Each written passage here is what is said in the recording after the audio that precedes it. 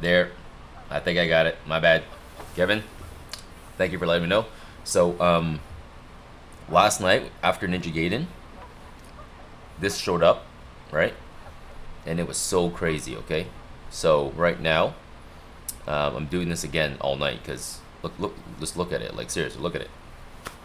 I'm so glad you're here, Kevin, because we missed you last night when it was crazy. But this, today, Kevin, it's even brighter than it was yesterday. Yesterday, this showed up at 2:10 a.m. But today, it's showing up at 1:14 a.m. And crazy like this. Like, this is nuts. Nuts, I tell you. Nuts. Like, seriously, just nuts. I can't believe what I'm looking at right now. Like, Anne's outside looking outside. Cool, huh? Is that cool? Anne's looking outside in shorts. That's how desperate she is to look at it. It's like green in the sky.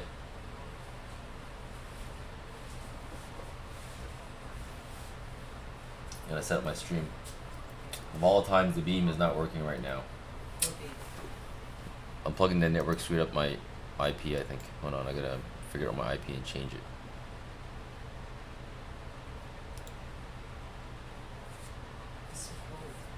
Yeah, my IP changed. That's why. To change the beam settings. That's why I'm in here. It's so cold outside. That's why I have the camera set up. I set that camera up way ahead of time. I did it. I set it up last night. Did you look? Okay, let me post last night's stream, okay, guys? So you can compare last night's and today's. Tonight's is, that's what I'm saying. Tonight's is crazier. Tonight's crazier. You can see the reflection in the lake. Like, I'm not even sleeping today. I'm telling you right now. This is actually the craziest this is the craziest so far, right? Isn't it? This is literally the craziest we've seen in 10 years. In a whole decade, this is the craziest. And I thought yesterday was crazy, okay? Today is even crazier, which is wild, okay? And it's not that cold. And it's warmer today. Yesterday was so windy, my face was burning. Today, no burning face. Well, it's still cold. All I gotta do is cover up. Here, this is yesterday's, okay? Let me show you guys yesterday's. Can you give you a comparison? This is yesterday's. Guys, this is amazing, okay? So, it's alright, man. You don't gotta donate. I don't play no donation games. I'm just doing this so you guys can see this phenomenon in the sky, okay, guys? This is Northern Lights. I'm gonna go outside and adjust the settings because, well, it's really good, but I want it to be a bit more smoother. I really just turned it on because I was outside looking at this, right? And it was green, and I was like, I need to go live now, like now. So I'm live now. I'm gonna go outside and tweak the settings because I needed to go live, like, you know what I mean, like pronto. so I'm live now. That's step one. I gotta get Twitch live because I want my Twitch people to see this too. Whoops, push the wrong keyboard. I want my Twitch people to see this. My wife unplugged the network to punish my kids. So what's it called? The IP's changed and all on all my computers. She unplugged the network jack, and then my kids went to sleep because they had no internet. But with that, turning everything back on, all the IPs changed on the computer, and I was like, oh my god, I'm on dynamic IP, right? So all my settings are messed up. And this is the worst time to be troubleshooting IT problems. Seriously. This is the worst time for IT problems right now. I don't need this. Ugh. Okay, hang on. Network interface. Okay, 2229. Come on, let's go. Hurry up, buddy. Show up. Yes, done. Jace. Ta-da! I am the IT man. Let's go. Okay, Twitch. Let's go, Twitch. I'm just gonna go live quickly so Twitch can see. Alright, we're going on Twitch. Okay. I also gotta go live one more. Gotta go live one more. Hang on. Gotta make sure I do all this and do it right, because today is special. Today is really special, I tell you. This is I'm gonna go outside and chat with you guys too, right? So hang on. I fixed the mic. I don't think there's a buzzing noise anymore. Hey, Ann. What's your I'm gonna go live on your vertical, okay? Wait, hang on. Was I on Twitch right now? I forgot what I went live on. Shoot. Okay, I need to relax. I need to calm down. I'm freaking out. Gotta calm down. Relax. Relax. Calm down. I'm freaking out. Freaking out.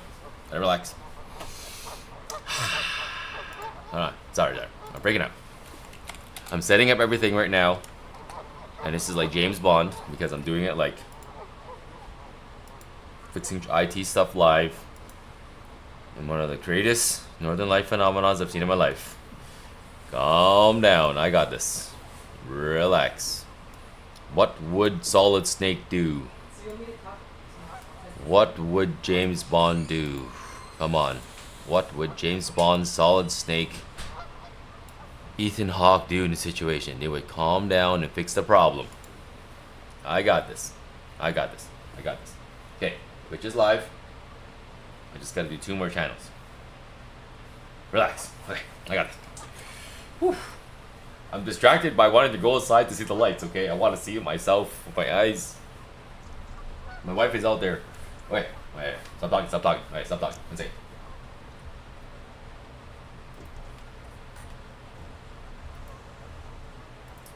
Okay, here we go. So guys, did you look at the link that I put down? That was yesterday's Northern Lights, okay? Today's is even crazier than yesterday's. I have to go outside and tweak the settings a bit more just to get it like more smooth. But I hope you guys are enjoying it. Go live. Let's go. I'm on YouTube. Okay, I'm gonna do it again. Emergency Northern Lights. Hey, this is Halloween Northern Lights. It's Halloween Northern Lights. Oh my god, this is so crazy. I gotta change the description. It's Halloween Northern Lights. What a stupid description I put. Emergency Halloween Northern Lights.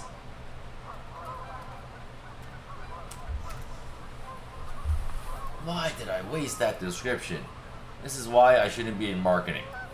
Why did I not think of that? Halloween Northern Lights stream. Instead I put Ninja Gaiden. What's up, Chris H?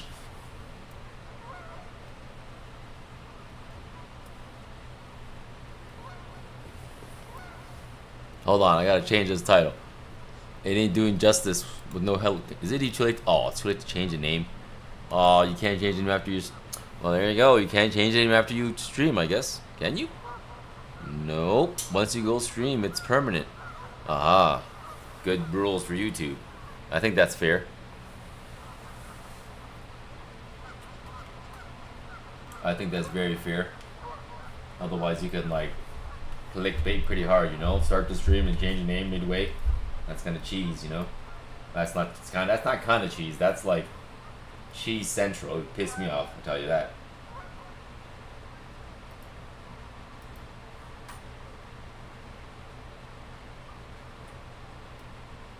Okay, there we go. Wife's channel. Okay, I got live my wife's channel. Yes. Perfect. Okay. One more IT troubleshooting step and I'm free.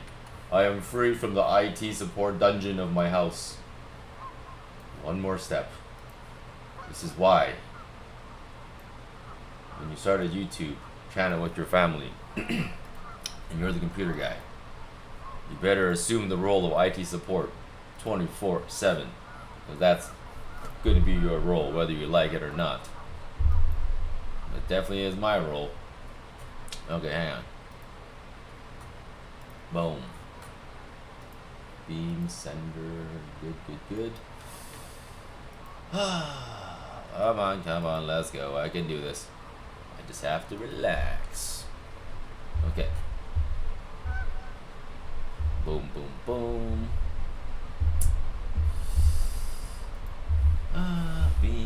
I'm doing it from scratch because. So you see, guys, since we're chatting here, I'm giving you guys some IT support knowledge. Right now, I need to get this thing fixed. And Julian, it's again round 2, bro. Julian Blah, round 2. So some IT support stuff. I don't know what my wife did. So instead of trying to fix the problem. I'm just deleting everything and starting from scratch because I know that I can do that in like 10 minutes. That's how pissed off I am right now. I just said, forget it. I'm starting from scratch. I'm not even going to try to fix this. Starting from scratch is the smarter choice. Boom. See? Almost done. Why stress, right? Why stress? Just start from scratch.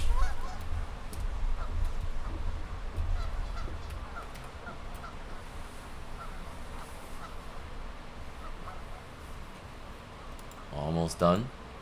I have a hot coffee waiting. I can't wait to sip it. 229. Okay. Dot 229. 192.168.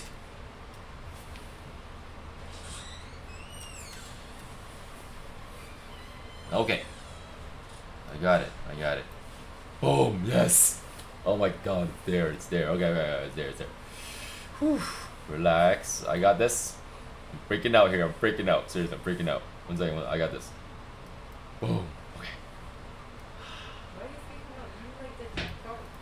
I know, but like, this is a lot of pressure. I really want to see the lights right now. I really want to be outside right now. I'm almost done. Look at this computer, honey. You'll see it. It's so crazy.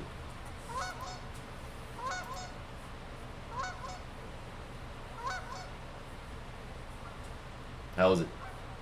Is it cool? It's not that bright. Really?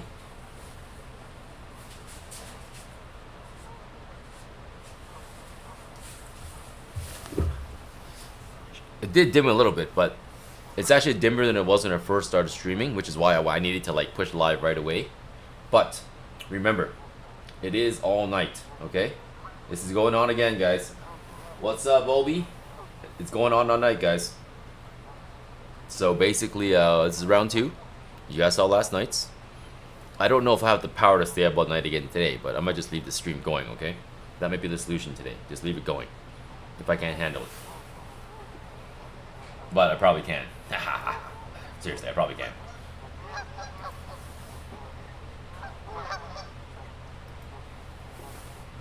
Hold on, it's good. I'm still troubleshooting my setup here. Oh shoot, I'm pushing delete in the wrong keyboard. Where did I delete? Oh, nothing. Good. Sorry, I got like 2 keyboards here, and I'm like being stupid and deleting things in the wrong keyboard.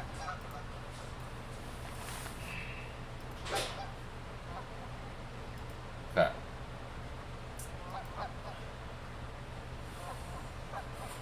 Hold on. See? I got it all fixed. I created everything from scratch. I treated it like it was a new profile. I know it's so much easier, I tell you. Just bam, bam, bam, done. My judgment was fogging because I was rushing. That's why you don't rush, guys. I was rushing because, like, I was right. Although I saw the northern lights already on the screen when it was peaking, I did miss when it was crazy live, but that's okay. You know why it's okay? Because it's 1:27 a.m. And yesterday, it was really crazy yesterday. Like, it took a long time.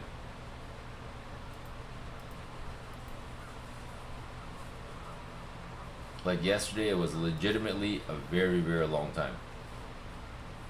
It went from 2:10 all the way to sunrise. If you look at the stream, all the way to sunrise. It didn't disappear until the sun came out. So what I'm trying to tell you is, it is going to change and it is going to peak. It's going to vary between this and something else. But at about every single time this happens, every time it happens, it always peaks at 2:30 to 3:30. And that's in about 1 hour's time. It's always peaks around that time, like insane, right? So I have to stay for at least another hour and a half, because that's when it always peaks. I'm like a Northern Lights expert by now, okay? I'm telling you, this is my own data.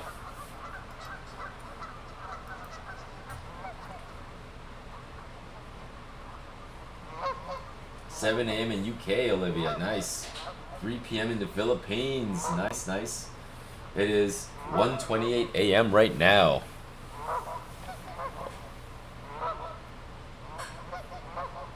But it's alright, it's alright. This is the Halloween stream, guys, on Northern Lights. I almost got it done, the setup I gotta do. So I'm good. The freaking out's over. I'm done freaking out. It's already done. I failed the task. I didn't fail the task because I technically streamed on 4 out of the 6 places I had to enable it. 4 out of the 6 places I had to enable it. So there you go. 80% score. Not too bad. Should I just do vertical in the outdoor? Maybe just vertical? Yeah, because I want to show all the channels that we have this phenomenon, because it's so special that I can't replicate it ever again, ever, like seriously ever. It's such a crazy phenomenon.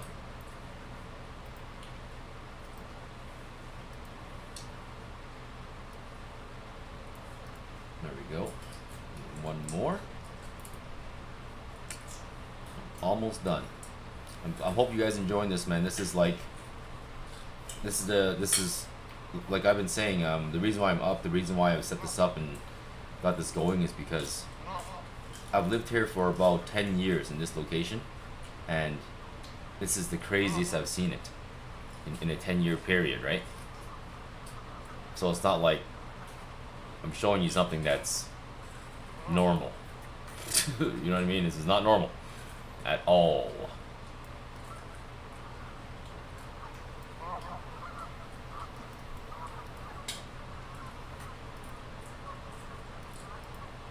Okay, I have finally got it. Jeez. Finally got it. Everything set up. Okay, perfect. So I can stream my stuff now on this side. I can stream my stuff on this side now. So what I'm going to do is go settings. I'm going to change this guy to 30 frames on my outdoor show side, because it doesn't need to be. This actually doesn't need to be 60 frames. I shouldn't have set it to 60 frames. It makes the setting to 60 frames makes it complicated because it takes more bandwidth for no reason. But that's okay. Whatever. It is what it is. It's too late to change it now. Okay, change that. Boom. Boom. Like it's Northern Lights, it doesn't need to be 60 frames. It's actually really slow. Like actually.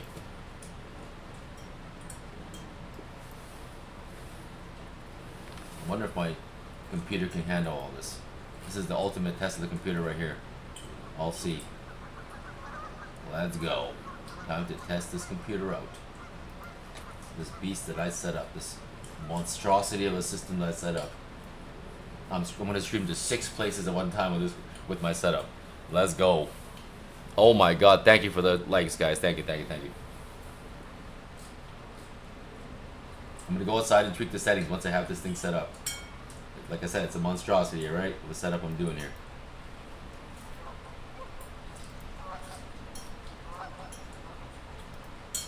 Oh, I called it Winter Bonfire? Really? Come on. I called it Winter Bonfire? Jeez. Hold on. Hello. No, didn't I do a stream this morning? No, close this crap. This is not what I want. And... Oh, you just added it. No, wait. No, wait. That's nothing. Wrong screen. No.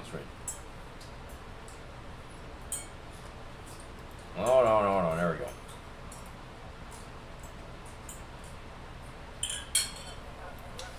Okay, hello. Halloween bonfire. Oh my god, I'm freaking out again. Halloween, Northern Lights 2025. There. I call it vertical. I'm trying to not be creative with the names here. I just need to just go live right now. I just needed to go live. Like, please just go live. Copy. Yes, on. Visibility. Schedule. 1:45. Done. Look, guys. Working under pressure. This is me working under pressure. Working under pressure. Late at night. Yep. Working under pressure late at night. This is what you call pressure testing yourself. For no apparent reason.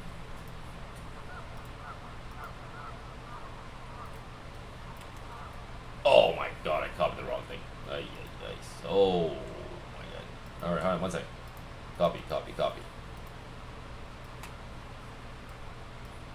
I spelled vertical wrong.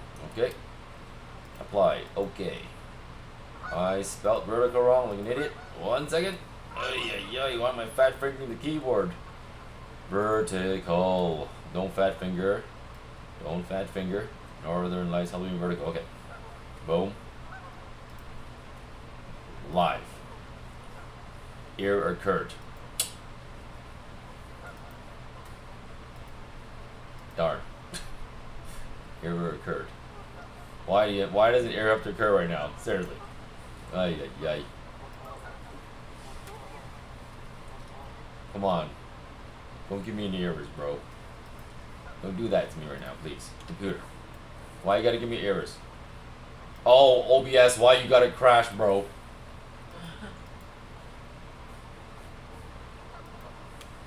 OBS crashed. Nope. See, OBS crashed, but lucky I set it up as multi-instances. So when one crashes, it doesn't bring everything down. Haha. See how good my setup is? I have redundancy built in. I am a software developer at heart. Remember, I may have exited the software developer realm and become a businessman, but my software development skill still stays. Look at that. One stream just crashed. I have 6 streams going. 1 crashed. 2 out of the 6 went down only. Boom. That's what you call redundancy built in. Fail safe, baby. If you're an IT guy, you know that's so gangster. This is at my house. This is my house. This is like me being a mad scientist. Overkill setup, yes. This is how you do it, man.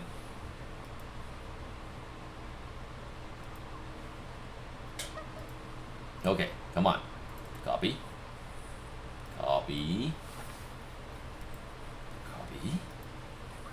Don't crash this time when I click stream, man. Paste. Don't you dare crash, OBS. I'll ban you forever. Yes! Didn't crash. OBS. I will not ban you forever, OBS. Nice. Oh my god, it works. Did it work? Did it work?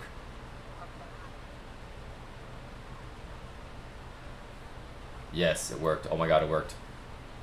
Ha ha ha ha ha ha. This is amazing. This setup is working. It's great. It's not often I need to, mind you, although this setup is made to stream for six streams, I never really need to. So the fact that it's working makes me so happy. It's beautiful. It's like I knew you would work. I knew you would work. My babies. I knew you would work. I knew you would all work when I need you to.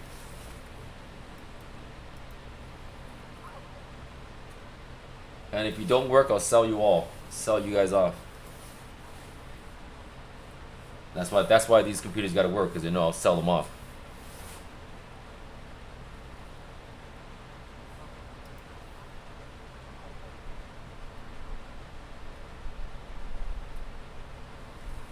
Alright, let's go. So we're streaming in the last one now. We're going.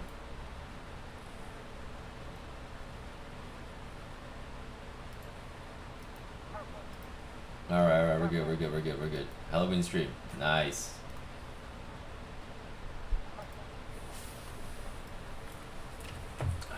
Here we go. I'm gonna go outside and tweak the settings soon. Halloween. Northern Lights. Horizontal. And burping out loud. That wasn't me, man. That wasn't me. I ain't burping on stream. It's her. I'm trying to blame it on me. It's late, guys. It's late. Her etiquette disappears at night. It's burping on. I forgot she was. I decided to burp out loud. That wasn't me, man. I'm not rude like that, you know. I'm a gentleman.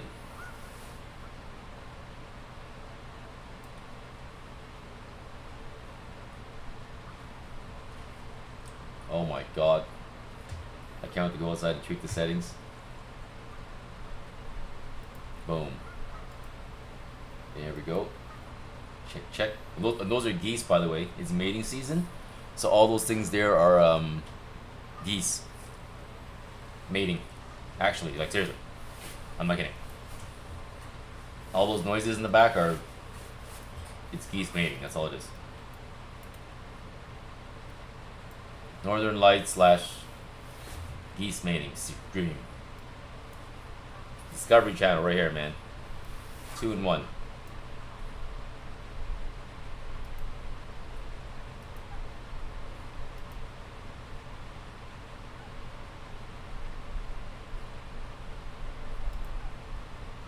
Well, looks like it's not gonna do it. Whatever, I'm done. Perfect. Close. Did I put the wrong stream key? Oh my god, I put the wrong stream key. You guys know what that is? I put the wrong stream key.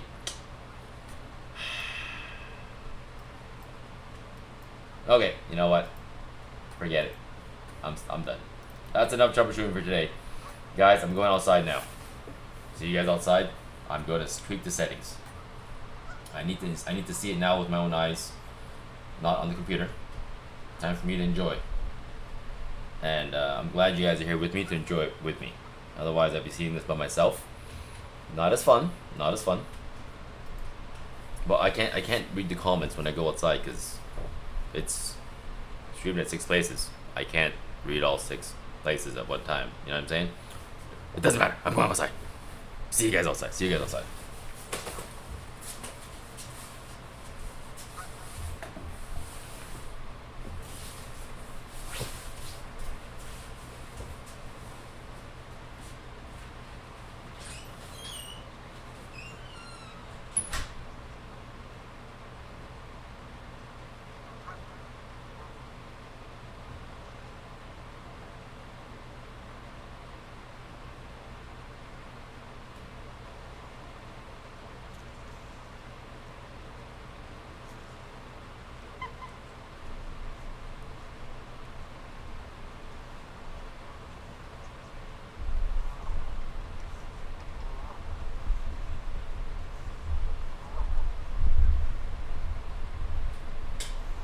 Walking slow because I don't want the ducks to freak out.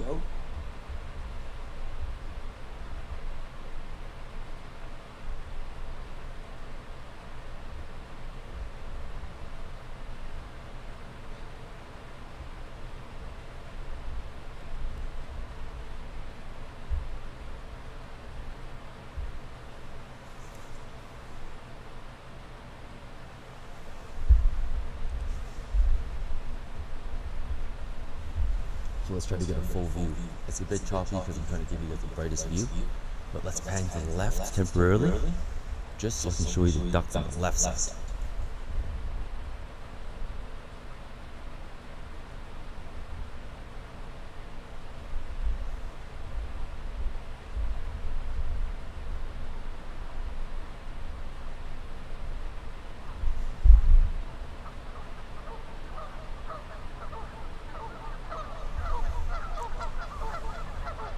So if you look here, those are mating ducks.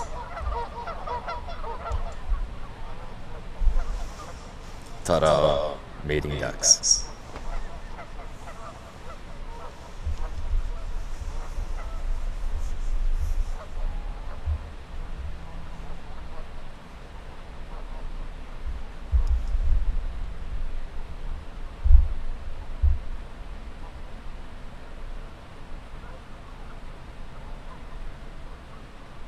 The moon was out earlier, but it's recent. It's gone. Oh,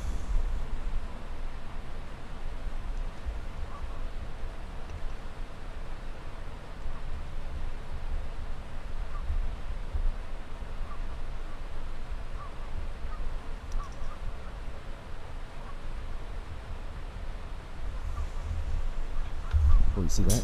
It's starting to have new patterns. It's starting to activate again. You guys look carefully. Look, new patterns are forming.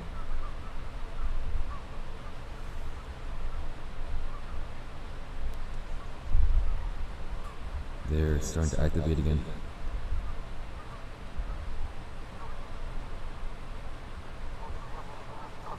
it like this. This is nice.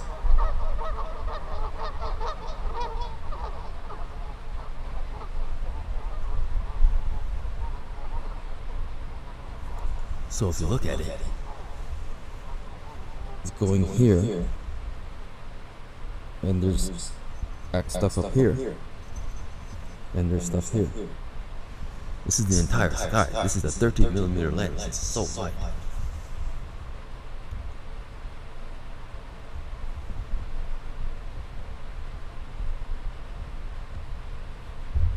What's on that side? Oh, the tree's blocking that.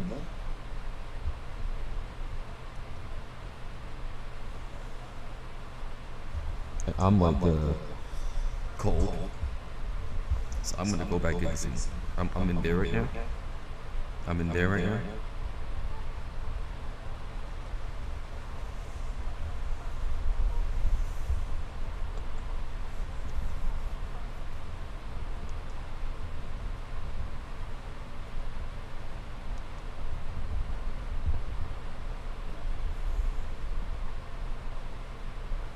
Okay, I'm going back in. It's cold.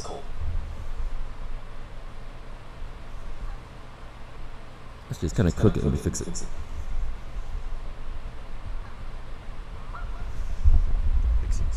Cook it.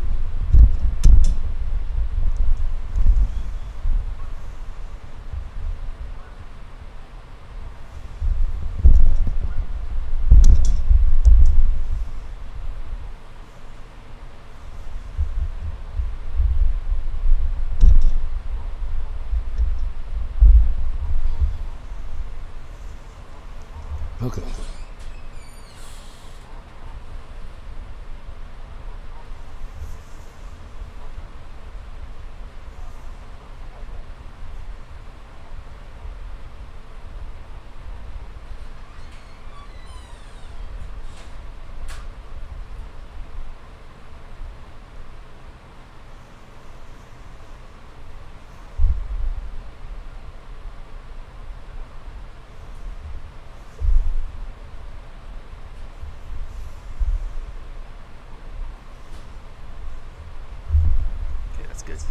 That's a good view. I'm gonna leave it like that because it's gonna activate and it'll come back in and out of the house throughout the night because I'm getting cold.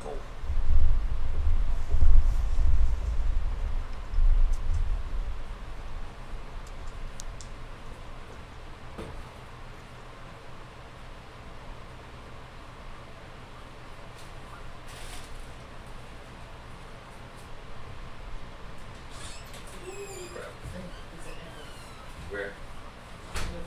My voice? Does it echo? When I'm outside? Oh, okay. It doesn't matter. I ain't fixing the echo right now. Oh, it's because of the speakers are on. It's cold, man. It's cold. Okay. Very cold. Very cold.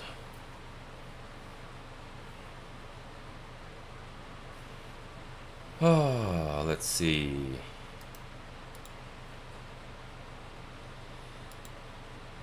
I'm gonna get rid of the echo by doing this. Oh, okay, echo's gone. Okay, so the northern lights have started to chill. But what's different from yesterday, I am exhausted, but that's okay, that's my life. I have both mics on, but I changed it to one mic. No, I'll rest later. No rest for the wicked. I'm good. I slept good, man. I slept good. But so basically, what I'm gonna do is basically every single time I go outside, I'll just switch the mic. That way, I'll avoid the echo. I forgot to do that because I was rushing and being stupid. But it's alright. It's alright. This is cool. I actually enjoy this a lot. You know what I mean? I do. I do. Today, believe it or not, I slept. You know, I told you guys I have a different pattern. Kids went to school. Because we were up all night. We slept from 7 to like 1 p.m. And then kids got home at like 3. And then we did our stuff. So technically, I woke up late today, man. I just sleep in when I can. Because right now is not our busy season for our business. So this is our downtime, right? And I like to enjoy my downtime somewhat. It's downtime, but it's like it's work, right? But I do my like the fight video editing, I do the YouTube editing and stuff like that. It's different work than like my tourism business or my other businesses where it's actually like I hate it. You know what I mean? I don't hate this. This is great. I love this. What's up, Mario? 27 Fortnite. We back, bro. We back. You should have saw it earlier, man. When I first started the stream, I had to like quick time get it back. I had to quick time get the stream going because it was so crazy, you know what I mean? Like I had to get it going quick time. So I just got it going. And if you look at the beginning of the stream, it was peaking hard. Okay? Peaking hard. But right now it's still good, okay, right now? But it's definitely not as it was in the beginning. But that's okay, because it's gonna peak again. The Northern Light, like remember yesterday for the guys that were here yesterday, right? For the ones that were here yesterday, the Northern Lights was a different pattern. It was like straight across the top, right? The one today, it's a bit different of a pattern. So yesterday was the beginning of the burst, and the last is, and today is a different pattern, I guess. If you look at yesterday's and today, yesterday's was like a straight bar across the sky, because that was the initial burst, and today is the leftover burst. This is the last of it, of the Northern Lights. So this is the aftermath of whatever yesterday had, because after this is done, there's no more flare burst, which is what you're seeing here. Yeah, that's funny. Celery Salt 69. The name checks out, bro. The name checks out. I'm glad you're here to see it. I'm glad. I'm glad. David T. Celebrity Salt 69. I'm glad you're here.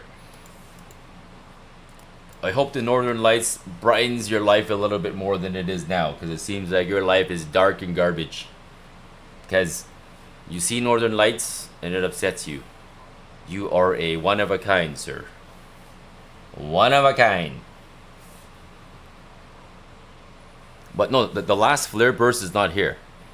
It's definitely going to burst again.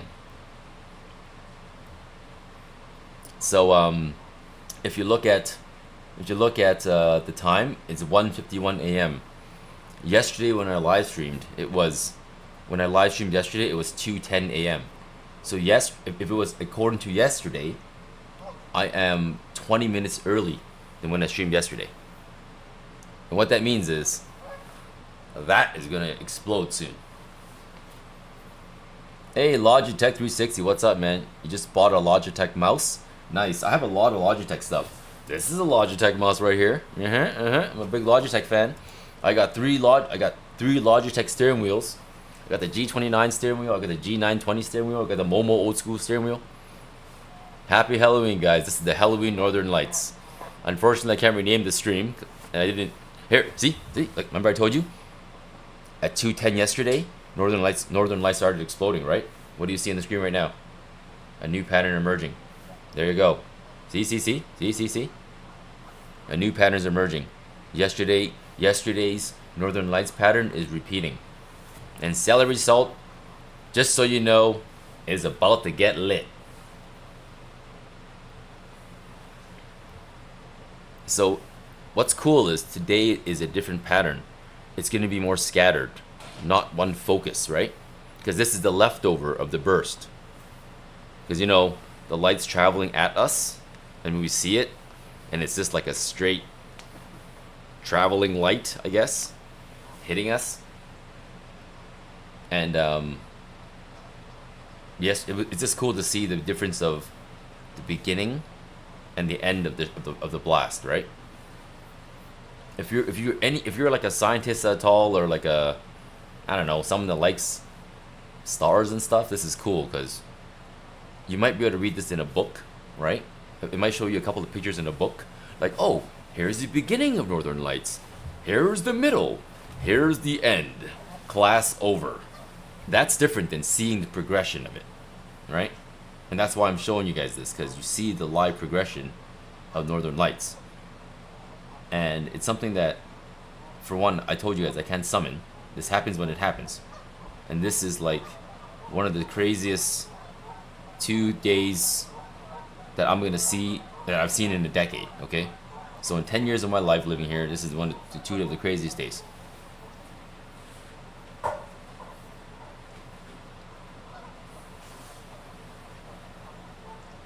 Olivia, what's my favorite holiday, Olivia?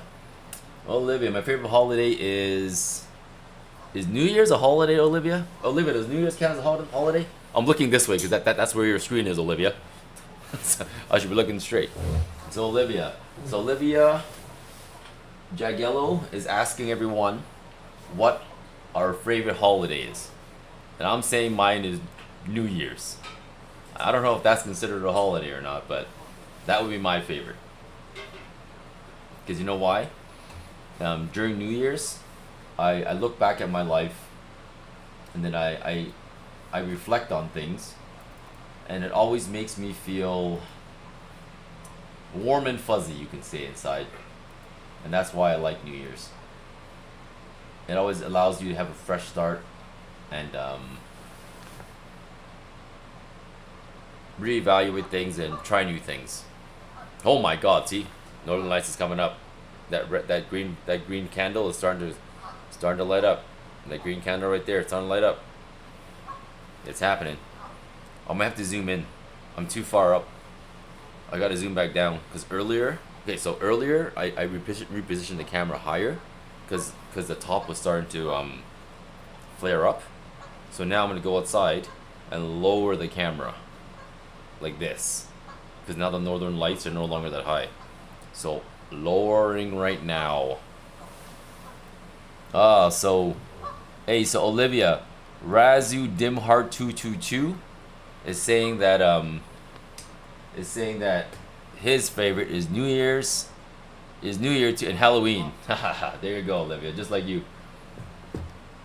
Yeah, Julian Blah. I'm actually buying a hey Blah. I'm buying a S1 an S12. I'm buying this an S12 Panasonic in a couple of weeks. Panasonic.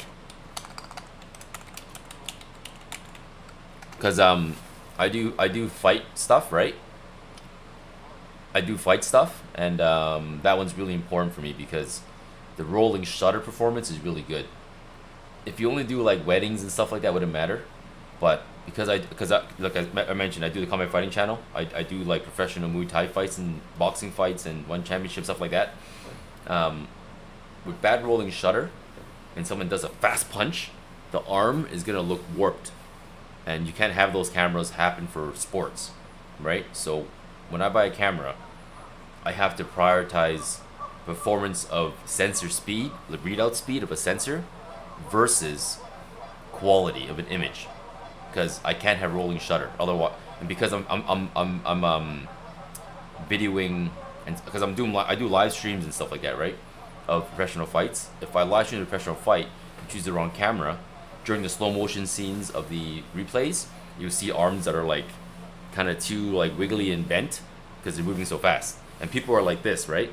When they fight straight, if you move and pan, you start wiggling and wobbling. So you got to make sure you choose a camera with no rolling shutter. It slow motions very well. The S12 is actually one of the best. Most of the cameras in the $5,000 range, $5,000 Canadian range, do exhibits a crop on slow 4K 60 or 4K 120.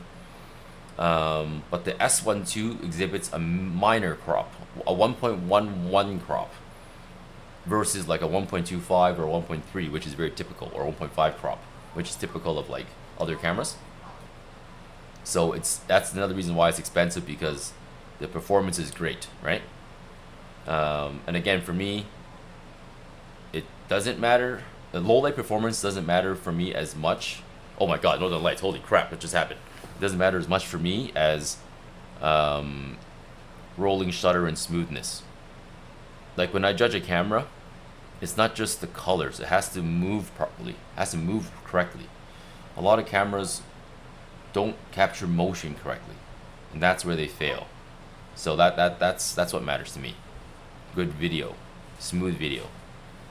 The GH4, exactly. I'm a big fan of Panasonic's. The GH4 is what I'm talking about. Micro Four Thirds sensor, GH4. Because it's Micro Four Thirds, it's a smaller sensor.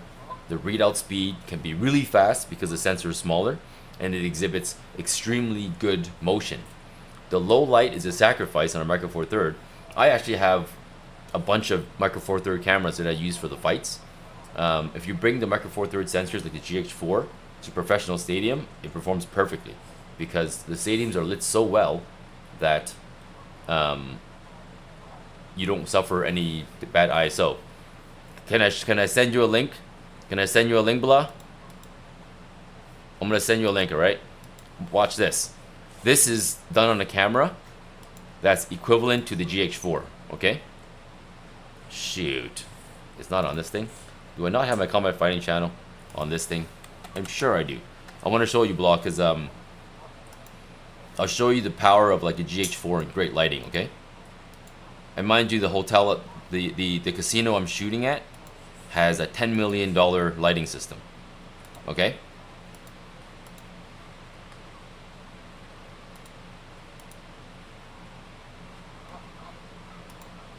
Hold on, give me the link. Give me a second, I gotta find it. I gotta give you one of the examples. It's a Great Eagle Casino is where I filmed this one. Give me a second. There's a bunch of them, but let me just give you a good example of a nice lit scenario.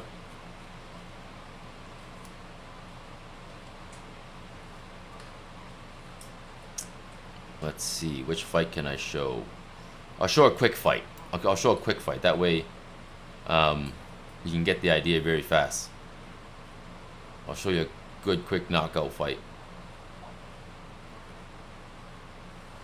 A nice quick. Hold on, give me a second. I want to give you a nice one, man. A nice quick knockout fight. This is the one I gotta show you, bro. Here we go.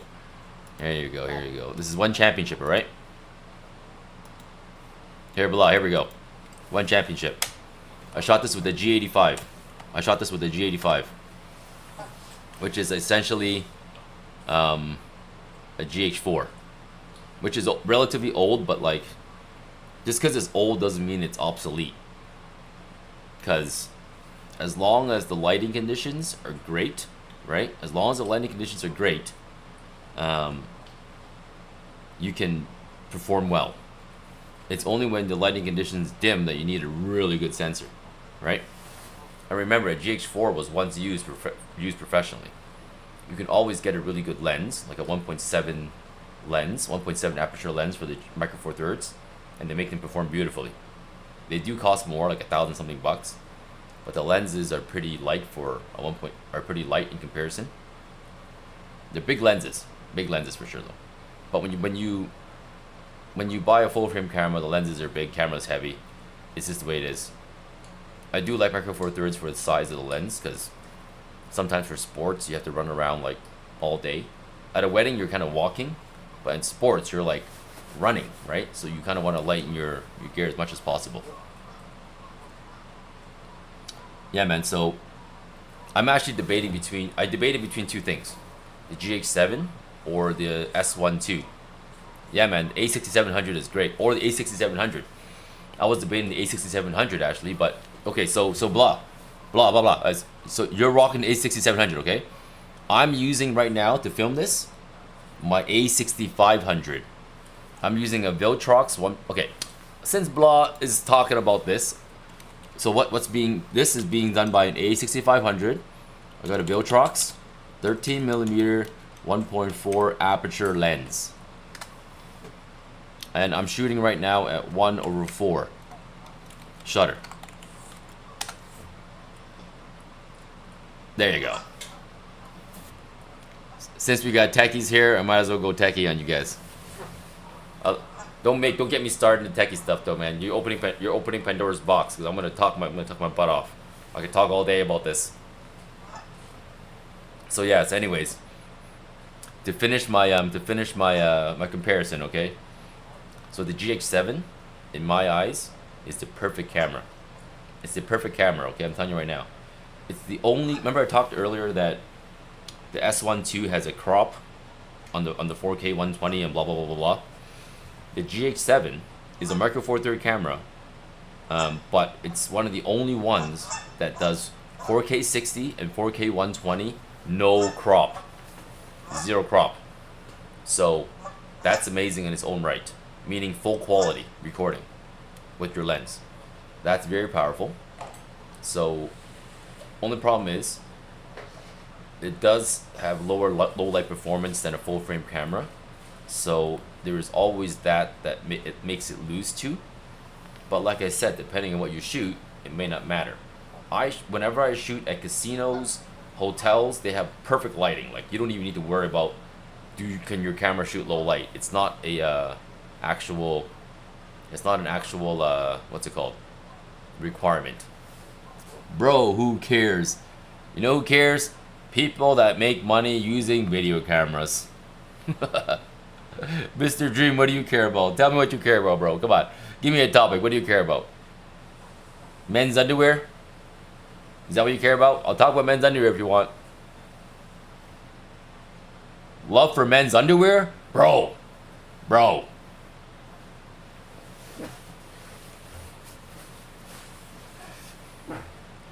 We are talking about life. We're talking about cameras, man. What do you think cameras record? Moments of life. When you have kids, don't you want to be recording them with a good camera to remember life? Or would you want blurry photos and blurry videos of life? Does that make sense to you, Mr. Dream? And let's just say you're loving someone, like your wife, and you're getting married. Wouldn't you want a good video camera for your wedding? Wouldn't you want to take good videos of your vacations? Do you see how this corresponds to life and love, Mr. Dream? X2? Polaroid, yes. Yes. Might as well just go Polaroid.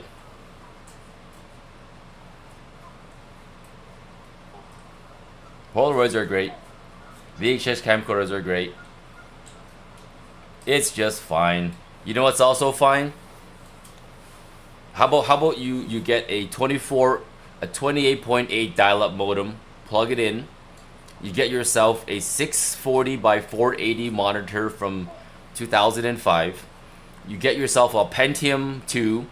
You get yourself 4 megabytes of RAM and 4 megabytes, and you get yourself a graphics card with 1 megabyte of memory. Okay, use that. You might as well say that kind of argument. I might as well say, who needs a new computer with 8 cores? We could just go back to using DOS.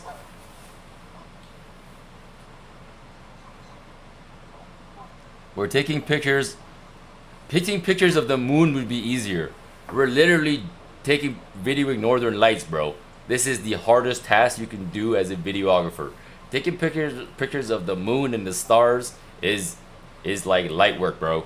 We're taking pictures of northern lights here, the most hardest type of video you can do. And I'm doing it with an APS-C, not even a full frame.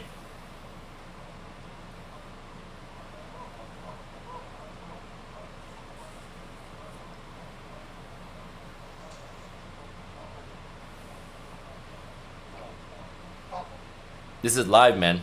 So, your parents had dial-up until a few years ago. Whoa, your parents had dial-up until a few years ago?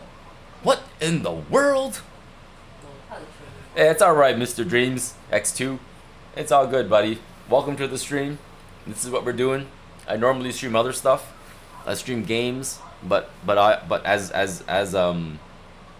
I'm just not a gamer, you know. I do stream games, but I also give life advice based on what I know. I don't try to like make up things that I don't know about.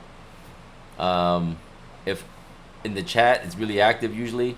If someone talks about cameras, I'll go on a tangent about cameras. If someone talks about UFOs, like yesterday, I'll go on a tangent on UFOs. If someone goes on a tangent on life and love, I will life and love tangent all day. If someone talks about a tangent on how to become a Street Fighter professional, then I will go even harder. Hey, Mr. Dream, honestly, I'm really open in this channel. Like, as long as no one's doing mom jokes, I'm okay. You know what I mean? People do random stuff in the chat. I'm good. I'm from the 90s, man. I'm all about like living light. You know what I mean? But mom jokes are not cool. So a viewer insulted one of my friends' moms on the channel, and I thought that was crossing the line. Like, no mom jokes. That's too much. Like, even in person, mom jokes are not cool. You know what I mean? Like when I hang with my buddies, I can joke around, but I wouldn't insult their mom. That's just too far. No one does that, you know. So I think if the chat aligns with like real life mannerism, I think that's fine. You know what I'm saying? My friends insult each other all the time, but we don't insult each other's moms. That's in the 90s. That's the 90s. Maybe in the 90s that was fine because mama jokes were like really popular in the 90s. Like for example, in the 90s, there was one that was like, in the 90s, there was one that really made me laugh. My friend was like, "Your mama's so old, when she poops, dust comes out." I remember laughing. I don't know why my belly laughed till I couldn't move. I was like dying of laughter. That joke, it sounds so stupid now, okay? But if you were there in the 90s, I was in grade 3. My friends said, I got a good one. Guys, ready? Your mama's so old, when she poos, dust comes out. And all my friends just broke down because at the time, like, whoever made the funniest mama joke, it was great, okay?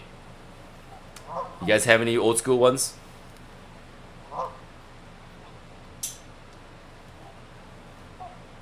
I don't know.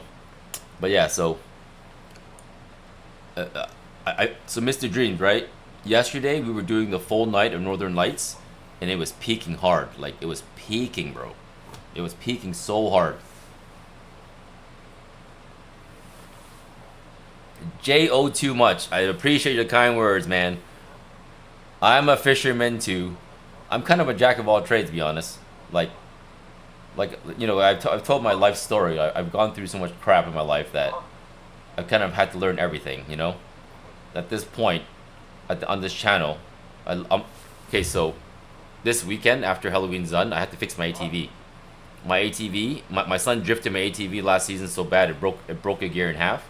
So I bought the gear replacement, and we have to install the gear. I usually stream that on my other channel, my outdoor channel, where I do like car repairs and motorhome repairs and fixer up of our houses and stuff.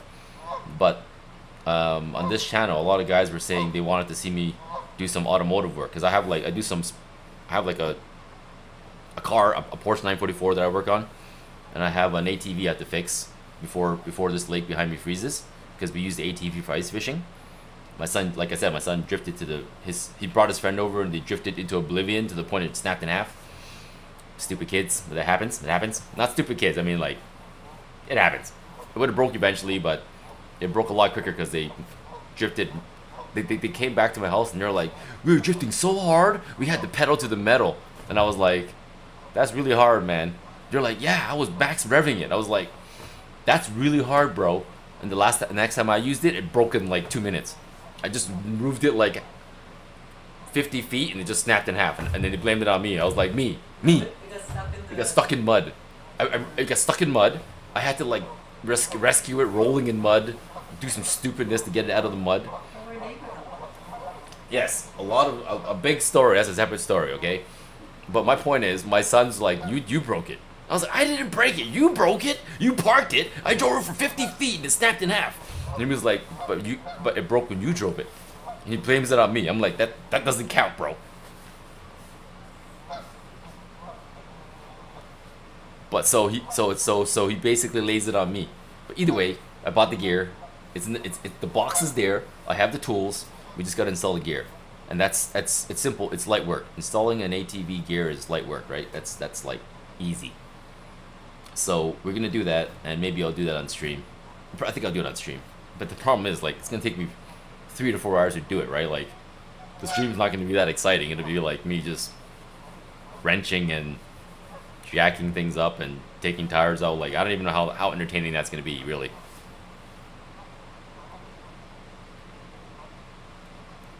What's a Q grip? What's a Q grip? Hold on one second. Q grip, huh? Q grip.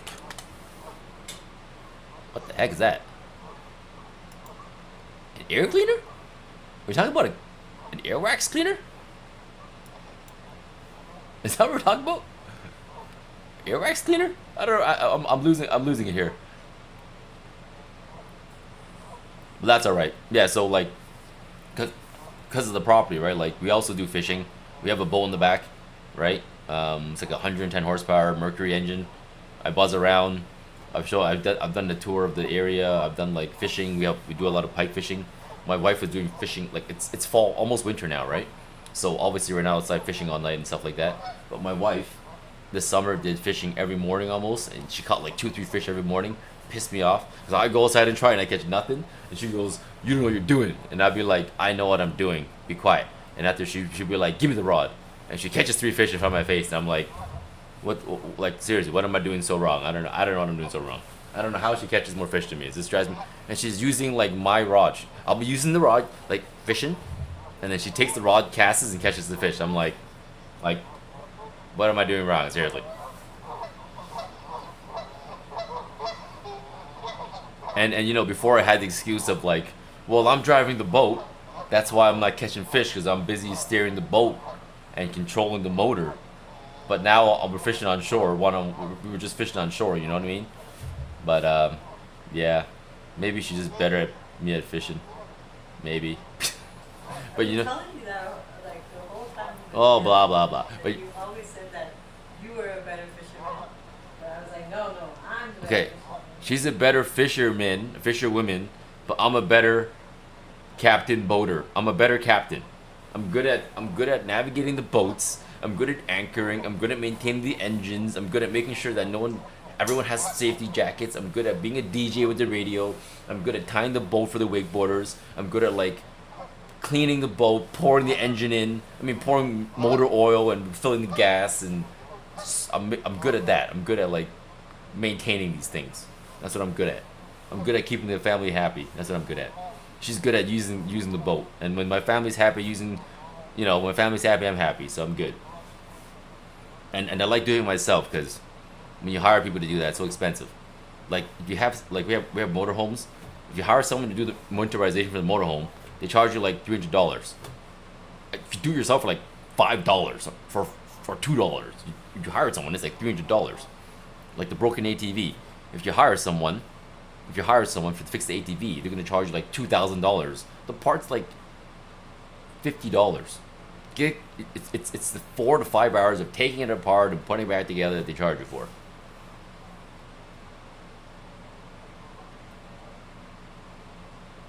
Oh, cool, man. Danish Fight League. Cool, man. Hey, what's up, Cal? Ni hao, back to you. Hello from Canada. Yeah, man, I do a lot of fight stuff. I'm meeting Sagat. It's been set now. Sagat. Oh, so guys. So the guys that I talked about this. Sagat is coming down. Sagat from Street Fighter. Sagat, like Tiger uppercut. You know, Tiger knee. Sagat. It's set. December 4th. He's coming down. He got his visa, and it's all approved. He's gonna be coming down to Canada, to Kelowna. I'm gonna be doing this seminar for his video. We're gonna sit down, eat breakfast with Sagat for Street Fighter. We're Vietnamese, but we're in Canada. I've been pretty much here for 41 years. I moved here when I was 2. Like, been here forever. Good morning, Jungle. Guess what? Look right there. Oh, hang on. Let me see Jungle's request. We're talking about Discord or what? We're doing a special stream for Jungle here. What's up, Jungle? Jungle's birthday is December 4th, and we're gonna November 4th, and we're doing Diablo 4. We're gonna do an endurance Diablo 4 run. Chris H is likely to join. My wife will fill in for the 4th person, unless there's another person in the chat that wants to roll.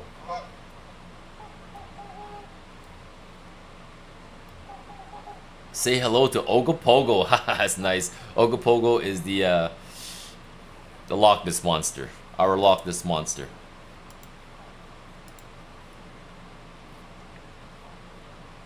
Let me check the requests. Friends. Pending. How come I don't see the requests? Are you sending the request to my Discord or the BattleNet? Jungle. Hey Jungle, is it? I've never played Diablo 4, but I played the other Diablos. I played up to 3. 4 is new to me, so I will just have to mess around and figure it out. Discord, okay.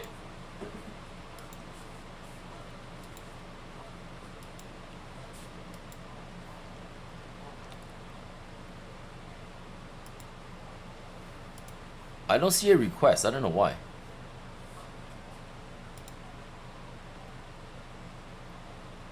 Wait a minute.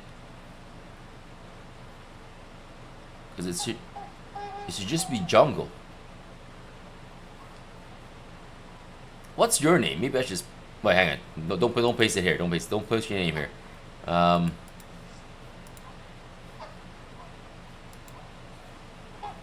you able to message me with a message at all?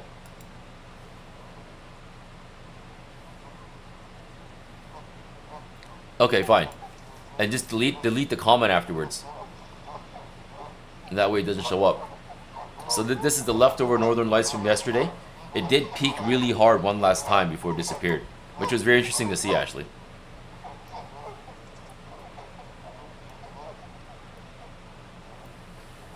Olivia, have a good night.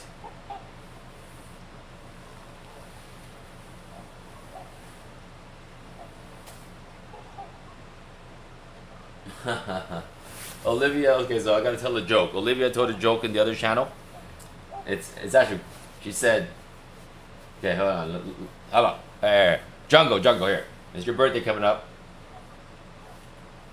I'm gonna try to tell it the way that Olivia wants me to tell it. Knock, knock. It's a knock, knock joke. Knock, knock. Who's there? Nana. And then you go, Nana who? None of your business. I'm gonna use that. I'm gonna use that on the trolls. I'm gonna knock, knock, buddy. Who's there? None of your business. Get out of here. I don't know. I'll adapt it to something good. Hey, Ison. Have a good night, buddy. Northern Lights wasn't as fire today, but it's still good for the sake of science. It's still good. Okay, hang on. I have to go here.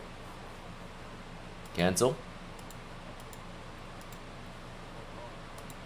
All right, but I will can go outside one last time. Okay, now that it's not like crazy, I want to play some Ninja Gaiden. It's time for Ninja Gaiden. This is what I was trying to play. Ninja Gaiden in the beginning. So let's bust Ninja Gaiden on. It's 220. Maybe Ninja Gaiden can wait. See why Northern Lights is down. Yep. So yeah, if you post your name, I'll copy it, and then I'll copy it and I'll delete it. It'll be quick time.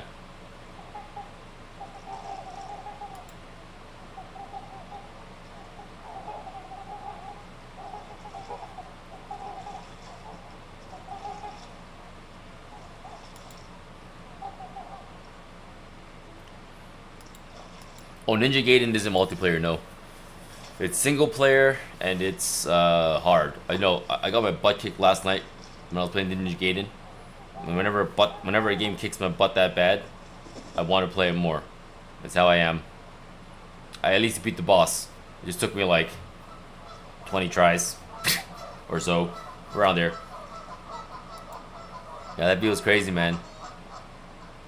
KVN or Kevin9857, you should rewind to the beginning. When I first started this, I busted the stream on quick as possible because yeah, it's behind me. It's outside. So basically I busted the stream right away because it was peaking Northern Lights. This is the leftover of the Northern Lights. Last night I did an all-night stream with Northern Lights, and it was way lit. It was lit up the whole night last night. Last night was the peak of it, and this night is the leftover. So I put the link earlier way above of the last night's peak view. Maybe I'll put it again. I'll put it again just so you know what I'm talking about. So you can see the comparison of yesterday and today.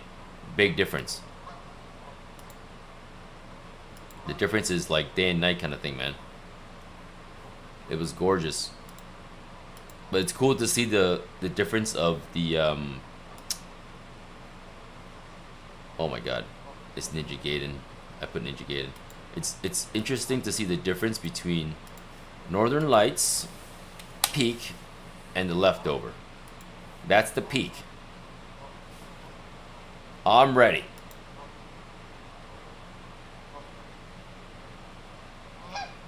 Northern Lights went on for like 4 or 5 hours last night, man.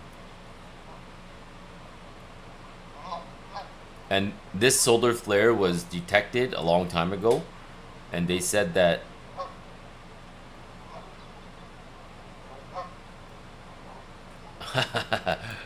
all right, Chris. Have a good night, Chris.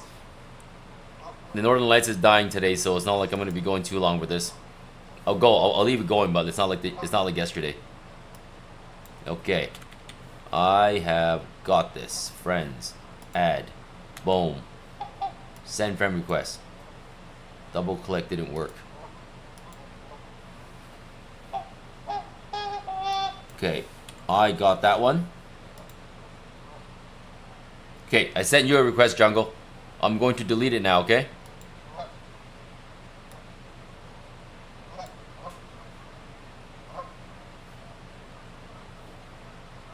Melbourne, wow, Melbourne, cool. Yeah, this year was intense for Northern Lights. This year was super intense for Northern Lights because the shifts, there's like the polar caps are shifting or something like that. I don't know. You have to read about it online. But I'm a big time Northern Lights watcher. I've seen it many times now. But this year particularly, I've seen it so many times I lost count. Apparently for the next half a year, in early 2026, we're going to see a lot of Northern Lights. And after that, for the next 10 years, it'd be super rare. Like super duper. But yeah, guys. Compare yesterday's till today's, in the beginning of the stream. Wild. Wild, I tell you. Let me know if you got my request, Jungle. There you go, I see you. There you go.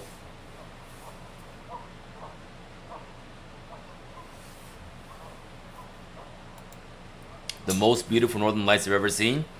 This link right here. From whoops. Not that. My bad. Remove. Wrong link.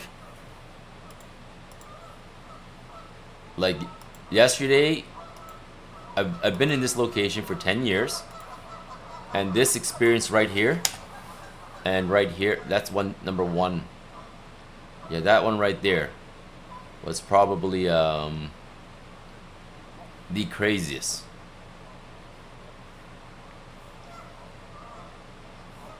That link right there.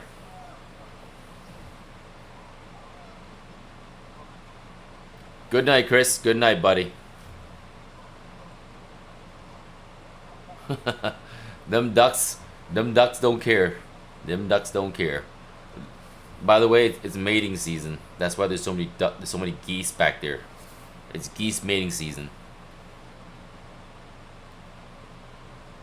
And it's swans too, white swans. Olivia, have a good night.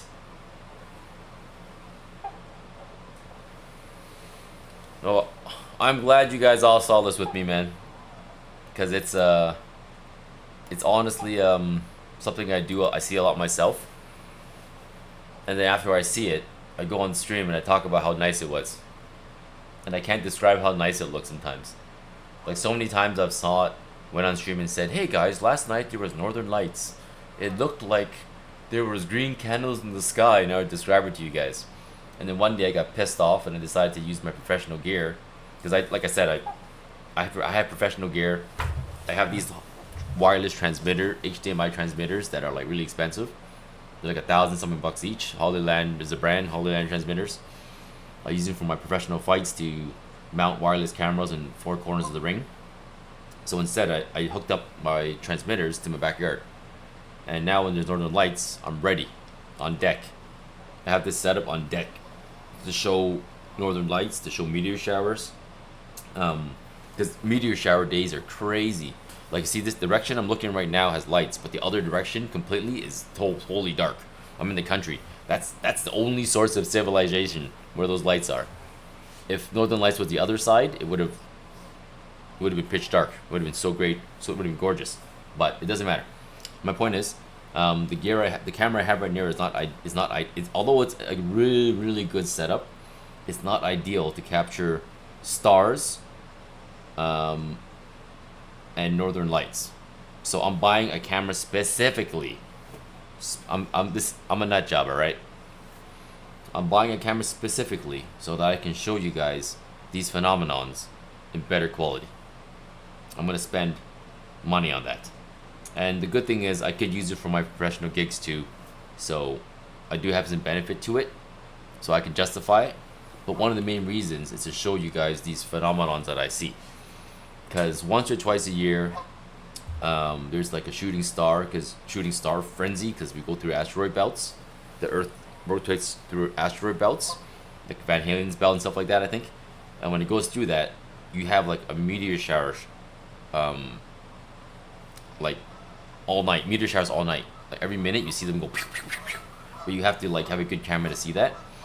And since Northern Lights is going to be peaking for the next 6 months, and it's going to disappear for the next 10 years. I'm 43 now, meaning for the next 6 months, it's gonna show up more often than it should. And between when I'm 43 and 53, I may not see it again, because the past 10 years, apart from the past this year, I only seen it twice. So in 10 years, I saw it twice, up until this year. And then this year, I see it so many times that I lost track. But for a decade, I chased it, and I only seen it twice. That's the difference, right? So I'm trying to catch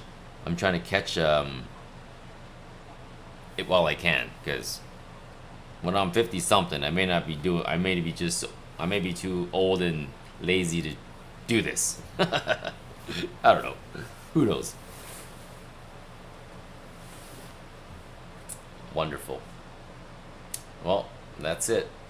I have officially seen Northern Lights go from beginning to end. I'm gonna go outside. I'm gonna zoom in a bit more because the Northern Lights on the bottom. I'm gonna zoom in a bit more and enjoy the last bit of Northern Lights.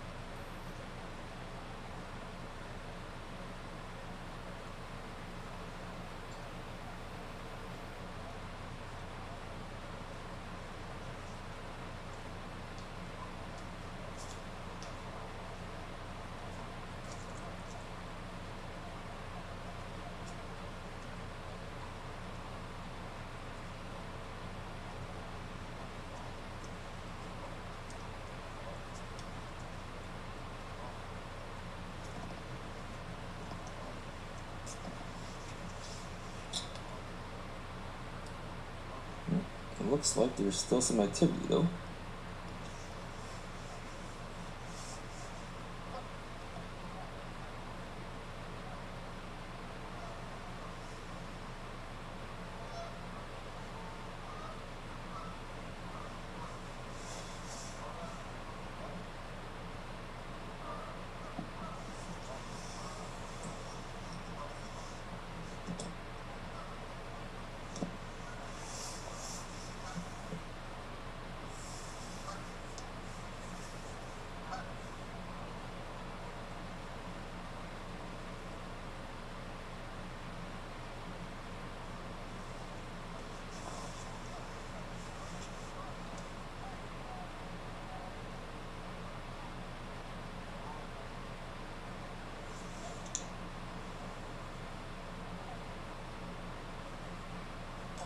Nothing up here.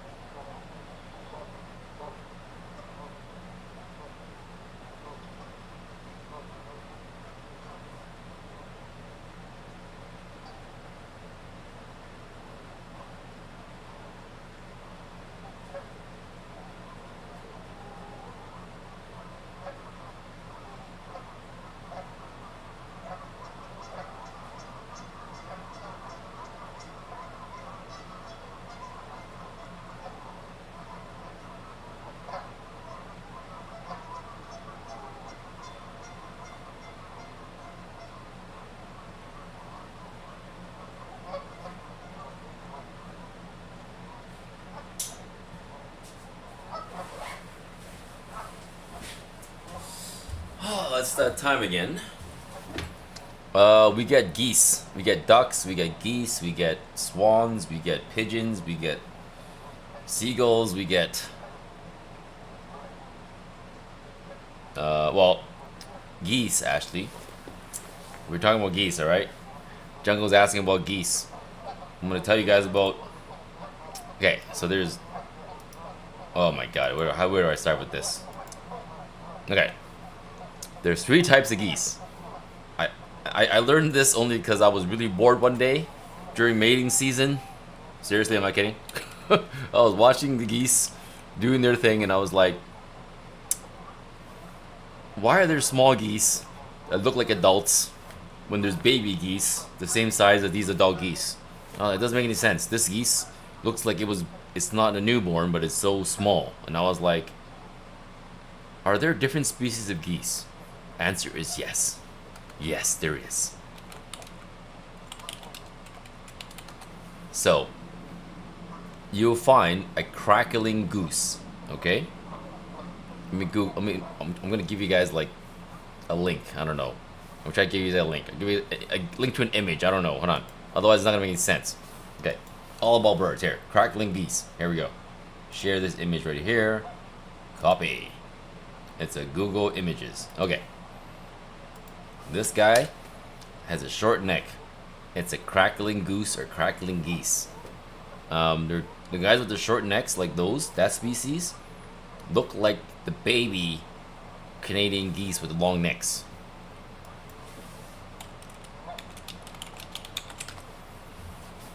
And you would have these guys, a Canada goose, you know, like the brand. You know the brand? You guys know Canada Goose, right? Come on. You know Canada Goose. Okay, so these are long-necked ones. So there you go. Hey, it gets boring sometimes, and you just chill. This is why I stream it now. That way I'm looking at it with you guys. It's less creepy. So there's long-neck geese, and that's Canadian geese, the one that you normally see, right? And I was like, and there are white swans. There are white swans on this lake, like Swan Lake swans, regular swans. And beside the swans, there are these baby. I always call them baby swans. I'm like, why are there baby swans? Because they're white. These white feathered baby swans. Turns out, they are geese. They are a type of geese. They are the. Shoot, what are they called again?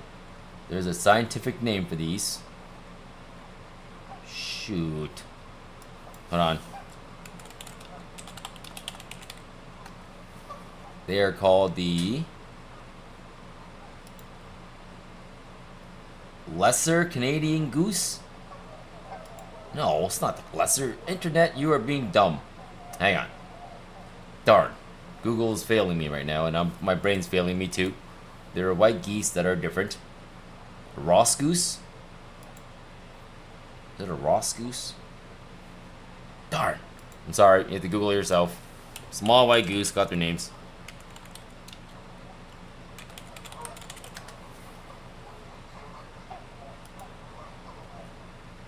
No. Here it is. Ah, it's the greater white-fronted goose. Greater white-fronted goose. That would be the mini ones. I always thought they were like part of the swans because they're like white geese, and I thought they were part of the swans because they would camouflage with the swans. And I just thought they were baby swans. All right, I was so stupid. That's why I was looking at them so long, because I'm like, I never really paid attention to birds in my life. Okay, I just never did. And one day I bought a zoom lens, right? I bought a zoom lens.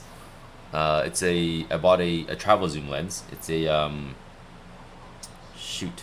75-300 lens, and I need to test it. So I started zooming into geese mating, taking mating pictures of geese. Yes, that's what I was doing. Because what else is there to do with the zoom lenses, of course? And then as I zoomed in, I was like, wait a minute, that's not a baby white swan. That bird is a distinct bird. And I'm like, that swan and this geese, I'm like zooming in hard, like zooming right to their feathers, and I'm like, This swan and this geese do not look like they're related. They look totally different. Mind you, I'm usually looking far away, so I can't tell this stuff. And then I zoom into the goose, and I'm like, this goose and this goose look the same, but they look different. So I started Googling it. Right?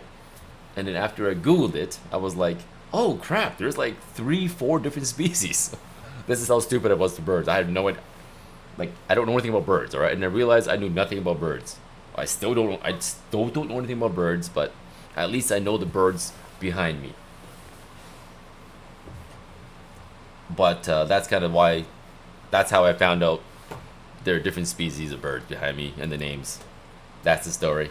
And by the way, that zoom lens worked amazing. It passed. I still use it all the time. Not for the geese, for like the moon, the sun, birds flying away like eagles. Like I went to Mexico. I videoed bald eagles, you know, flying around, not mating. I videoed bears, grizzly bears. Grizzly bears especially, because I am not approaching them.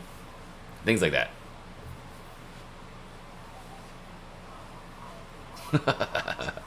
It's alright though. It's perfectly... Using it on geese is perfectly legitimate.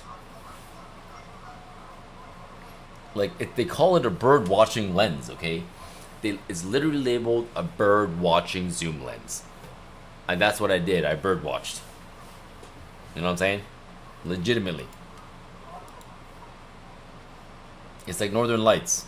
You can read about it, or you can just watch it.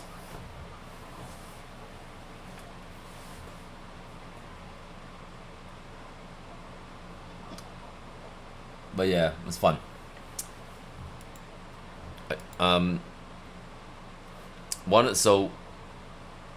of the reasons why I'm also buying that other camera, the S1 II, right, is because it's newer and it has a lot of features that I like. It can tether, you can use Wi-Fi, tether to my cell phone to grab data, and stream directly from the camera to YouTube with just the camera. And that for me is brilliant. It means that I can live stream like amazing footage anytime I have a cell phone, anywhere I am. And it wouldn't be a cell phone stream, it'd be like a professional, like high quality stream with a camera, right? Oh, the geese fly, man. The geese fly. They're gonna migrate south because it's winter soon. These geese here, they're mating and then they're gonna migrate south, and they'll come back in spring and mate again. Because in 1 month's time, that lake is gonna be frozen. So it's October 31st, right? Every year for the past 10 years, okay, not 9 out of 10 years that I lived here, I fished on November 15th. Only 1 year it was warm, and I fished on December 1st. Ice fish, drilling holes in the ice. So this year I'm going to ice fish, and in the winter I do other stuff outside. Like in the summer I boat a lot. We pull my kids around in like wakeboards and stuff like that. We go fishing. But in winter the lake's frozen, so I can bring my ATV out. I have an ice fishing hut. We have ice fishing gear. I have an underwater camera. You can see the fish bite the line and pull up. It's wicked. I have a drone, and we have skates. In the back, you can skate in the lake. So we skate, we play hockey. I don't play hockey, I suck at hockey, but people play hockey. But I like ATVing for fun, because it's fun. And my kids have been using the ATV since they're 8 on the frozen lake. There's no regulations, it's a frozen lake. It's not a road. There's actually no regulations. And also on a frozen lake, it's really hard to hit things. It's literally an empty lake. Like, there's nothing to hit. It's an empty lake. You can literally go straight for like a long time, and as long as you're not flipping the ATV, you're not going to be hitting anything. If you keep your speeds under like, I don't know, 10 kilometers, you are literally just moving forward on an empty plane of ice. So yeah, and plus, you train them first. you teach them how to drive, and you don't let them do it until they're like smart, you know. If they demonstrated to me that they're too stupid to drive, I wouldn't let them do it. But they were demonstrating that they were controlling nice, and I taught them a lot. Like my kids have learned a lot of things earlier than they should have. Like we have access to a private land, and my kids have messed around with trucks and cars earlier than they should have. They're called geese. Goose for singular, geese for plural. I'm pretty sure. They are not. Only my oldest son is at the age. He's 14. I have an old SUV that I'm not throwing away because I'm saving it for hunting. I have an Armada. It's an 8-seater. It's a 2005. It's old, but I'm keeping it alive because I'm gonna convert that to a hunting car. We have bow and arrows at our house. We have composite bows and regular bows, and we were doing some target practice in the winter. There's nothing else to do, and we're almost ready to hunt. We want to hunt with bows first, and then when they're old enough, I want to get some rifles. Well, when we're old enough, they're gonna get the gun license, like hunting license, and we're gonna do some rifle stuff. And at that age, I'm hoping I can get into like live streams for that. That's why I'm looking into cameras that can live stream with just the camera, because in that situation I would have a generator. I have generators. I have like 8 generators because I have, for my business, I have a lot of generators, so I can bring power anywhere. Basically I would camp for a week, ideally have Starlink hooked up to a battery bank of like 4 batteries. I have a big portable solar panel. I have a 100-watt panel. It's a big panel. You can angle it, and I have a small panel that's 40 watts. So I could technically put the solar panel up, charge the batteries, have Starlink full time in the middle of nowhere, stream, hunt, camp, stuff like that. Like that's my dream. This is me dreaming. Okay, if the channels get big enough, I would love to do that kind of stuff. My wife's channel is almost there. It's almost at 200K, and because it's almost at 200K, these kind of ideas are starting to become a reality. Because you know, it's just, it comes with the territory of having more subs and all that stuff. You can do bigger things like that. It's not that I want to do it now. It's just, it's not time yet. It's just not time yet. Because I've done all this. I gotta go slow. I'm a certified project manager, right? So I always prefer, for my software development projects back in the day, to follow the waterfall methodology. I like things to finish one at a time before I move on, because when you do things in parallel, not that you can't, but when you do things in parallel, you got to worry about so much more things. And since I have a choice to take it at my pace, I can do it slowly in waterfall methodology. Like, it's like a waterfall. It goes down and then down. It's not going to go down and skip a step. It's always going to go step by step by step as it fills the step. So that's kind of like the next step for all that stuff, right? And that camera will like basically bring it to another level of quality that I can't attain right now, because the next camera I'm getting, it can record like insane quality, like insane. For example, it could do like 400 megabits a second 4K 60 frames, like 400 megabits a second recording. That's insane. You got to put an SSD onto it and record. Basically, your files are gigantic, but the quality is like super duper Hollywood level. And that's what I'm looking for. It wouldn't be recording something for like 8 hours in that quality, but for like certain clips, certain cuts, certain pans of like monuments and all that, you would set it to that super duper high quality so you can get the best shot you can get. And that's what I'm going for. Like, I wish I had it for Northern Lights, but I don't have the money for it yet. Like I said, we just sold a property, one of our properties that we owned, to free some money up, And that money from the selling isn't coming until 15 days. So I need to wait 15 days to buy that camera. 15 days, 15 days. Mr. H859, thank you, buddy. You should rewind to the beginning, man. It was peaking hard. It's peaking really hard. This is Leftover Northern Lights. This is, whoops. Lucky it wasn't nothing obscene. I keep pasting it and I keep thinking I have the right link, but it's the wrong link.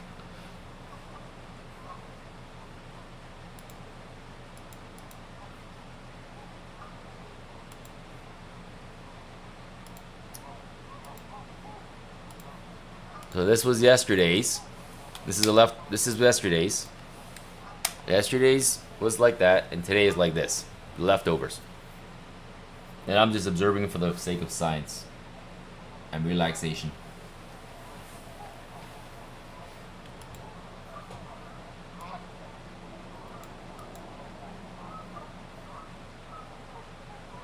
I also changed my light. My wife didn't like, she has matching lights that I bought her, and I stole one of the matching lights to put at this station, and she didn't like that her lights didn't match left and right for her green screen anymore, so she took that light away, and I changed this to a big ring light that I have. I have the ring light's like this big, like really big. It's one of the biggest ring lights you can buy, and it's like, I think a 21-inch ring light. Something like that. Something like that. It's a really big ring light. And I'm using it now. I don't know if it looks better or not. I'm gonna find out. I'll review it. I think I'm out of focus actually. I've gotta refocus this.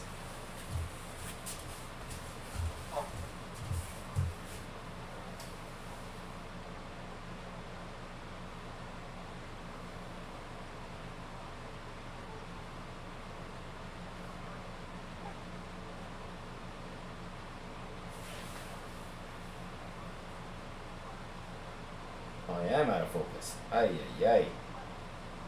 I need someone to sit there. But no one will sit there because I have no one to sit there to focus. Oh. Well, I'll stick it in automatic. Maybe it'll catch my face.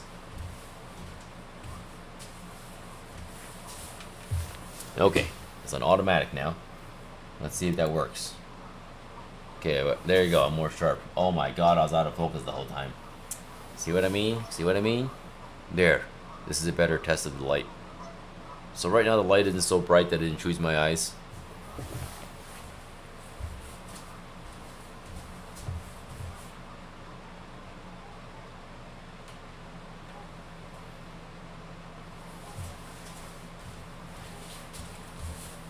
I use a lot of this as like a test bed for my like a lot of people when I do my professional gigs. Like a lot of the guys are like, where'd you learn all this stuff? And they're so surprised when I say, I test everything that I have on YouTube. A lot of this, but it's not like when I test it, I take it seriously when I test it. But I literally replicate the same setups for the professional gigs. But in the professional settings, it's a lot easier to get it to look nice. Because it's like not in a room with a window on top of your face.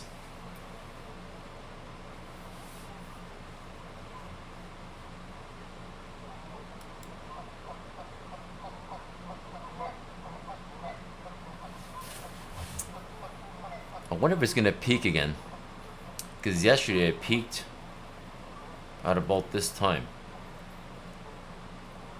It looks like activity is starting to resume too. Interesting. Not many shooting stars though. Okay, so what I'm gonna do, I'm gonna get a drink, come back, and play some Ninja Gaiden. Now that the northern lights are like this, I can play Ninja Gaiden. I can live with not staring at this. It's starting to be the last of it. And then when it starts peaking again, I will resume back to the mission of making it bigger.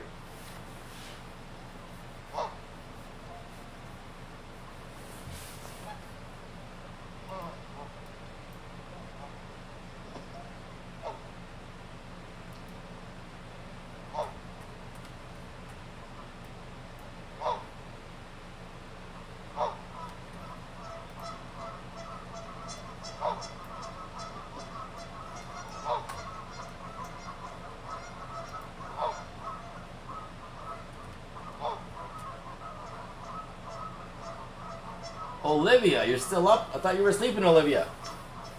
Olivia, go to sleep. It's late for you. I'm up because I'm crazy. You go to sleep, Olivia.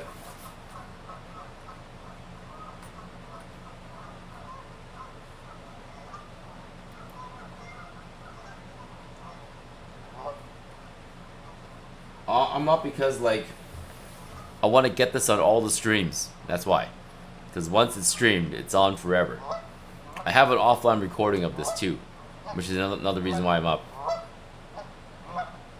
I'm making sure the offline recording doesn't screw up. Then I don't have to be up tomorrow morning. I'm actually just going to play games after, because I can't sleep right now.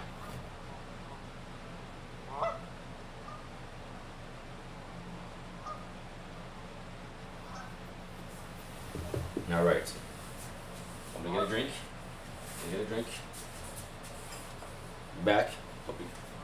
Be back. We're gonna leave it like this because I have a feeling it's gonna start sparking, because if you look at the pattern of the candles, it's starting to yeah, sup jungle. Did you look at the candle jungle? It's starting to develop a pattern here. Remember, guys, either November 3rd or 4th, Jungle and I are gonna play Diablo 4. And Jungle, I was thinking I should do Diablo 4 before your birthday. That way I'm leveled up a little bit. That way I'm not like level 1. Because level 1 in Diablo was boring. I should be at least level 10 with some weapons. You know? I can at least have... I don't want to be like, oh, I don't have enough dexterity to wield this sword. I don't have enough dexterity to wear this armor. I don't have dexterity to wear... You know what I'm saying? I want to be like... somewhat powerful, like, oh, you can heal, oh my god, you have enough money to buy some potions, you don't have to die because you don't have money for potions. But then starting from scratch with 2 people or 4 people is fun though. You know what I mean? The thing is, if you're like a hardcore Diablo fan or RPG fan, it's fun to start a new party. That's the thing. But it is nice to not be level 1. Mario 27, what's up, man? We're talking about Diablo now, because we're gonna do a birthday stream with Jungle 337. We're gonna do an extended marathon birthday stream. I don't know how much energy Jungle has. You know me, I have a lot of energy for this kind of stuff. See, Northern Lights is starting to have candles. Something's happening. Interesting.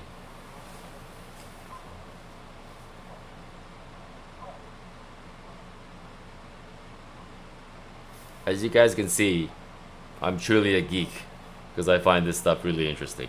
I find this stuff so interesting that I read about it very often. And it's one of those things that you read about a lot, and then you finally see it, you're like, yeah, I'm gonna look at this because I don't care.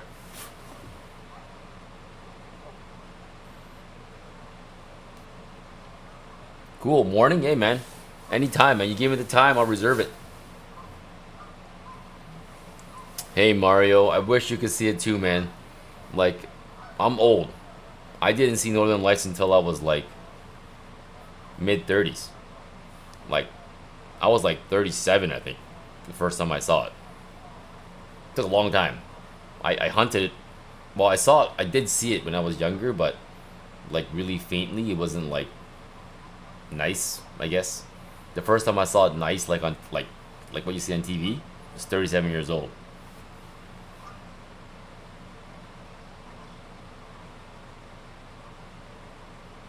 Oh, hey, Jungle, man. For whatever you do for the stream with me, don't make it interfere with your birthday plans. Like, let's do it whenever you can do it, where it doesn't interfere with your plans. You know what I'm saying? Because I'm available anytime, bro. I'm available anytime. We just gotta schedule it and do it. Grand Rising. What's up, Dio Banzi? Dio Bands, what's up, buddy?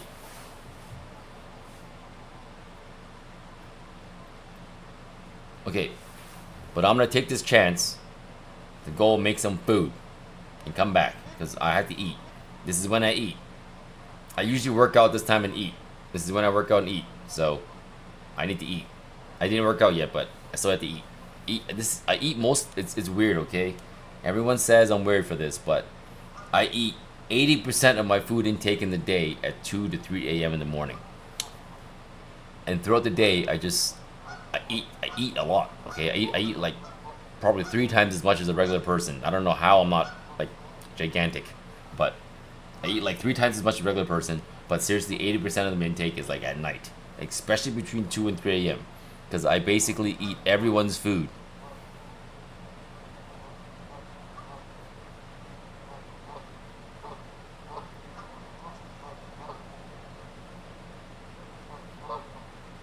Well, there you go. You're just like me, Dio Bands. Cool, cool. Hey, as long as the lady knows and she ain't like gonna be pissed at you, it's all good, you know? Oh, Street Fighter tournament? Hey, dude, I'm good with that. Say less. As the young kids say, say less. My kids tell me that. Say less, daddy. Say less. And I'm like, son, sure, whatever.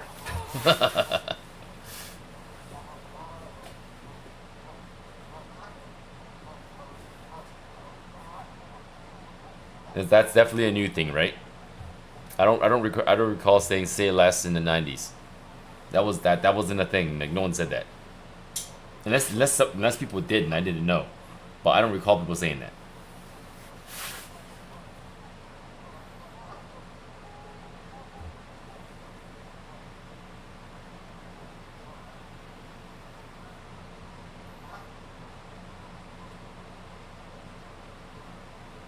Oh, the old school games? Oh, 2XKO. We could do 2XKO. We could do that too, man. 2XKO would be fun, actually. You know why? Oh, that's a good idea, because 2XKO is free. So anyone can play. Like, anyone viewing the video could play, because it's free. How would we do Diablo, Street Fighter, and 2XKO? While we play Diablo, while we play Street Fighter, it's November 4th. So while we play Diablo and Street Fighter, we'll talk about the 2XKO ending tournament, and we'll tell everyone that you want to play, download it ahead of time. Download it ahead of time. You got time to download it, and then the end we'll play 2XKO.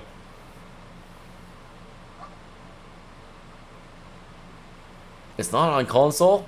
Oh shoot! I guess I don't know these things because I'm always on PC. I'm playing most of my stuff on Steam on PC these days.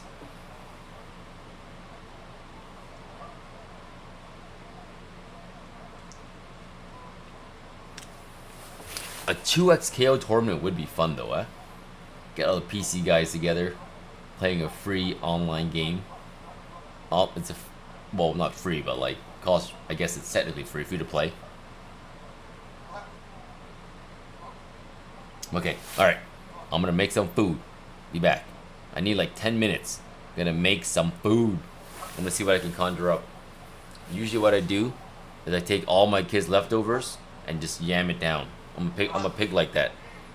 Okay, so the reason why I'm doing this, guys, I'm gonna have to start working out on stream. Okay, don't mind me, because I got a wedding to go to. I got 2 weddings to go to next year. One in Vietnam, one in the Philippines. They are beach weddings. One's gonna be in May, one's gonna be in June, one's gonna be end of May, one's gonna be mid-June. Okay, beach weddings. I'm old. This is one of the last 2 weddings I'll be going to for a long time that are beach weddings. Okay, I said for the next 6 months, I'm gonna work out like it's like hardcore. I gotta work out hardcore.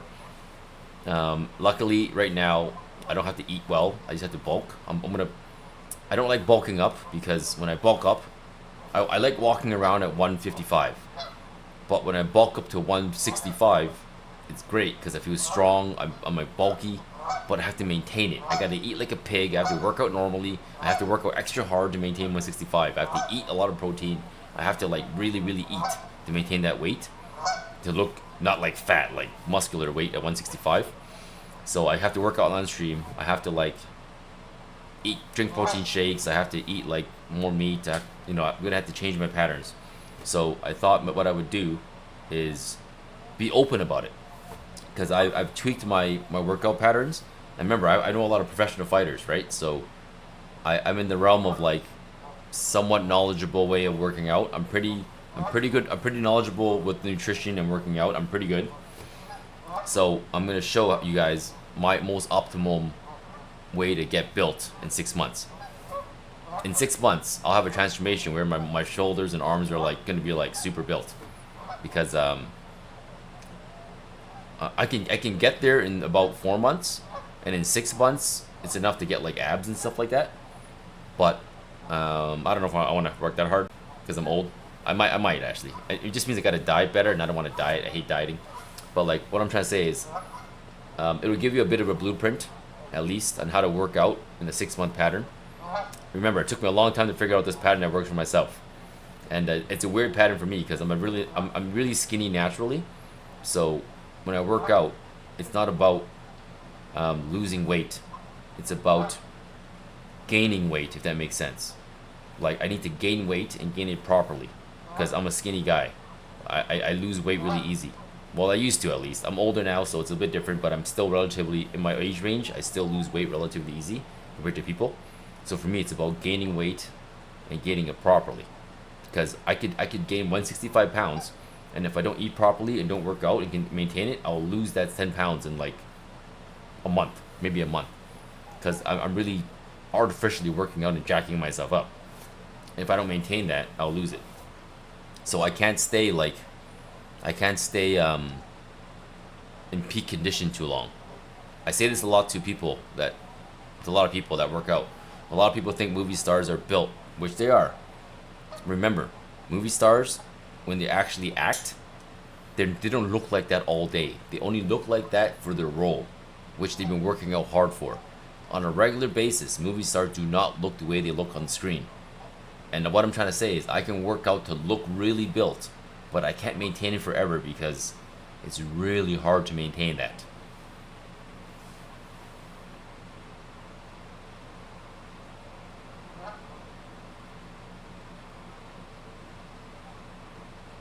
I don't know what you think about it. It doesn't mean it'll be with Spig Woman. I thought about it, at least I can make it. I need to make it 2 sessions at different days. You got down to 4K in a day. Not sustainable. Hang on, one second. That's me at 215. Got down 4K in a day. It's too much. Not sustainable. Build yourself a PC. If it's a potato, you're missing out. I'm a laptop guy now. I have gaming PCs, but laptops have gone to a point where they're so cost effective. Like for the price of building a PC and getting a laptop, I almost gear towards laptops now because it's so easy. You buy it, you turn it on, and it works. It's like a gaming console PC. You push power and boom, it works. Just make sure you get an NVIDIA card because their drivers are great.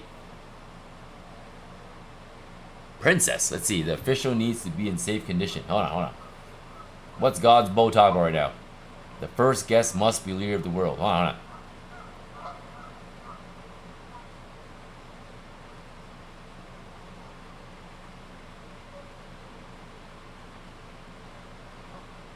I'm missing a conversation right now.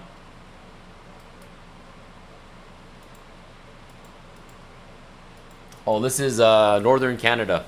Northern Canada, man. We had Northern Lights yesterday all night, and today it's leftover Northern Lights, so I'm just looking at it for fun. Showing you guys the leftover Northern Lights.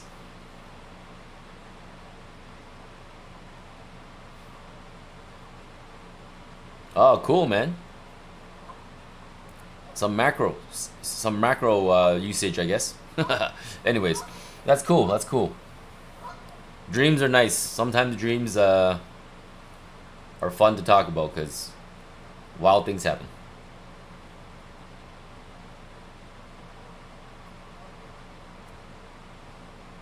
Yeah, so I talked about this in my stream too, right? My streams a lot for hardware. I don't like to buy the maximum top stuff because they're too premiumly priced. I like to buy mid-range. Mid-range is very affordable, and mid-range in 2025 is really good. Like, really good. It's not like a long time ago. Some laptops are cheating devices, they are. But that's why for me, I stream my stuff on Street Fighter. When people play Street Fighter on PC, they always get discriminated because they're like, you're hacking, you're hacking. So I stream every game I play online. So you can see I am not hacking. When I win in Street Fighter, I am not hacking. I show my hands, I show my controller, I show everything. So that way when I win and I kick butt, people can't say, oh, you were hacking, because I show everything. Transparency is key. Transparency is key, right? You can hack Street Fighter and PC. They have auto blocking, they got auto DI, auto punchback macros. Like, it could be pretty cheese, man. Pretty cheese, I tell you. A good laptop? Okay, so any laptop, this is my opinion. Any laptop with a 460, 8 gigabytes is good enough. That's okay. I play every new release. Okay, every new release that comes out. All I'm playing on is a 460 NVIDIA 8 gigabyte card. I have a 13900H CPU, laptop CPU. It's a desktop level laptop CPU. If that makes sense. It's a desktop CPU shoved into a laptop, right? It may be 8 gigabytes, but I only game in 1080p. I game in 1080p. I don't need ultra high settings because I don't see a difference. Between medium and high, there's a difference. I can play most games at high level. 4K is a difference, but I don't really care about that too much. I think 1080p looks amazing to me. 1080p looks great to me, so that's why I don't go 4K. It also costs more money to go for 4K. I don't pay that much money. I like paying for 1080p performance because I'm a 1080p guy. And I play at high 1080p settings, medium to high. And honestly, when I play medium level graphics, they look so good. PS5 games are often on low to medium settings only. If you're gonna go apples to apples, PS5 level games are often running at low to medium settings on PC.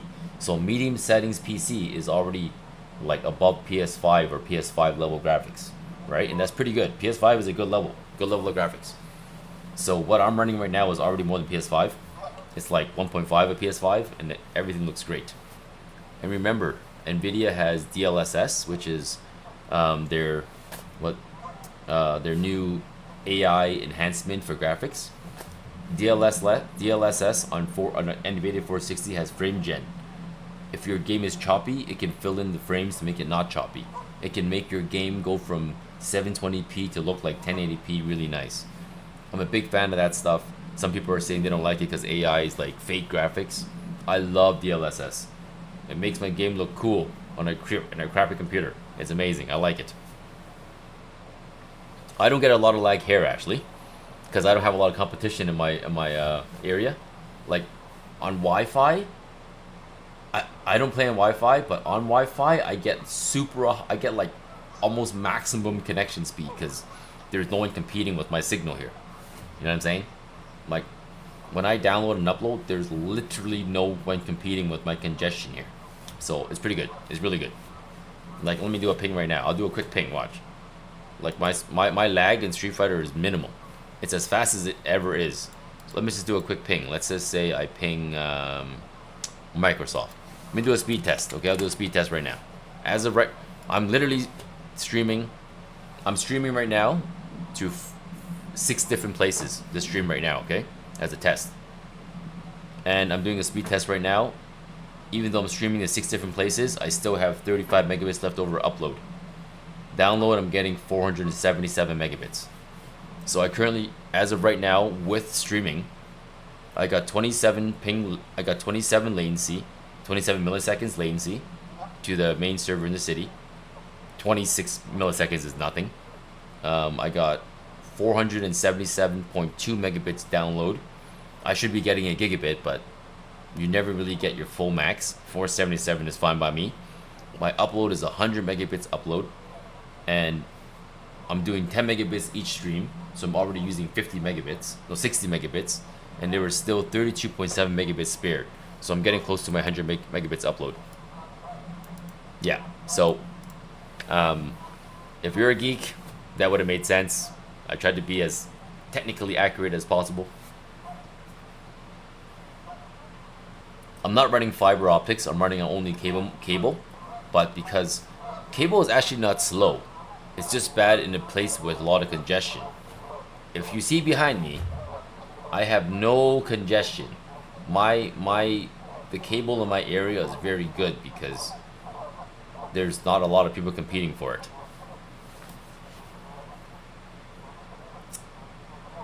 No, this is a regular glass tip. Oh, when I say ping, I mean like. Are you joking right now? When I say ping, I mean like latency. Like Are you joking right now? Are we joking? Are you joking? Are we joking right now? I mean latency.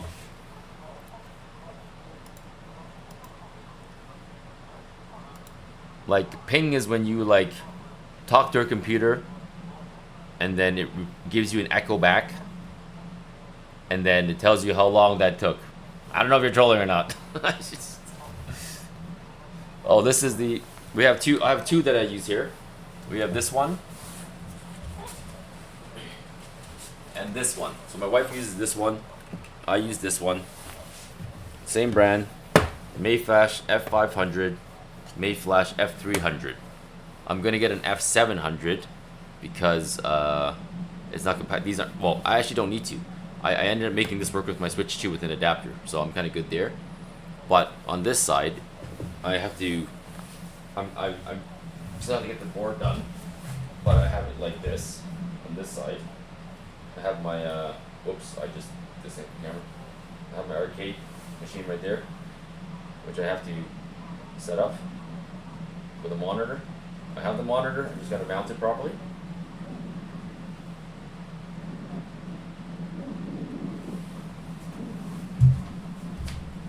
My God, I didn't realize how messy the background was. This is not me. This is, well, actually no. It's because of Northern Lights last night. I drank so much coffee. Look at my deck. They're not rechargeable. They're wired. I don't like to get wireless arcade sticks because the latency is too high, and that's not good for fighters. You want a wired stick. You want a wired controller for fighters, but that being said, the new PS5 arcade stick is wireless.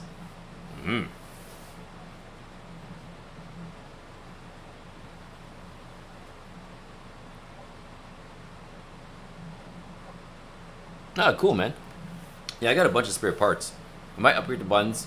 They seem okay for now. I mean, I've been using it for a while, and it seems okay. Yeah, definitely reaction time for wired, right?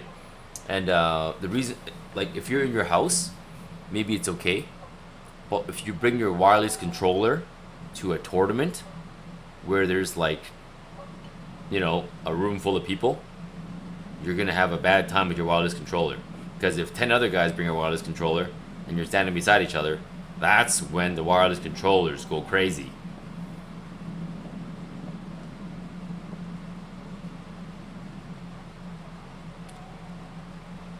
Hey, SK people? I think it's SK underscore PPL.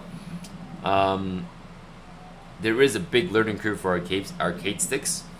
I'm gonna say controller is a fast input method, very fast. It's the fastest of all of them, I think, minus hitbox maybe. But there is a learning curve, and in the beginning, you're gonna feel like you're getting your butt kicked so hard. For me, I'm an OG, so I grew up in the arcades playing with arcade sticks. So getting an arcade stick didn't really take a lot of effort to learn because I played it so much as a kid, right? When I was young. So it wasn't a big learning curve for me. But if you're saying you're 11 and you're 23 now, you probably skipped the whole arcade generation, and this is a foreign concept to you. Maybe, I don't know. It would be a long learning curve for you. Most of the young kids are playing hitboxes, leverless, right? So maybe that's an option for you. But it is important to note that a lot of tournaments top tournaments were won by arcade sticks. Zhao Hai won EWC with an arcade lever, not leverless. Punk has won with controllers, right? I would say on controller, combos are easier than arcade sticks. On a controller, you are less likely to drop a combo than on an arcade stick, is my opinion. Like I said, I mained Akuma for 12 years. In those 12 years, I was mainly a controller player. I used controller, and then when I went to the arcade, I would use arcade sticks. And for 12 years, that was what I did. I made Akuma on a controller. And Akuma was amazing on a controller. Uppercuts, hurricane kicks, like upper 4 down forwards, down back kick. Those motions for Akuma were amazing for me. No problems at all. I find Guile, down up movements are really easy on a controller for me. So I do find it. Mind you, I'm also like a big controller player. Like I did it for 12 years. You know, I played I played Street Fighter 2, original World Warriors when I was 10 up until now on controller. Like I've always used a controller for Street Fighter up until really recently when I went arcade sticks only. Recent as in the past 5 years, I said arcade sticks only ranked, and in the past year I said only ranked, only arcade stick, you know, things like that. So I took it a lot more hardcore recently.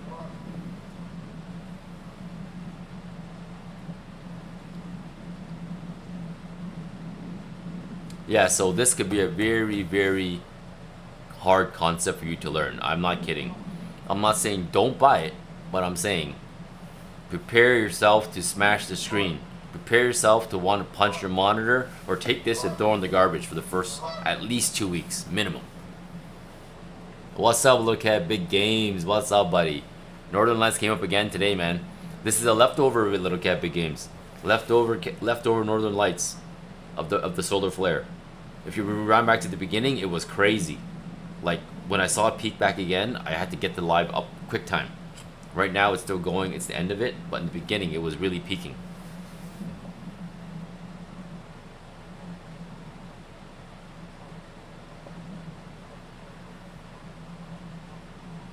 When they did a Street Fighter tournament, you couldn't use Akuma. I would be flipping chairs. If I showed up to Akuma back in like the early 2000s, if I showed up to a tournament back in say 2000 and I don't know, 2002, 2003, and they said you couldn't use Akuma, I'd be pissed because that was my main character. I didn't sign up for the alpha. Should I? Oh my god, hang on. Is it too late to sign up for it? Because I would love to sign up right now because I didn't know about it. Come on, let me sign up. Is it too late? Is it not? Register! Thank you, my friend. Thank you. I didn't sign up, but I'm signing up right now. Like, actually, as we talk. Yes. Thank you, my friend. I did not know. I'm so excited to click sign up right now. Sign up with Discord? Interesting. It's Discord to sign up, not like Google. Continue to Discord. Keep scrolling. Authorize. Close. Yes. Hanzo the Great. Email. Okay, good. Effective January 31st. Terms of conditions. I'm just scrolling to the bottom like I always do. Sign up. I have no idea what the terms and conditions are, okay?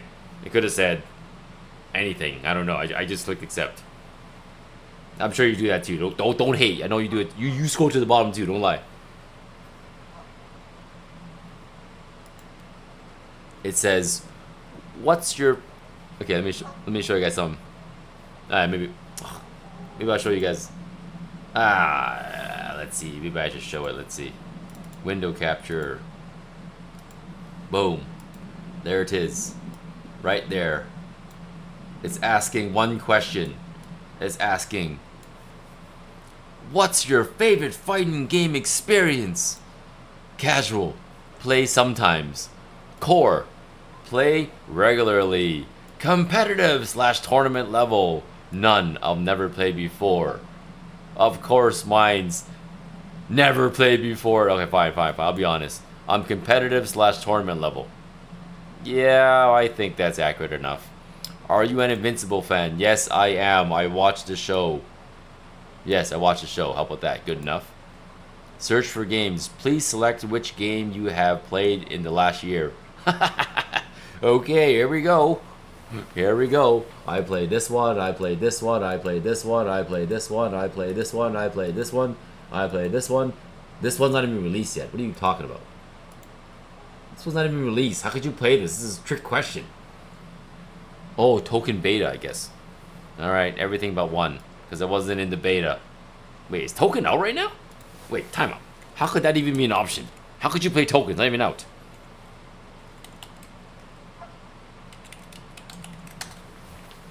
It's out in 2026. Come on. That's a stupid thing to include in the list. What is this, like a liar's list? Whoever selects that middle one is a liar. What just happened to my registration? Uh-oh. Where'd it go? Uh-oh. It disappeared. Why did my thing disappear? Garbage. Darn. Uh-oh. Oh, there it is. Good. Anyways. There you go. It's a lie. Whoever selects token in the middle is a liar. A liar. Unless you're a beta user. Thanks for registering. Refer a friend. Copy link. Paste to you guys. Here it is. There, refer a friend. Here, guys. Refer a friend right there.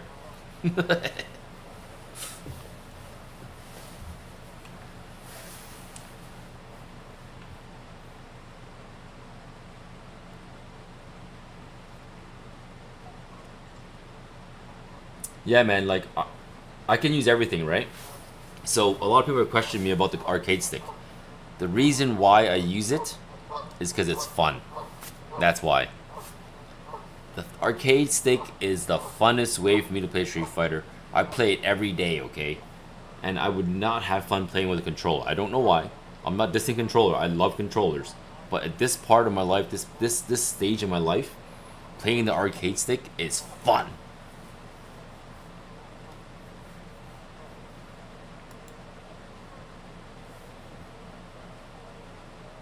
Yeah, so you see the Northern Lights don't get the views, but I'm doing it for the, you know, my friends here. I could be playing Street Fighter right now, and get the views, but you know, the regulars, you guys know who you are. Little Cat, Big Games, Jungle, Space Outlaw. I don't know, everybody else. I don't want to name names because then it's like I'm singling people out. I'm gonna forget people. You know what I mean? Like Grassfed Gamer, all those guys that a lot of people come here regularly, and I just wanted to give you guys something as an appreciation, right? For the viewers. For all the viewers, the reason why I'm doing this Northern Light stream is like an appreciation thing for you guys. Because I obviously can't offer you anything physical. Oh, that's not an airplane. That's not a UFO. Just a play airplane. Very fast airplane though, holy. Anyways, what I was trying to say was, this is my like an appreciation thank you for you guys. I can't offer you guys anything physically like gifts and money because I have no idea where you guys live. I have no idea who you guys are in real life. We just know each other online, right? So I can give you guys the gift of something like this, a view of something majestic, and that's my thank you for you guys. To you guys for always supporting the channel and giving me the motivation to keep going with this stuff.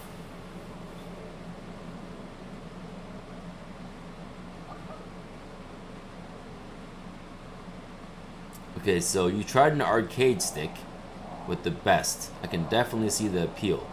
Movement is a lot easier, especially wave dashing, and buttons are just weird to me. I think it's because the buttons are much bigger. Yeah, there's definitely an appeal to it. It's like honestly, Okay, I'm gonna be honest with Street Fighter, okay? The best controller is the controller you use the most. Because the more every controller is definitely Street Fighter's barrier of entry is not the controller. It's your ability to control the character with whatever you're controlling. It's like racing. Is it the car or is it the driver? Sometimes it's the car, okay? Sometimes. Like, for example, if you bring a master hitbox user, he's like a Ferrari. You're racing against a Ferrari here, okay? But if the driver of the Ferrari is useless, he's still gonna lose. To a, the classic Initial D example.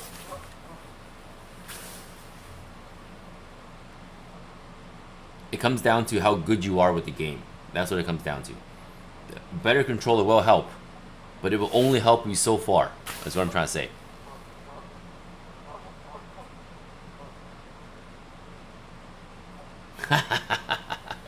the cardboard boxes, yes. Who's that guy that did it? Shoot, the guy with the golden arcade stick? He covers his hands. I'm like, wow, hardcore.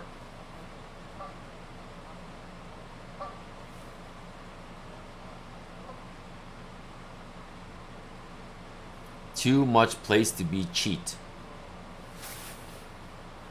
Why would an arcade stick be cheating? I don't get that one though. I don't really get what you're saying there. But I guess for consoles, like this is compatible with consoles too, right? So you could get a PS5 and plug this into a PS5. Not this, but like with an adapter, yes. But you can get the newer one and plug it into a PS5, and that way it's like anti-cheating, right? You could do that too. Zhao Hai? No, Zhao Hai didn't cover his hands. No, it wasn't Zhao Hai. It was somebody else. Zhao Hai does it openly. He's like me. He doesn't care. Oh, you don't like it no more? Yeah.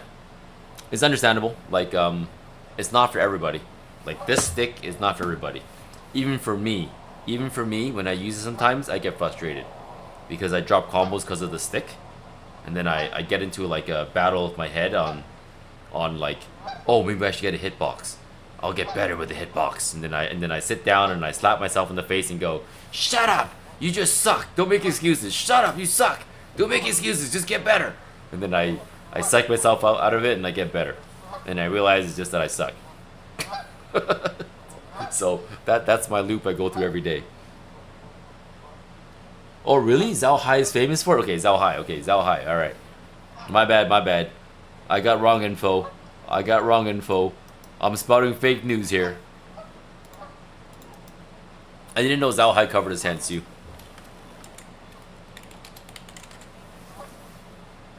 Whoa, Zhao Hai has a big box, man.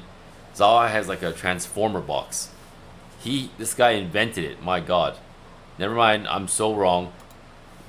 We're talking about this. I did not know he did this. We're talking about this right now, guys.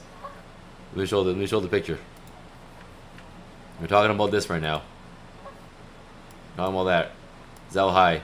That's the box right there. That's the Zhao Hai box right there. We're talking about that. I will not do that. I will not.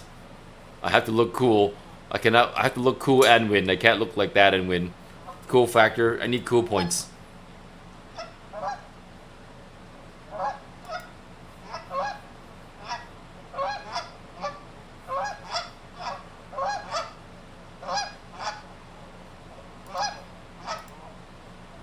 Yeah, just close the window.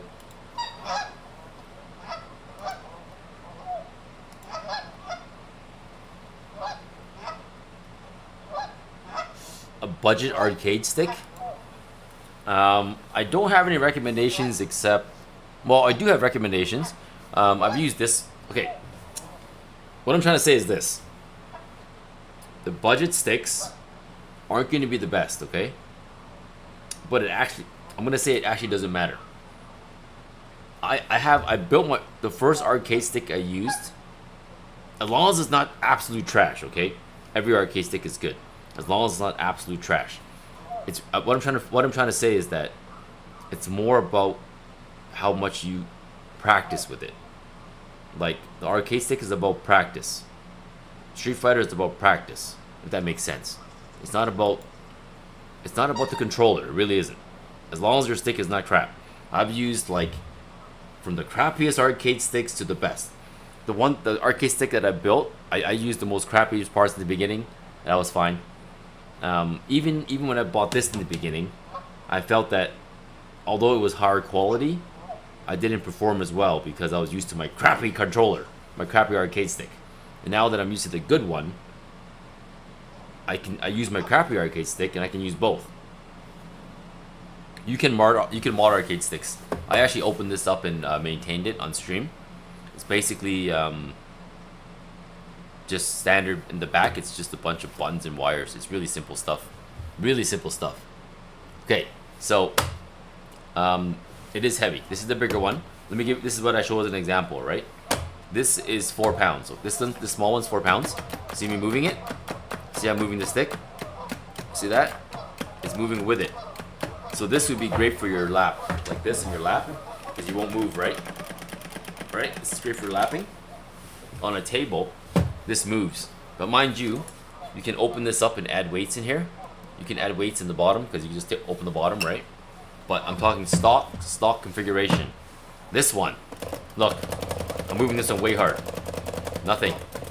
It's not even flinching. That's the weight difference. Look, I'm basically hitting. I'm moving these sticks the exact same strength with both hands. Okay, one's moving, one is not. See that difference there? In weight. So a few pounds makes a big difference. This is also wider, so maybe the friction is like caught better. I don't know. Maybe there's science behind it that I'm not understanding.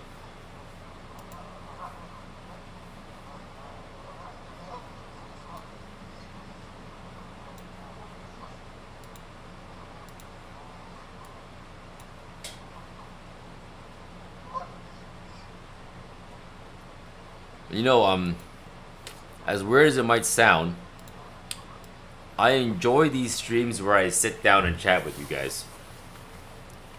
I love playing Street Fighter on stream because I love playing Street Fighter. But I also do love chatting about stuff. My wife suggested it to me and I was like, I don't know if it's a good idea. She's like, you should talk about like technology and stuff like that. Do some like episodes where I go, oh, so today we're going to talk about the latest advancements in graphics cards. Why are they advancing so fast? And why are they costing so much? Why did they used to cost so little? What's causing the prices to rise? Things like that. Because she's like, you know all the answers. Why don't you just talk about it? And I'm like, I don't know. I never really lazy. I don't know. I don't know if anyone cares. I don't know if anyone cares about that stuff when I talk about it. So she was like, you should talk about the camera gear stuff because I know so much about the camera stuff. She's like, you should talk about your camera gear. You should talk about how you set up the streams. You should talk about like, because I have a lot of like stuff. I just have a lot of stuff because of all the tech stuff I have. I have like 6 SLRs, like 6 cameras. I got like 16 lights, 16 to 20 lights. Different lights.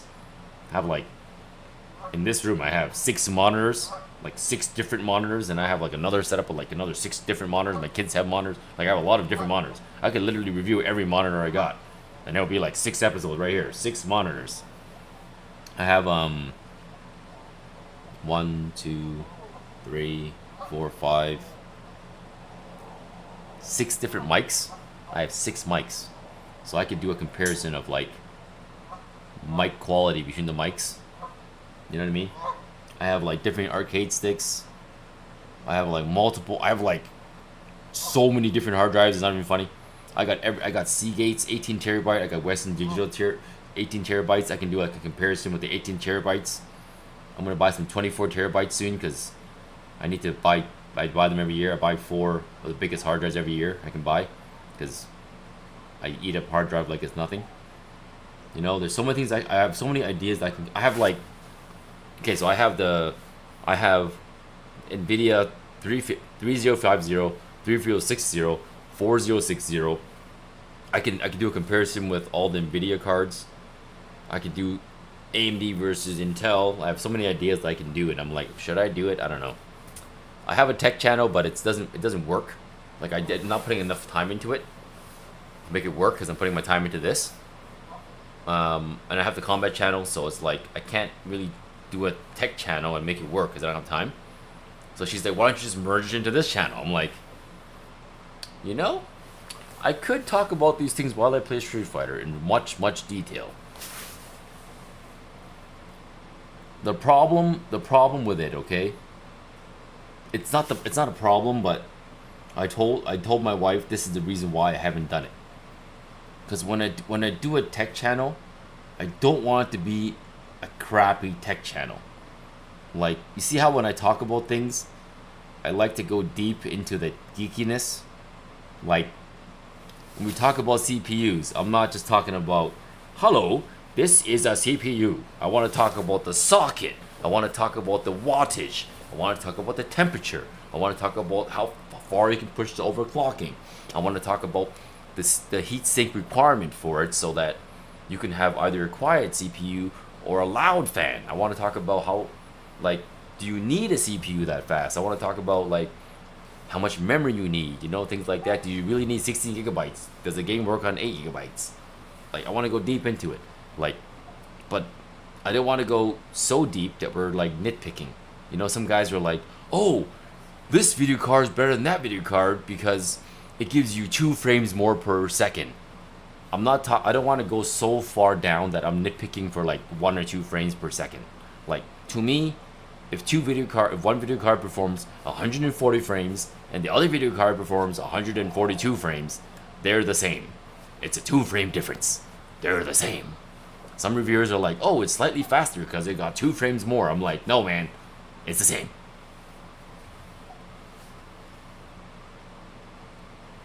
So that's what I'm trying to say. Like, I have a different way to approach things, and I want to approach it based on, like, value based, like how to use your money wisely. Some reviewers are like, buy the best video card you can afford. I'm gonna say, don't buy the best video card you can afford. Buy the mid-range one so you can live life and have, like, good food. I don't know. Treat your girlfriend to a dinner. Something better than spending all your money on a 5090 Nvidia, you know? No one needs that. No one needs that, seriously. If you can't afford it, don't buy it. You don't need that. That's what I'm saying. Like, I have a different view on these things because I value money. I'm not saying throw it away on stupidness all day. You know, and, like, I don't have a bias. I don't think I have a bias. That's the reason why I think I'll be a good reviewer for tech. If you notice, like, for my games, I have an Xbox, I have a PlayStation, I have a PC, I have a Switch. Some guys are like, I have an Xbox, I will never play PlayStation. Xbox forever. I don't do that. I think all systems have their pros and cons. Even the Nintendo Switch. And when I say Nintendo Switch, their pro is not in their hardware. It's in their software. E.g., Zelda, Mario, Metroid. Before YouTube, I was a software developer. I traveled the world. And I lived in the UK. I got sent to the UK. I lived there with my wife. Everything was paid for. House, travel, food. They sent my kid there. Anne went with me everywhere. They flew us around. I lived in Greenwich, UK as a base in a house that they rented for me. They flew us around Europe. And just kind of vacationed while I worked. Lucky her. And that's what I did. I was a software. I'm a certified project manager. I'm a certified database. I'm certified with Oracle. I'm certified with networking. I'm certified with a lot of things. But I just went around doing software development and enterprise implementation. And it's more enterprise implementations. I worked for a big software vendor that supplied risk management software for banks, insurance companies, corporations. Any big corporation needs to have risk management software installed in their systems to meet government regulations. And I was the guy that went in, gathered the requirements, created a model that would work for their organization and pass government regulations, took the business model flow, converted it into an IT diagram so it can flow right in the system, propose a UI or develop the UI to make it work with their customized flow of data and use patterns for the users. And I would create that software. We would use our in-house platform, create the customized piece of software, create and make a good looking customized front end that would match the customer's requirements, implement it on their network, and make it go live essentially and support it, because they would pay us for post software development. So that was my layman's terms. Now, if you're a geek and you want to hear the geeky version of it, I want to give you the geeky version because I can explain it better. So, I started off as a database. I started off as a networking guy. Was really good at it. And then, because I was a good networking guy, as in like connecting servers, enterprise servers together, web servers, database servers, things like that. Because I was a good networking guy, I was really good at solving database connectivity problems. And database connectivity problems are common for every system. Every system has to have a data sink to save things to. Whether it's Oracle, whether it's Microsoft, it doesn't matter. You choose any backend server. There's many types of databases you can do, but you have to connect the system to the database and make it talk. Because I was a good networking guy and knew how to like troubleshoot connectivity, I was always pushed to solve these database connectivity problems, because if the database doesn't connect, everyone is not succeeding. So it was great to have that role because it was hinging on my success. If I couldn't connect the database, everyone is in trouble. So in the end, I became a database expert. I got sent to like learn Oracle basically. I became a database administrator on top of my networking certifications and stuff. I also went to university. I got a Bachelor of Commerce in IT management. And that was basically an IT degree that taught you how to manage money with IT. And at the time, it was state of the art. It was state of the art at the time, which is great. And before that, I was really poor before that. Okay, school is what really helped me. I was a really poor guy, and school is what landed me a good job. And that's how I started my life into a better position.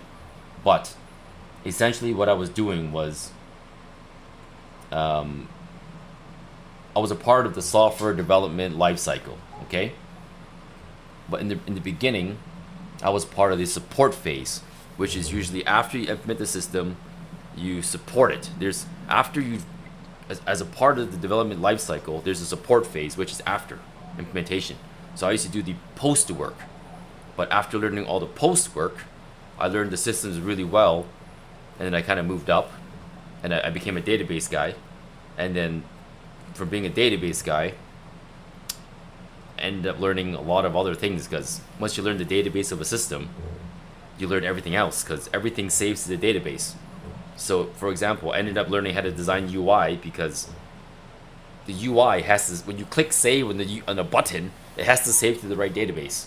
So for me to learn if the database is working right, I had to learn to design the UI to test the saving process of the database. And to learn how to test the saving process, I had to also learn how to program the saving process. So from learning how to test the database, I had to learn how to program the database. So in the end, I just learned everything. And then I became like a god. In the IT world, I became a god. I knew everything. I knew how to program, I knew how to do databases, I knew how to support things, I knew how to and then in the end, I became a project manager, where they didn't want me to do stuff. They just wanted me to guide people. Because they were like, look, you know how to do everything. I want you to steer teams to do what you do. And I'm like, at first they said, I want you to train teams to do what you do. And I said, look, I can't train anybody to do what I do, because it's not something that I learned in one day. So, that being said, they gave me teams to train, and I trained the teams, and I ended up being like a go-to person, where anytime, any day, call me, I'll answer the question. When I got sent to the UK, I was sent there to basically improve all the processes and grow the office. When I first moved to the UK office, it was in like the James Bond ran through that street. James Bond ran through that street. Like it's a really Hogmorton. I don't know if you guys in the UK, you guys know there. It's beside Bank of England. It's like a 3-minute walk from the Bank of England. Like from London Bridge, you walk out London Bridge station. You walk like less than 10 minutes. You're at the office. It's like prime London. Like wicked. Like, so cool. Prime financial hub of London, UK. I was working with Skipton. I was working with Bank of England. I was working with like Goldman Sachs. I was working with like Admiral Insurance, all the biggest companies. Adobe, Microsoft. I was working with all these crazy big companies, and basically I was implementing their software. And at that point, like I explained to you, I learned all the software stuff. I learned how to get really good at everything. I'm a tech guy. And then they made me a project manager. And at that point, I was just meeting executives, talking about deals. I was talking to managers. They would explain to me their business, and I would convert their business language into code and send it off to people to make. I'd be like, okay, let me give you I don't know if, am I talking too much? Do you guys want to hear me talk about this? I don't know if I'm talking my butt off for no reason here. Okay, if you guys are listening, I'll keep going. I don't know. Okay, alright, fine. So, after I learned all the stuff, I transcended from being a software geek into a person that had to be using his people skills. I'm lucky that I'm not too shy, but to be honest, I was really scared in the beginning. The first time I presented I talked about this in the previous stream, but like early on in my career, I had to present in front of a lot of people.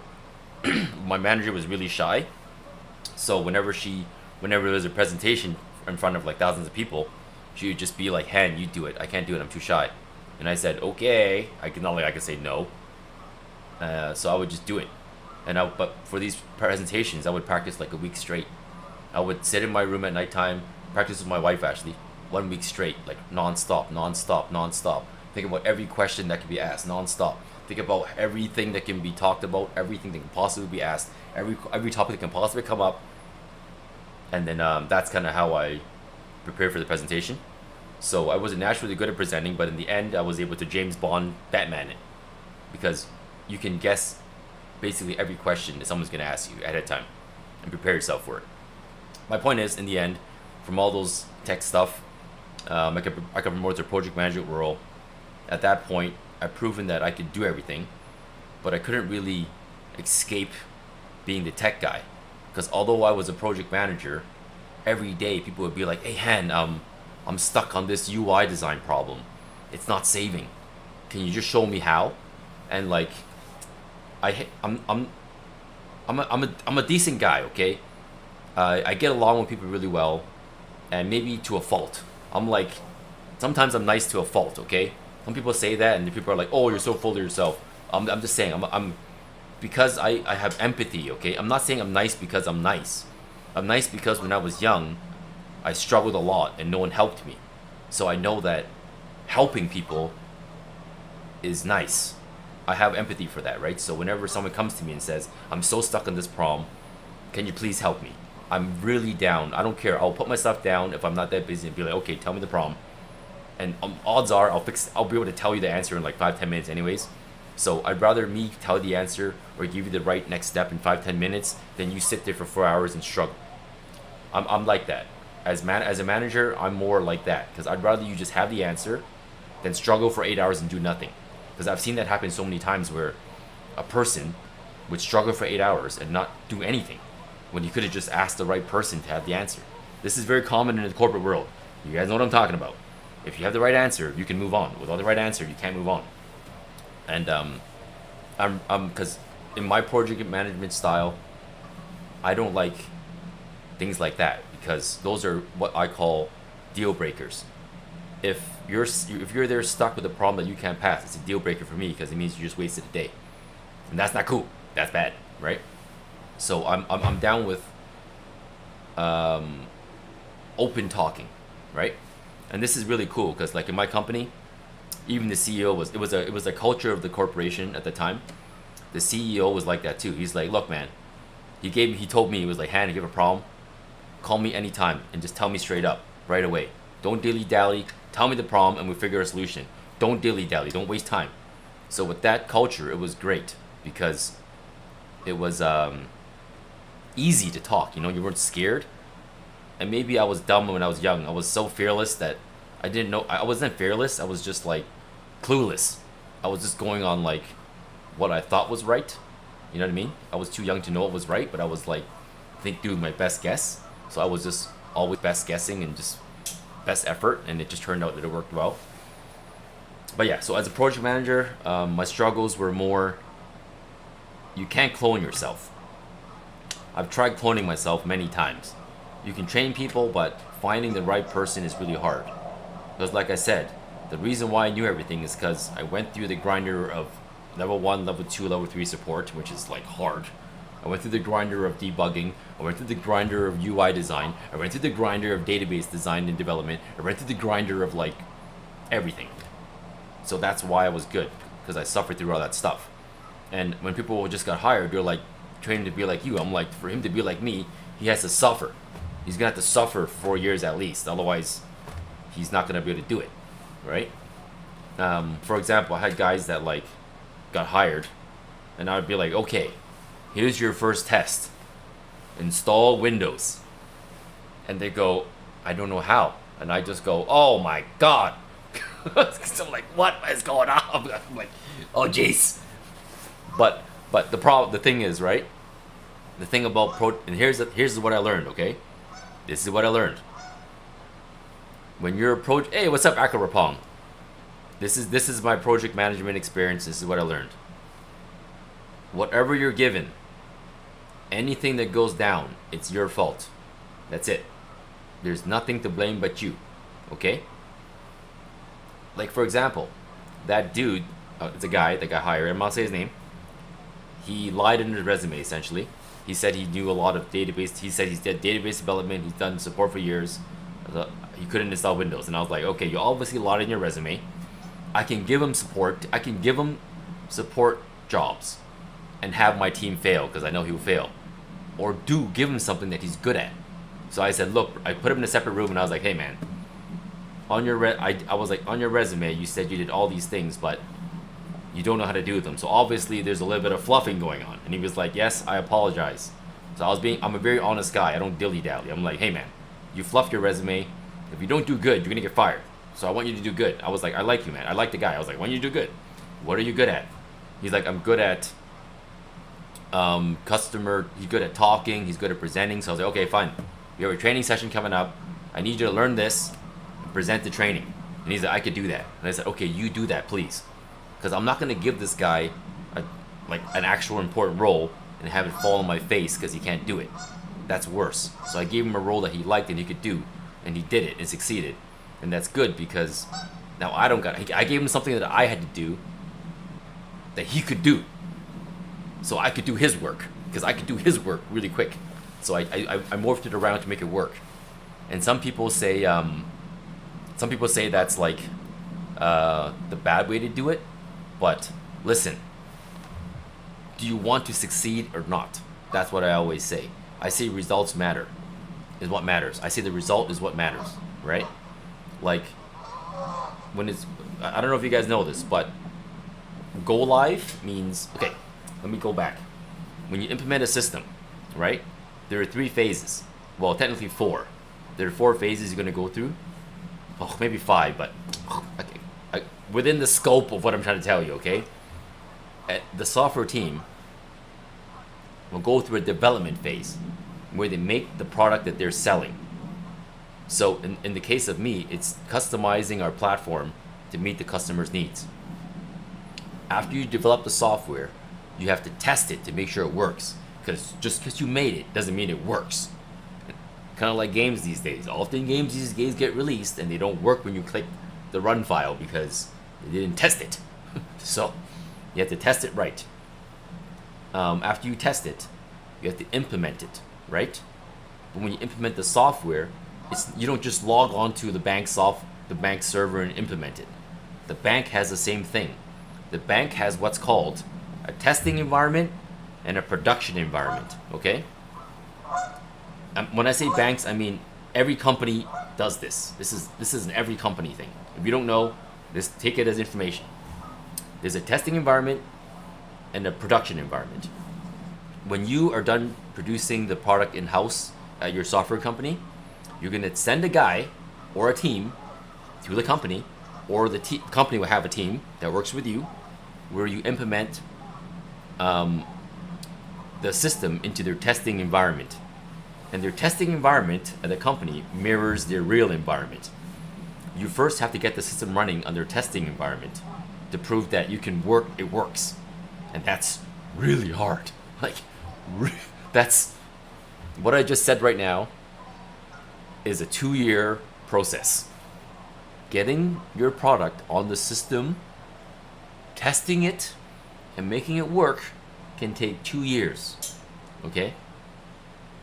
That little sentence I just said is the bread and butter of everything that I do good.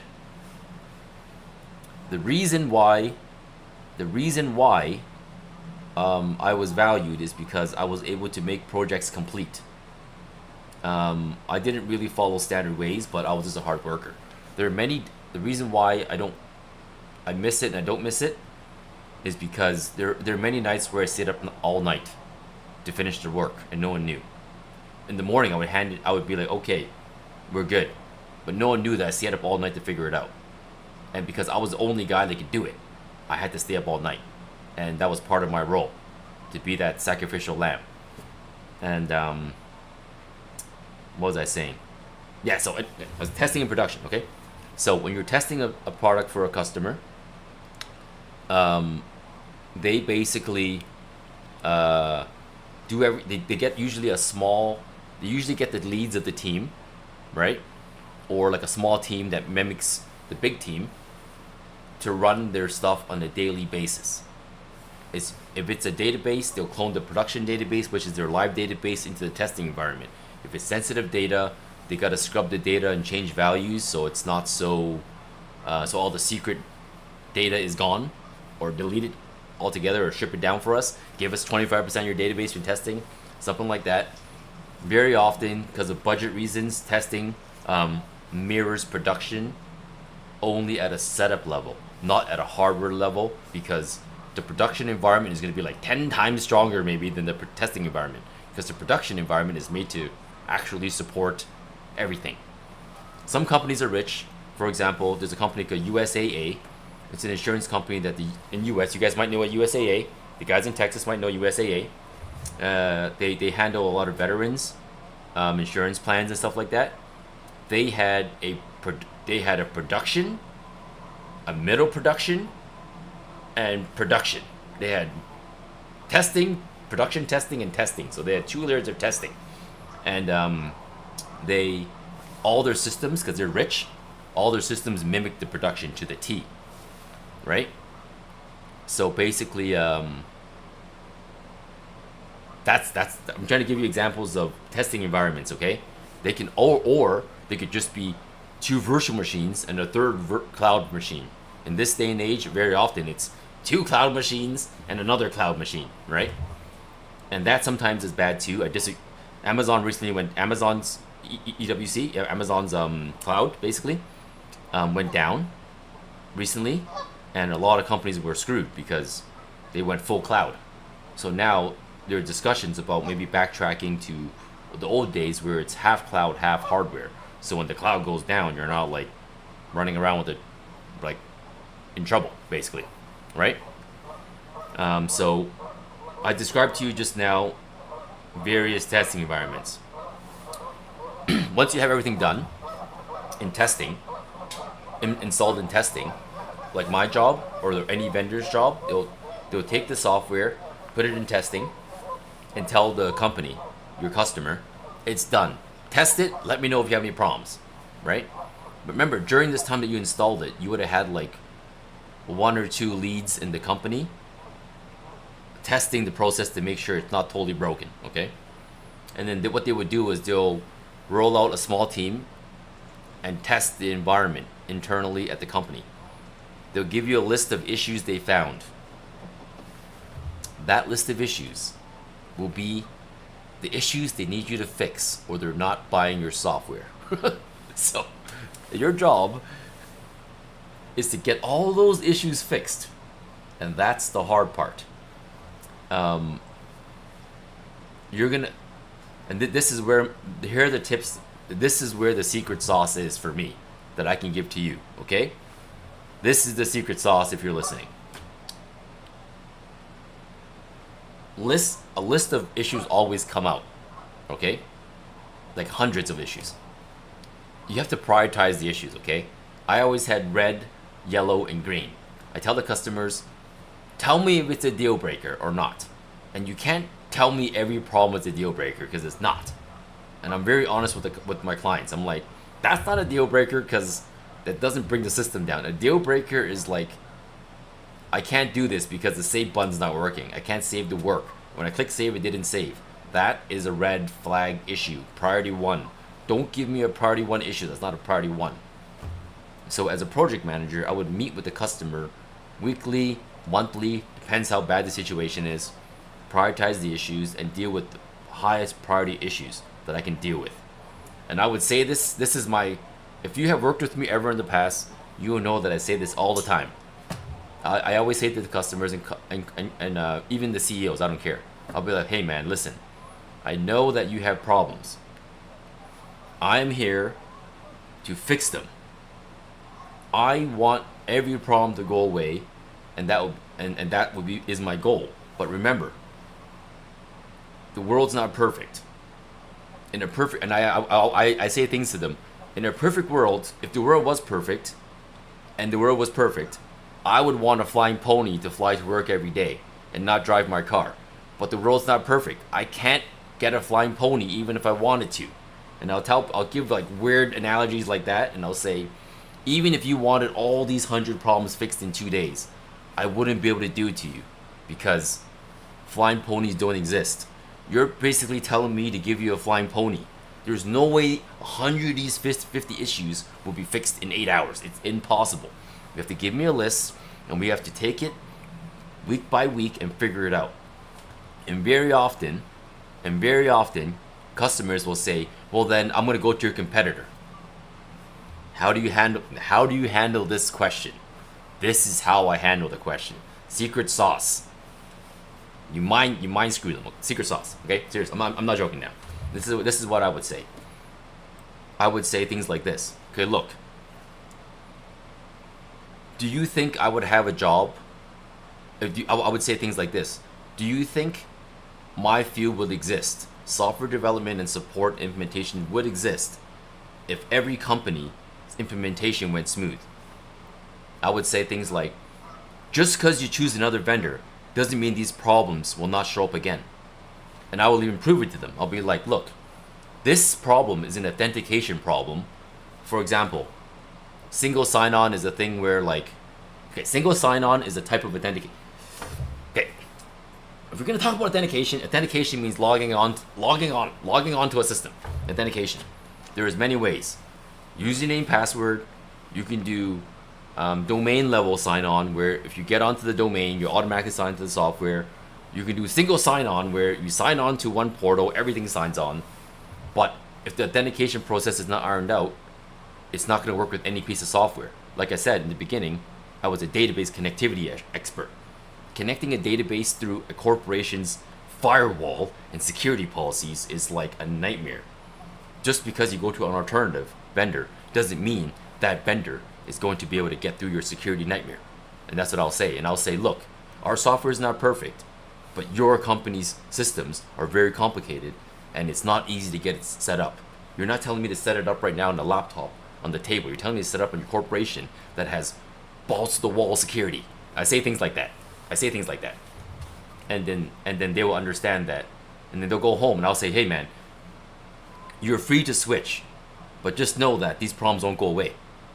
And then I'll be really serious about it. And I'll be like, and also, you can free to switch, but there may not be a guy like me that's gonna give you all the time in the world. Things like that. And then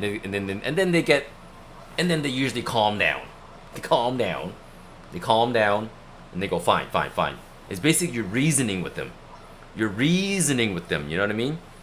People, remember, all the CEOs, West Side, oh, what's up, buddy? All the CEOs are just people, okay? They're just like you and me. They're just people. So you gotta talk to them like people and reason with them. That's it.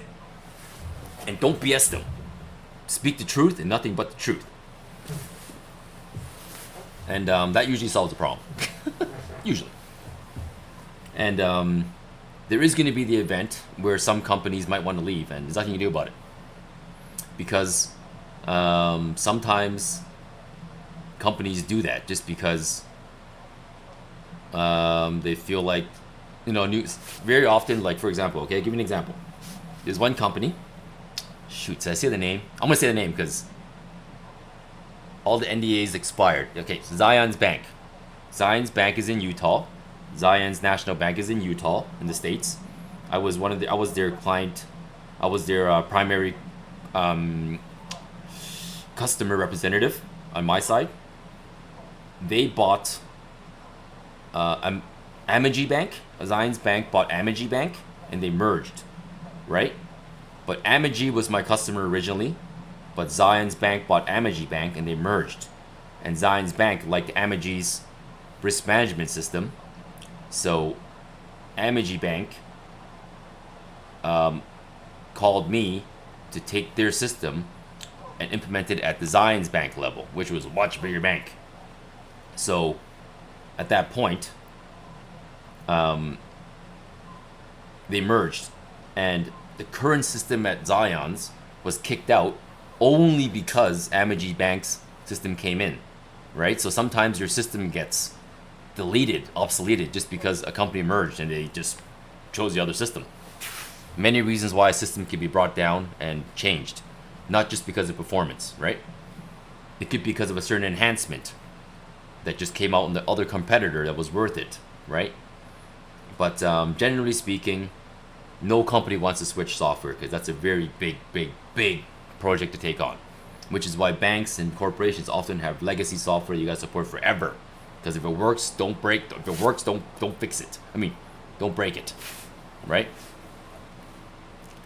So, I don't know where I'm at with this story here.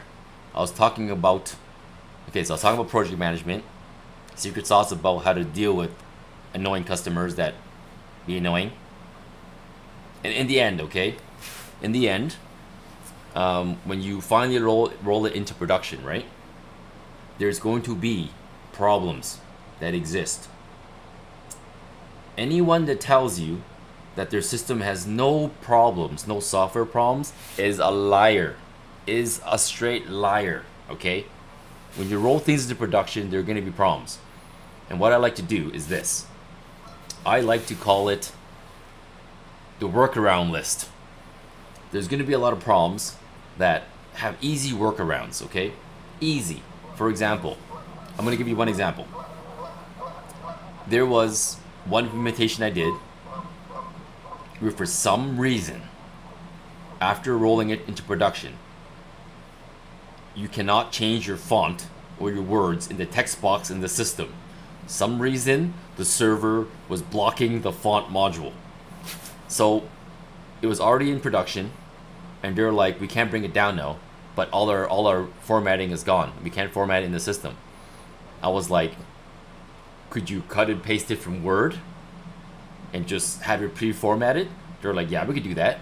And I'm like, how hard is it for your team right now to just cut and paste, type in Word and cut and paste it into this application instead of modifying the text in the application? How hard is this right now? They're like, not that hard. I'm like, okay, so can we just do that for the next 2 weeks? I know it's gonna suck, but please, can we just do that for the next 2 weeks and not make this the big issue because we need to move on? And then they were like, fine. And they were like pretty pissed off, but I'm like, it's either that or we take the system down right now and you stay all night with me to upgrade the system. And they usually say, actually, I have plans tonight. And I say, well, if you have plans, then we should probably do my workaround. So I'm very good at reversing the situation on people. So I'm really good at holding accountability, basically, and being logical about it, right? So what I'm trying to say is, you're gonna have a list of issues for any implementation for software, but make sure you prioritize them to the ones that actually matter, because users will complain all day, like, and most of the problems are going to be user error. Okay, I'm telling you right now, users are like, something's wrong with those guys. I don't know what's wrong with users, man. Hey Jungle, have a good drive, buddy.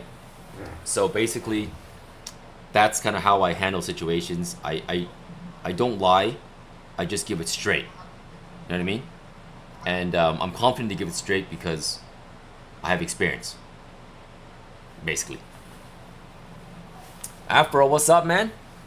So yeah, like, okay, so we talked about issues that you run into in rolling out a production system. Now, when you're in production, let's just talk about, now you solved all the problems, okay? Because solving the problems is like, you just gotta solve them, basically. Sometimes you're gonna say, okay, examples of problems, okay? Sometimes you're gonna say, I want the button smaller. I want the text to be red. I want the data validation to be different. When I say data validation, I mean like, okay, data validation is like, you know when you fill out a form and you forget a field and it brings you back to the field and says, you must fill this field out. Data validation. Corporations like data validation because they want every field filled out consistently. So sometimes it'd be like, I want data validation to include this ID number for this job because every job needs an ID number. And I'll be, okay, fine. We add this as a upgrade later to have an ID number showing in the top right corner so you don't have to open this tab. Things like that. A lot of the issues are going to be workflow based. So separate the workflow based problems to the actual hard problems, because the people that can fix the hard problems are expensive and they don't have all the time in the world for you to waste. So you can only present them with a certain amount of problems. And the guys that are starting to work out, you give them the easy problems and you guide them to fix the hard problems. That's how you manage a team. Don't give the hardest problems to the like. I'm so pissed off when I see this. Okay, this is my pet peeve. I've seen project managers give a hard problem to new hires to the point where I'm like, why would you give it to this guy? Like, this guy obviously has a 0 chance of solving this problem. Why would you give it to him? They'll be like, because it's his job. And I'm like, but the dude just got hired. There's no chance he's going to fix this problem. Like, why would you give this guy the problem? Like, use your brain. And you'd be surprised how much people don't use their brain. Like, just use your brain, man. So anyways, my point is, use your brain, fix all the problems, okay? When it's in production and it's rolling, there's going to be problems still because, like I said, you didn't fix all the problems. There's going to be a list of problems ongoing. What I recommend is you create a test environment that mimics their production environment. Why do you need to do that? Why do you need to mimic their production environment? Because this is the key. This is not secret sauce, but it's maybe secret sauce to people that don't develop or support things. In order for you to fix a problem, what must be done? This is really important, guys. You need to replicate the problem. You need to replicate it. Okay?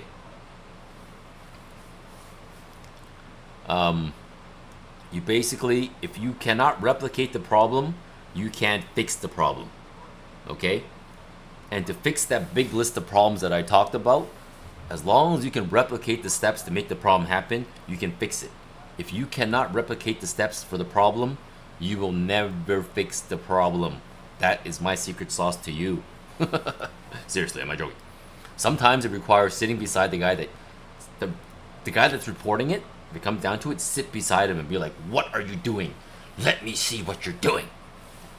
And that will literally sometimes solve the problem, because sometimes that guy does something so different that you didn't even think about.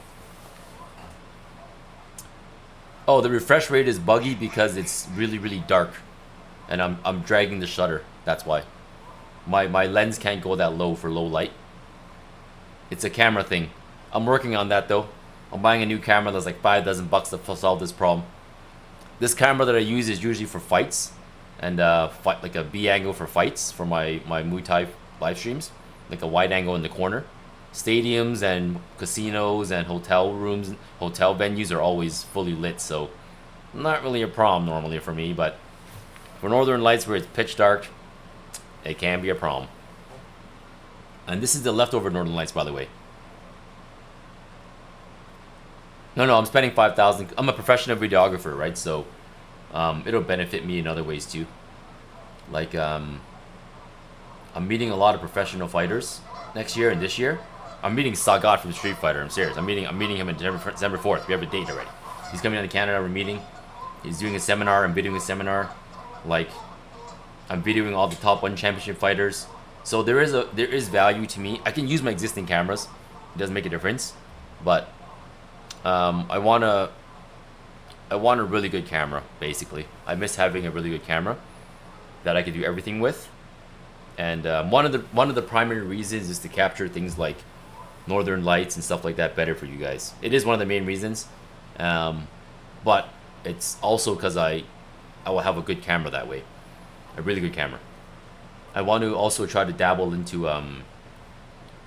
movies, making movies and directing, because I have a lot of video experience. I've helped direct music videos before, so I have some direction experience, and I've done a lot of direction. I've done a lot of video work. Okay, I want to make some movies. I want to do some motion movies. I have props. I've showed the swords I bought. I showed you guys my sword collection. I'm trying to make a kung fu movie with swords. I showed you guys my sword collection. If you want to see it again, I'll show it to you guys. I don't think Akarapong saw it. Akarapong, did you see my updates on my swords? Akarapong, did you see my sword updates? Did you see it, Akarapong? Oh, that one I can't carry. It's too big. Oh, darn. Okay. All right. Anyways, I'm gonna talk about the production stuff.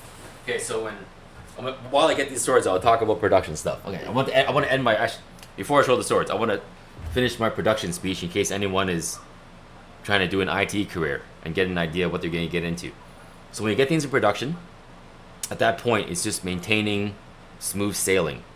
Because if it's smooth sailing, the customer will be happy and they'll keep paying money to the company. Because usually, support for an implementation is about 20% the cost of the... So if you bought the system for $100,000, you're going to pay $20,000 every year for support from the company. That's standard industry pricing, okay?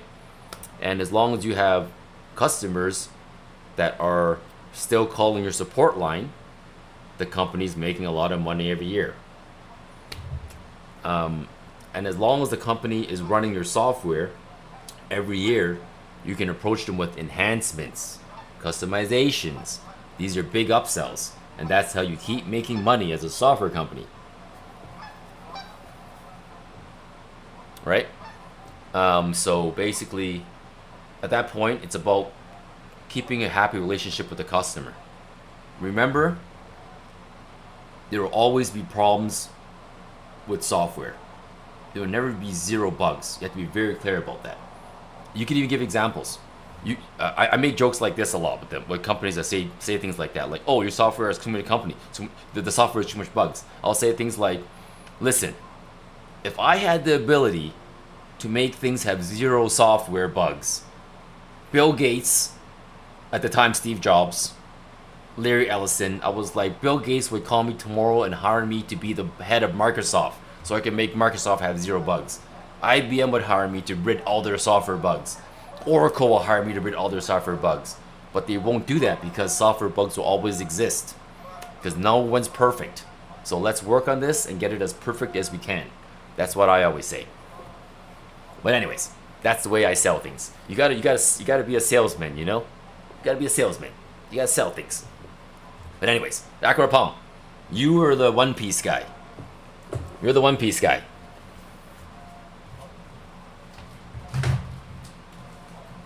So, I had this sword, and I was trying to find the copy of it. I finally got it. I bought these swords yesterday. I bought 4 new swords.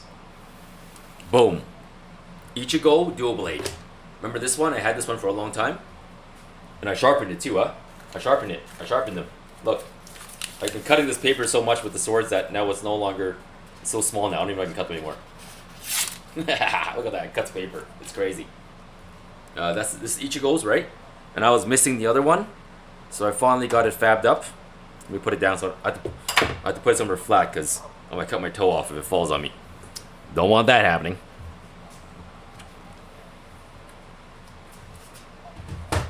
So here, I'm gonna put this right here on my arcade stick. Here's the second one. I've been hunting this guy down, alright? And I finally got it. Dual blade set. Boom. There you go. Bam. Tell me. Eat your go, baby. Dual blade setup. Metal. You can throw this at one robber. You can throw this at one robber and you know, still protect yourself. These are, but yeah, high quality, right? Super high quality blade. Ichigo's newest form. The dual blade form. Right? Down to everything. Designed down to the sheath. Down to leather, everything. So I'm going to put this back. Because it's sharpened. You know, I don't want to mess around with that kind of stuff. And you guys know I have some Demon Slayer swords, right? I added one Demon Slayer sword and I added two One Piece swords. My son wanted One Piece swords. He's a big One Piece fan, so I bought it because he liked it. So I'll show my. I don't know if you guys want me to show my old ones, because I've shown my old ones a few times already. I don't know if you want to see the old ones. Some of you guys maybe didn't see it, but let me start with the new ones first, since you guys haven't seen the new ones. Zoro swords. Haha! I love that you asked that question. I love it. Da da da da da da da. Zoro, baby. I got 2 of the 3 swords from Zoro.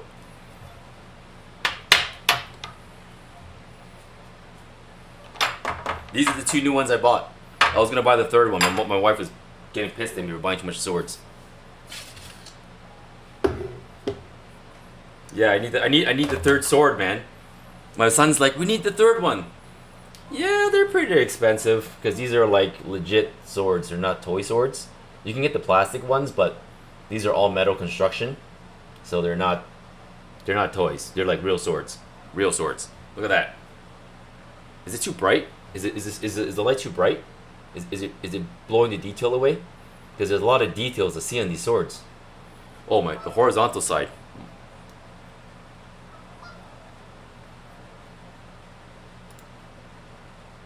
My son wants the 3rd sword. I don't know. No, this one's not that sharp. These aren't, because this is from my son, right? Like I didn't want to give him that option. Like no. No teenager needs a sharp sword. That's a bad thing to give. So anyways, those are the 2 swords. Zoro swords. Well, I had to get it. I just had to. Like if it's the sheath and everything is metal, down to like the design, all metal construction.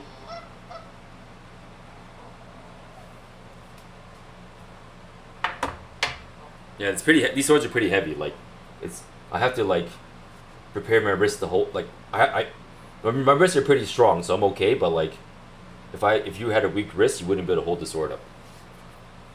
Like these are pretty light. Oh, wrong order. So Zoro swords. 1 more to go.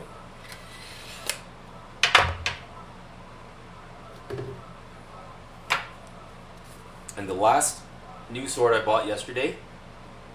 I don't buy swords all the time. I don't go there all the time. So when I go, I try to buy like. I don't go all the time. So when I go, I try to buy whatever is nice, whatever is available. Like it's not unlimited. You know what I mean? So here it is. Here's the last new one I bought. Because I'm trying to get Demon Slayer swords. I got most of them. If you guys watched the movie, this is Upper Demon 1. The strongest demon. The eyeball demon. Strongest demon sword. Well, the 2nd strongest.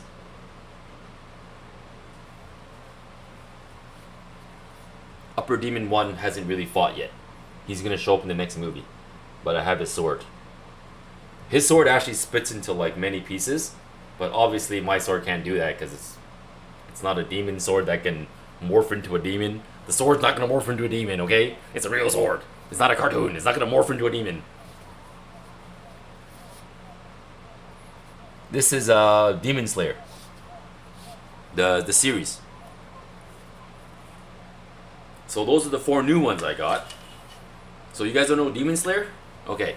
Okay. You don't. Well. Anyways, if you don't know Demon Slayer, then this won't make sense. I'm trying to show these. These I've shown already. This is the main character's sword, Tanjiro. Tanjiro's sword in Demon Slayer. It's Tanjiro's blade, down to like I said, the sheathing and everything. It's fully metal. Everything's designed like 100%, with a lot of care and detail. Right? Tanjiro's sword is pretty plain and nasty looking, but it's how the sword looks. Now, the one I like is Zenitsu sword. Lightning form! Zenitsu's is a cool sword because it looks cool. Because there's words, the sheathing is... Zenitsu sword just looks cool, okay? Look at it. It looks like... The sheath is like cool, you know what I'm saying? It's nice. I like Zenitsu sword.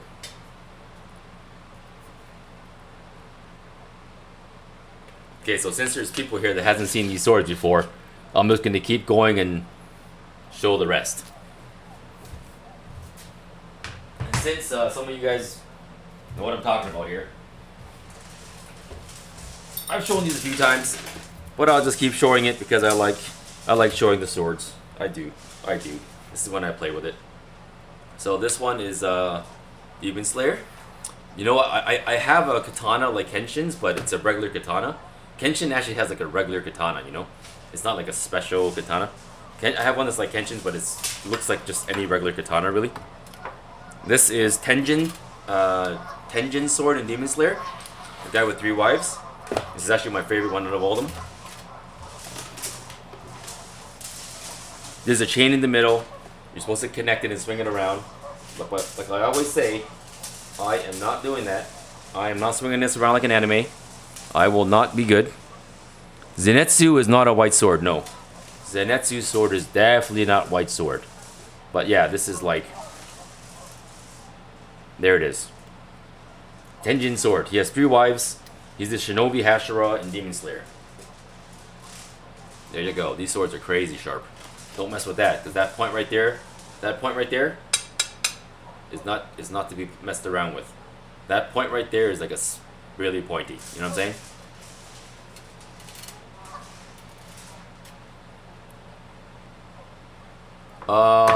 Tenshin. No, T-E-N-G-E-N. T-E-N-G-E-N. Yeah, this is like a Chinese sword. Yeah, kind of. Really is. But the Chinese one is heavier. It's much lighter. Like, my uncle has a version of the Chinese sword you're talking about, like this. That thing is like, I'm not even joking. He has like a, what is it? Maybe like 15-pound sword, maybe more. Carrying the sword makes me tired. The traditional cleaver-based Chinese sword is really heavy.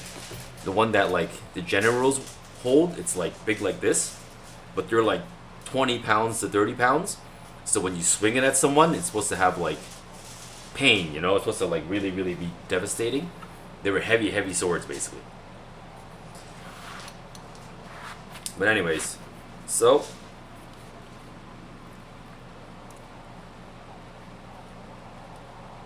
alright, so here we go. We'll keep going.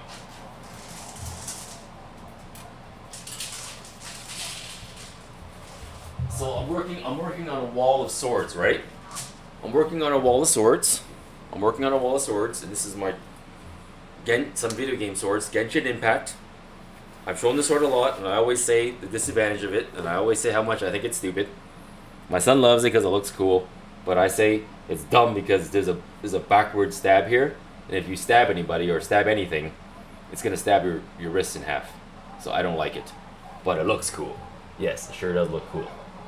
They molded this weird metal piece with holes and stuff. My son loves it, but I'm like, son, don't use this sword, please. You'll stab yourself.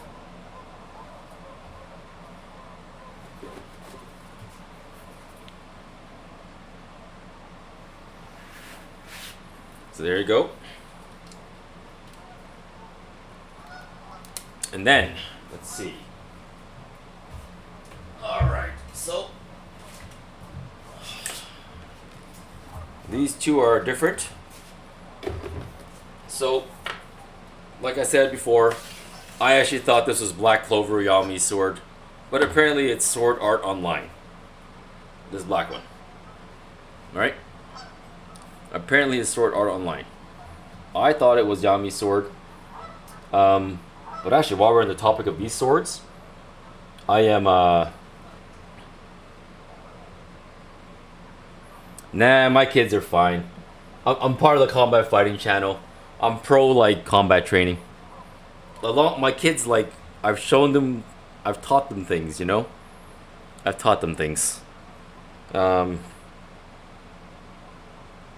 what was I saying? Yeah, this is like a black sword. And the next one we're getting is Attack on Titan. Because Attack on Titan swords are like rifles. There's like a trigger here. There was one left, but it was reserved. I'm trying to get the next one. I want an Attack on Titan sword because they look like guns and they're cool. Yeah, I'm kind of an exception for that stuff.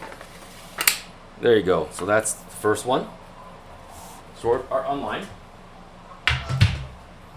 And here's the second one. This is a slightly bigger sword. I have to hold it with two hands because it's heavy. Sword Art Online. The main character's sword apparently is this or something like that. It's not the main character's sword, but like it's a Sword Art Online sword. There it is. It's blue, all metal. Let me just hold this part here for you guys so you see the detail of it. See that handle? It's cool. It's really cool. It's like super cool. The sword. Look at the tip. Look at the shape of the sword. There's a bit of dirt on it. So I'm probably put it in the dust or something. I don't know. But it's a really cool sword though. Alright. And lastly, I will show you guys my sword. Remember I told you guys I'm trying to get into like filmmaking, which is why I'm really okay with buying all these props. I have a lot of fighter friends. I have a lot of friends that are fighters. I have like at least 50 friends that are fighters. They can all do spin kicks, jump kicks, like it's nothing because they're professional fighters. So I have a lot of actors that can do these moves for me like nothing, right? So I actually have potential to become a filmmaker for this stuff. I have the props. I'm not, you see, I'm not, do I look like I'm joking? Do I look like I'm joking? I'm not joking. I'm making a movie, okay?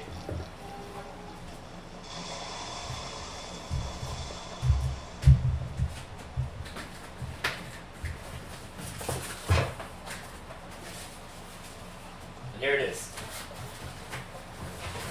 This is the one that I saved for myself. I said that if I make a movie and I star as a character, this is my sword. This is mine. It's the blood sword, the blood demon sword. Yes, I'm extra. I have to have an extra sword. Yes, I am very extra. Yes, okay? I'm extra. Call me extra man. I don't care. See this sword right here? It's the most extra sword you can find. It's slit in the middle so that if you can catch someone's sword in the middle of your sword, like kind of like this, they swing at you, their sword goes in between your sword, you can go, haha, I caught your sword, if you're good enough, you know, like a movie.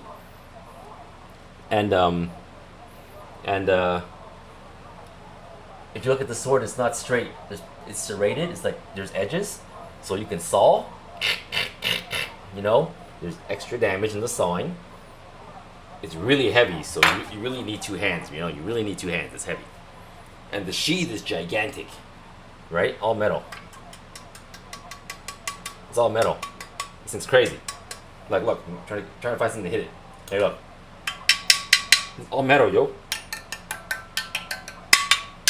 It's all metal. It's crazy. This sword is heavy. This sword is gangsta. If I was an anime character, this is my sword, okay? That's what I'm trying to tell you guys. I love it. I love the sword, man. It's like, it's so me. This is me, alright? This is me. This sword is me. This is, if I was a character, I swear this would be my sword. I would call it the, it's called the Wave Graves. Wolf Gravestone Sword? Oh my god, you know the name? You know the name of the sword? I've been trying to find the name of the sword, dude. Hold on, hold on. Hold on. I've been trying to find the name of the sword. Hold on, I'm gonna Google this. If this is the actual sword, thank you. I bought this sword just because when it was available, it called out to me. It said, "Oh my god, it's the Wolf Gravestone Sword." What anime is this from?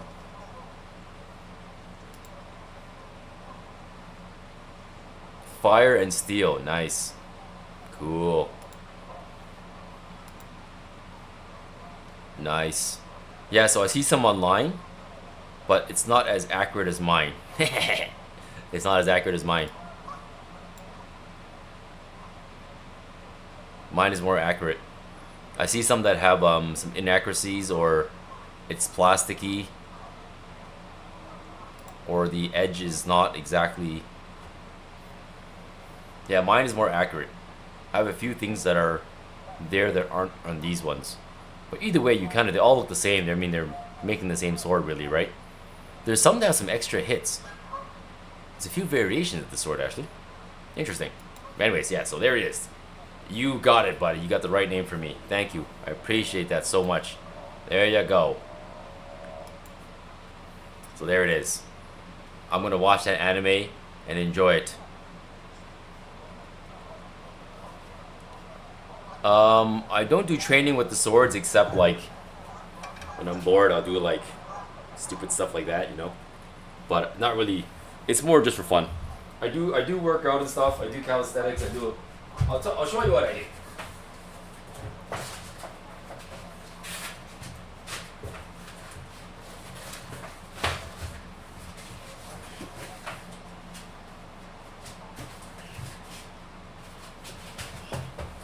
Yeah, so one of the things I talked about earlier in the stream was that I'm gonna have to work out for the next 6 months. I gotta work out hard and eat good.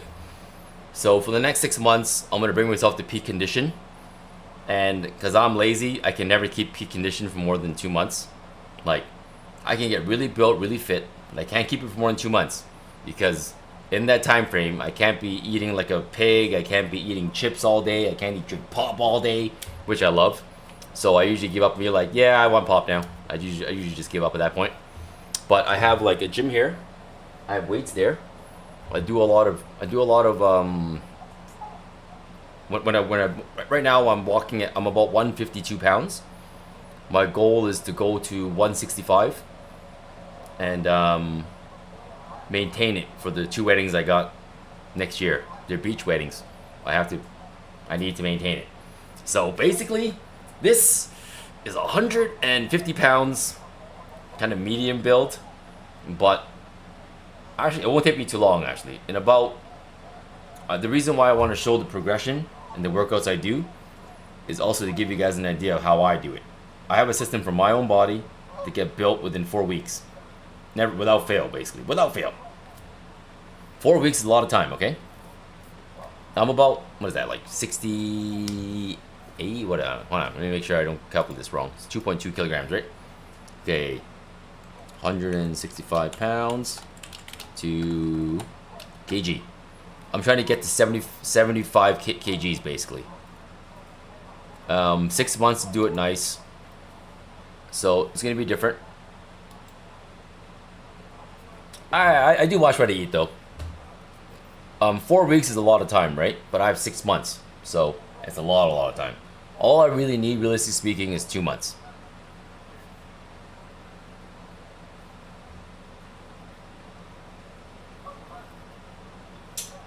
Yeah, so for the next while, I'll be eating clean, just because I gotta get built. It'll be fun. I love that phase. You know, I love the phase where I'm a pig, because I'm just like carefree, and I love the phase when I work out, because when you pick out a long time, you get out of your system, and then afterwards you can kind of like chill. You know what I'm saying? I'm actually not the best eater, but because my wife eats really clean, half my food is super clean. You know what I'm saying? And even when I eat dirty food, I try to balance it out. Like, I balance it out in my head. You put 15 kilograms in 2.5 months when played basketball for 2 teams. Yeah, exactly. 2.5 months, 15 kilograms, no problem. You can totally do it. You just got to make sure you eat right. Like, diet is key, right? For gaining weight, diet is key. You can't gain weight without a good diet. I would say that's almost for sure. Like, almost for sure.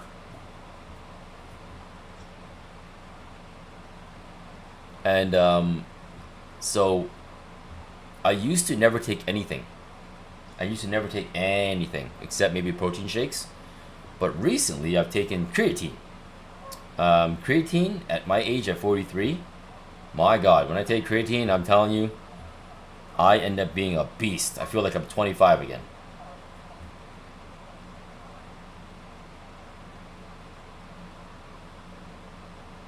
Always candy in the house though. Yeah, I mean, there's a limit, right?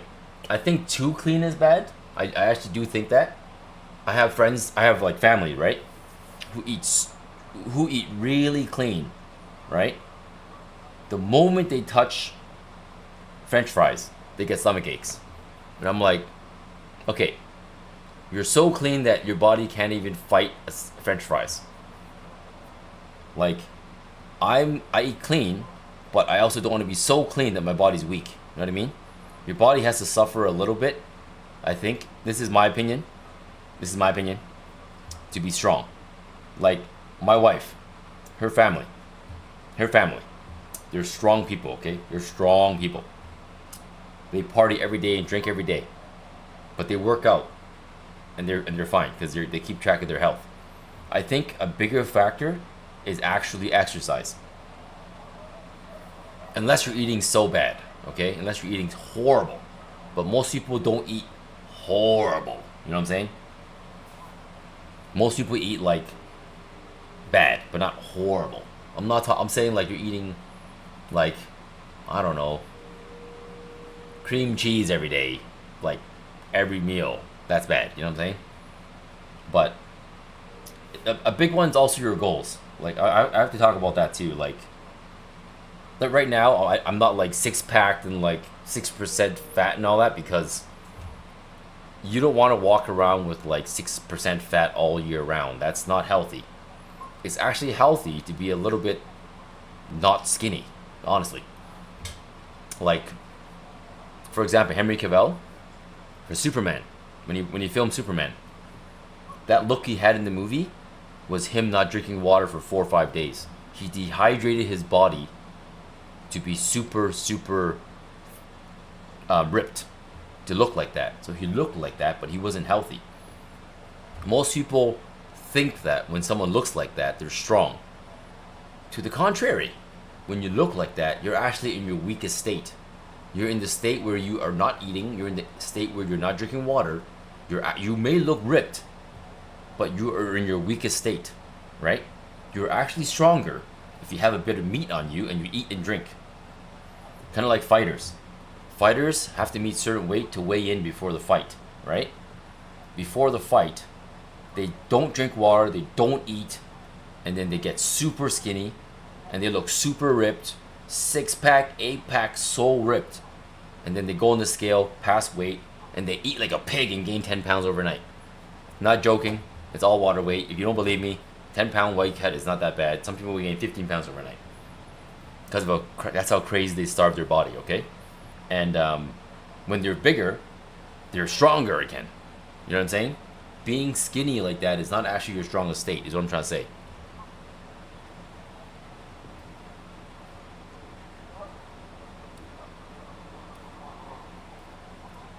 Yeah, so, and especially like my life, I'm a dad now, right? When I'm really skinny, I'm always hungry. And I can't function without eating. Like, I cannot function. I'm like, oh my God, I'm starving. My body can't function. But when you have a little bit of fat in your body, I can starve for 8 hours and be okay. Sometimes it's a necessary evil for a dad. You need that fat in your body, bro. And say if you're skinny, right? Really skinny, and it's winter in Canada. And your wife goes, oh my God, I'm cold. Give me your jacket. You give her your jacket. I'm telling you right now, if you're a little bit fatter, you cry less. Do you think your girlfriend or wife cares if you freeze in the winter? No. They're going to be like, I don't care. Give me your jacket. If you have a little bit of fat in your body, you won't freeze that bad. If you're skinny, you're gonna freeze. So, yeah, that's what I'm saying. Like, a super unhealthy extent, right? Like, one championship has a, you guys know Muay Thai? One championship has a urine gravity test to make sure that when you do the urine test, the urine flows fast, not slow as if you didn't drink water all day. That test is hard to pass because it's designed to make the fighters not dehydrate themselves so hard, so they can't not dehydrate themselves so hard. But it backfired because it made the fighters work even harder to pass the test.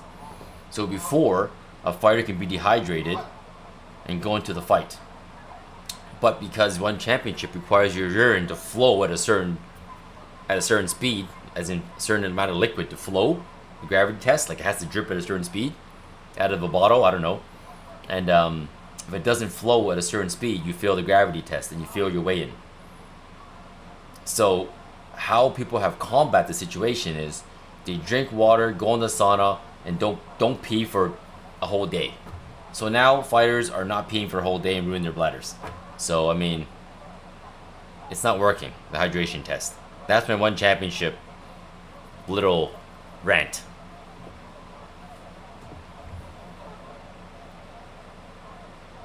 Yeah, I can starve.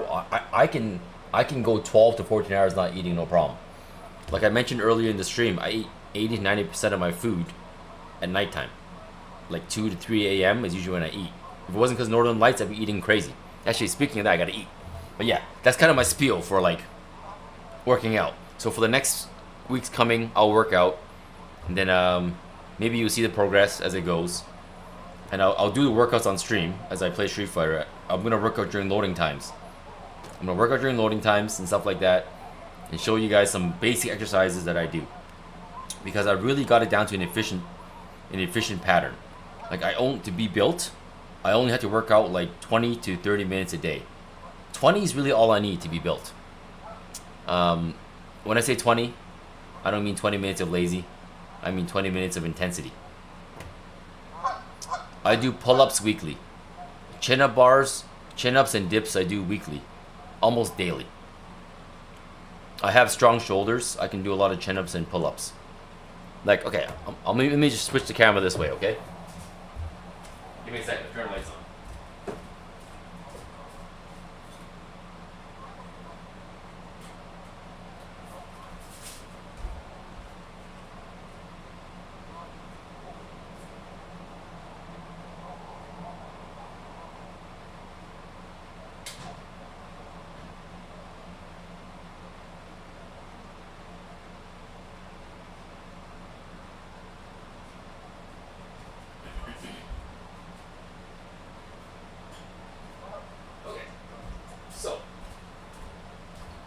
Some basic gym equipment. I set this whole game room up so I have a gym beside me too because I need it. I value working out a lot. Something I really value. It's just the way I am. So here I have a treadmill and a universal machine, right? So for the treadmill, I like to do dips. Lots of dips.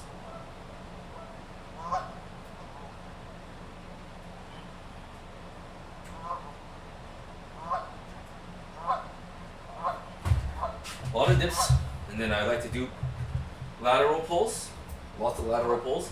I really enjoy lateral pulls. And then on that side, I do free weights. So I do I do back ones, a lot of back lateral pulls.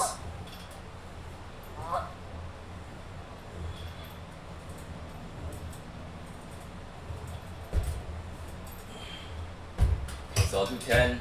I'll rest, and then right away you do 4. You rest for only like 10 seconds, and then you do forward.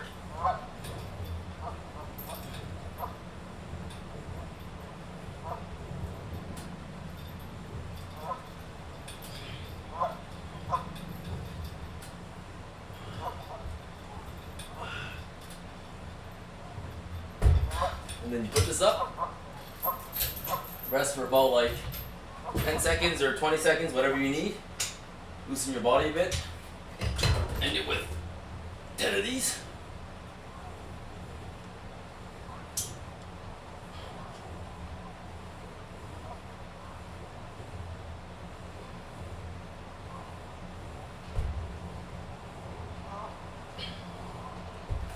And then afterwards, you switch the camera to the front.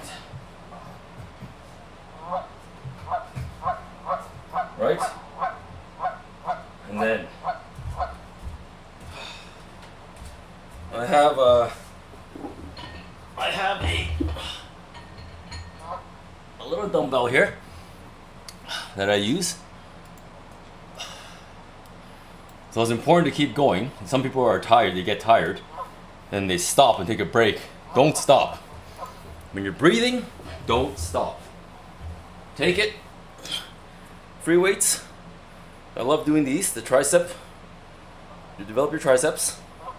You can use one hand or two, up to you. You can do it with one hand form.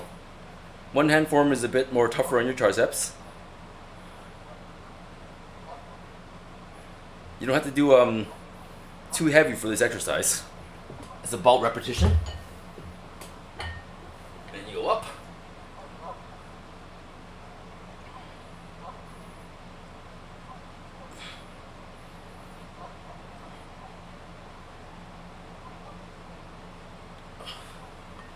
And then when you're done, well, I like to use 35 pounds each after and do about 10 wing exercises.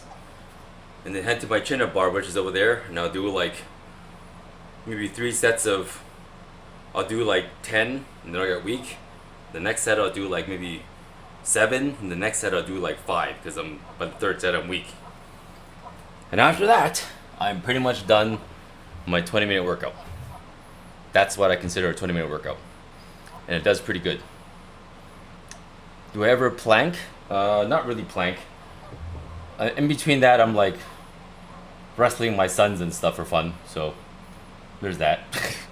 I'm pretty active all day with I'm fishing. I'm like, you know, fixing my stupid cars and stuff. Like I'm doing other things too. So because I'm not like an office guy anymore, I do stuff all day. Like it counts as moving. You know what I mean? If I'm sitting at an office all day, only sitting down, then I would work out longer. But because I have an active life, like daytime is not sitting down all day.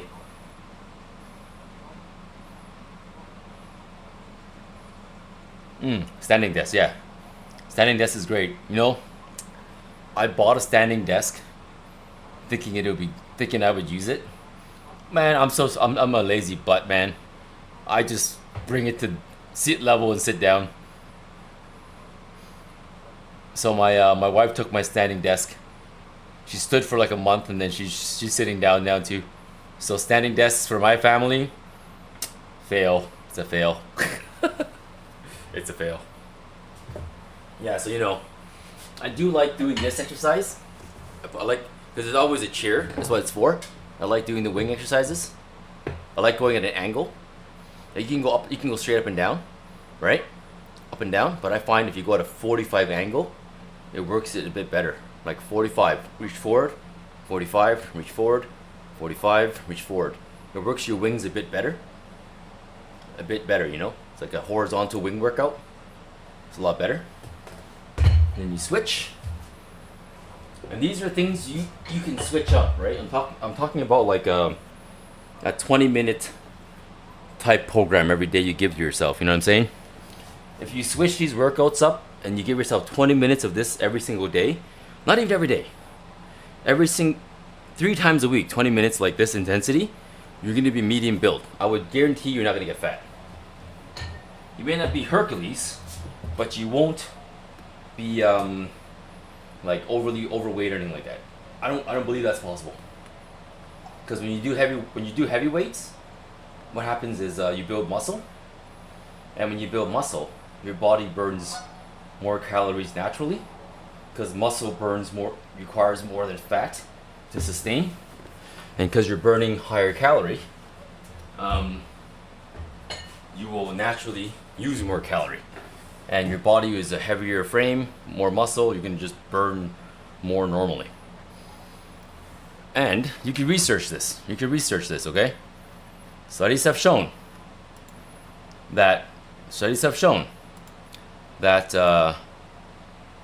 if you work out for like over 10 minutes and you get your heart rate up, your body burns the same amount of calories as a person that did it for 45 minutes. It's on the contrary, right? The difference is not as big as you think. Because according to science, and this is studies, not me. According to studies, once your body goes into the burning state, it doesn't stop. That's why 20 minutes is enough. Like, yeah, upper and lower traps. I do like, I have another exercise for that, for the traps and stuff. I used to row, I have a boat, I used to row it to work on that stuff, but now I just do trap exercises. But like, let's see, let me try to find some articles on this. Okay, so let me give you an example. I had a friend. This to me makes sense because I had a friend. He was really fat. He was overweight when I was in high school, right? And he was lazy. I swear to God, this is how he lost weight. He just ran 3 minutes a day. I'm not even joking. But when he ran 3 minutes straight, as fast as he can, like a burst of 3 minutes. And some of you might think, some people say things like, it's only 3 minutes, you can't lose weight. I dare you. Go run outside the parking lot 3 minutes straight as fast as you can, 3 minutes. By the end of 3 minutes, you're gonna be huffing and puffing your body to the point where like you can't even breathe. I'm not saying like a jog. I mean like run like your life depends on it. 3 minutes. Your body will be burning calories like for another 10 minutes after you've ran, because your body doesn't just shut down like that. It keeps going. That's the science behind it. I don't know how true it is. Okay? But it works. It seems to be logically true because after I work out, my body feels like it's still burning a lot of calories because my heart rate's up, my blood's pumping. Like, it's different than when I'm not working out. So I think there is some truth to that chemical breakdown process. Let me just try to find some articles here. Hold on. I wish I knew the terms. Okay, number of kind of everything is why.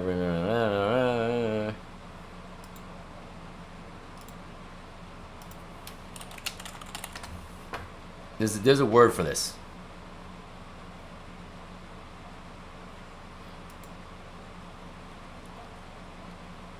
Sports medicine, blah blah blah.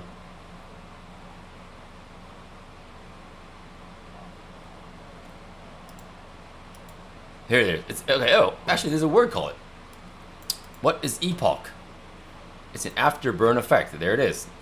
This is literally, I think, what they're talking about here. I think this is what they're talking about. I don't even know what epoch is, but it sounds like the same idea. It says excess post-exercise oxygen consumption. Excess post-oxygen consumption, epoch, is one way to get it. Afterburn effect. It is increased use of oxygen and calories after you stop exercising. It's the energy your body uses to return to a resting state. Yeah, okay, so there it is. So they're saying the theory is your body is in a higher state, right? For your body to return back to the regular state, it's not easy for the body to do. So it has to work and to get itself back to the regular state, and that's like the post-burn.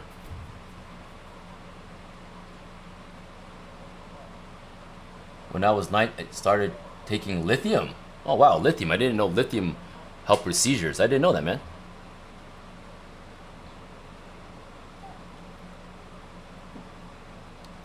Oh, you know, the carb thing is interesting. Well, maybe because I am my body, everyone's body's different, right? But my body doesn't respond to carbs badly. I can eat a lot of carbs and I'm okay. But some people eat some carbs and they blow up. So I think it's body dependent for that one. But definitely more protein is definitely going to be key. Like Tim Lowe, okay, my friend Tim Lowe, he's lives in Edmonton in Alberta, Canada. He's one of the best Muay Thai elbowers in Canada. A lot of his knockouts are by elbows. He's trained a guy who is a champion kid now, I guess. Shoot, what's his name again? Something Carr. Darn, what's his name? Kid's name. Shoot, something. Crap. What's his name? I forgot his name. I forgot the kid's name. But basically, he trained a kid. He was 160. He couldn't gain weight for the life of him. Tim Lowe put him on a diet program. He became 185 and won the Canadian champion. Not the Canadian. He won the nationals in like the it's like a competition in the States that was like a North American tournament, and he won it. He basically ate pure steak to gain weight, right? And that was an interesting concept because I was always told eat eggs, stuff like that, and it makes sense. Tim Lowe was like, if you eat eggs, bro, you're not gonna gain weight. He's like, eggs have like at most 6 grams of protein. You got to eat like 8 eggs to make up for the meat. You got to eat like steak, and you got to eat like chicken and stuff like that to make up for it. So he was saying opposite theory of eggs. He frowns on eggs to work out. I always thought eggs were great, which I think they are. But he was like, if you're really serious about bulking, eggs is not the protein you want. You want like something like steak or something like that. And I'm like, oh, interesting. It's interesting. I didn't expect that from a nutritionist. And mind you, Tim Lowe is like a world Muay Thai champion. He's like one of the best nutritionists in Canada. Like, he's trained a bunch of fighters. His theory is not like book theory. It's real theory, if that makes sense. There's book theory and there's real theory, you know what I mean? Real theory sometimes doesn't exactly align with book theory, if that makes sense.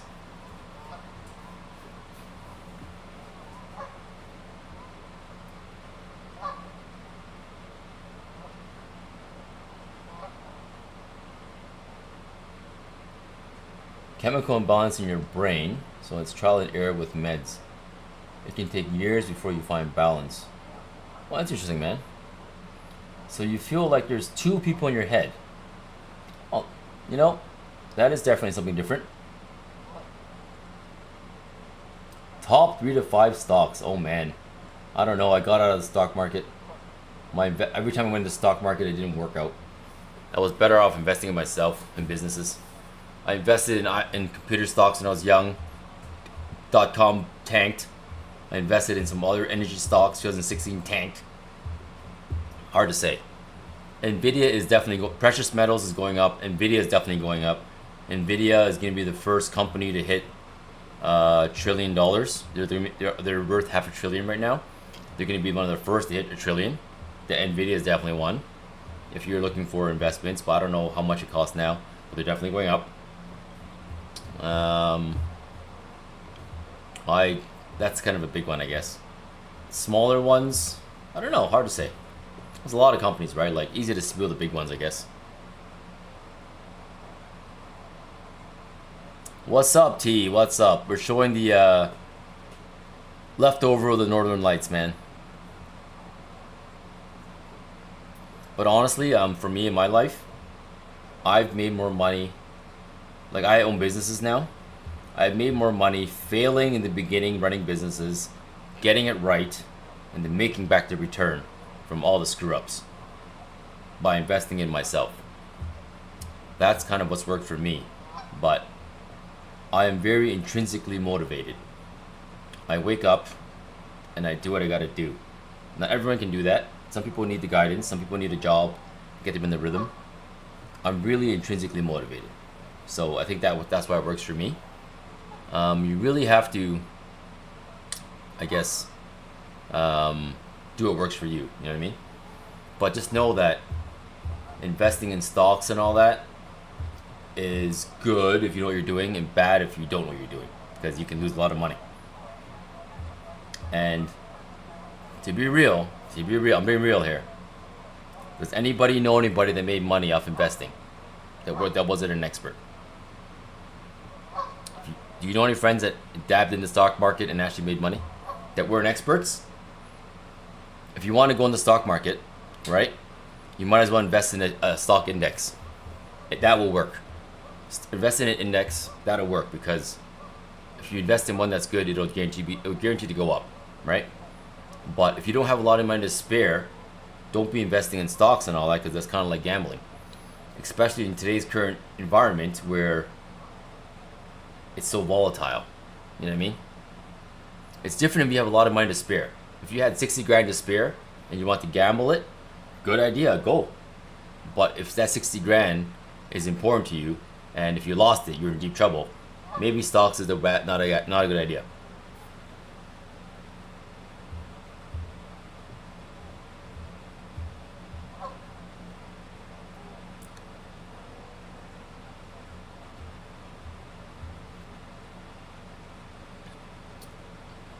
What businesses do I find most successful? I talked about this a few times. The businesses that I find most successful are the businesses that have an industry, okay? If you're starting out, I'm not saying you can't do a niche market. I'm not saying you can't do that. But if you do a niche market, know that your success rate is going to be much lower or much slower, okay? For example, if you want to start a business today and you want it to work, right? You didn't care what you did. I guarantee if you started a cleaning company to clean as a maid service, clean houses, I guarantee you to work, because everyone wants their houses cleaned. No one wants to clean their house anymore. Maid services always make money. Is it dirty work? Yes. My point is, there is demand. There is demand, okay? My education, you're asking what my education is? I have university. I talked about it earlier. I have a Bachelor of Commerce in IT. That's managing money systems in IT was my specialty. I'm a certified project manager. I'm a certified database developer. I'm a certified support guy. And I have risk management certifications. Yeah, that's what I am. That's kind of where I stopped school. Stopped going to school because now I own businesses. Don't need school, basically. Getting a master's right now makes no difference. I own businesses. Doesn't matter.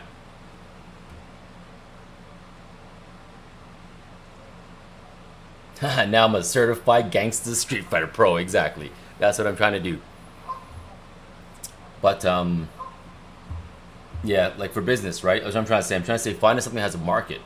You need to have a market. You need to have customers. Otherwise, it won't work. And find something that doesn't expire fast. I've used this example because this is the example I like using because it makes the most sense.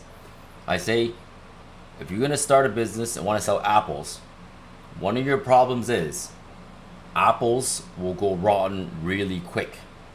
If you don't sell the apples in time, you're gonna lose all your money because all the apples are gonna go rotten, right? Not saying you can't sell apples, but what I'm trying to stress is there's a life to those apples, and if you don't sell it, you're done, okay? Don't put yourself in that situation if you're starting out. That's bad. Cars, cell phones, computers, those things are different. If you buy a car, assuming you're not trying to sell it in a 6-year time frame, you buy a car and fix it up and sell it, you're more likely to make money out of that than selling apples. You're more likely off making a maid service to clean houses than selling apples. Why? Cars have demand. People need cars. People need their house cleaned. Cell phone repair. Why does every single mall have a cell phone repair station? People break their cell phones. Repair cell phones. Will you make a lot of money? Maybe, maybe not. Can you make money? Yes. My point is there's a market for that. Don't try to do like, I don't know, something that's like, you want to paint paintings and sell paintings. Don't do that. That's, unless you're really good, okay, that's different. But like, generally speaking, don't do something like that because it doesn't, the competition's fierce and there's no market for that. There's no market to sell paintings. Maybe there is, but not many guys that I know buy paintings on a regular basis. Definitely people drop their phones more than they buy paintings. So, electronics generally makes money. Put it that way. Electronics makes money, generally speaking.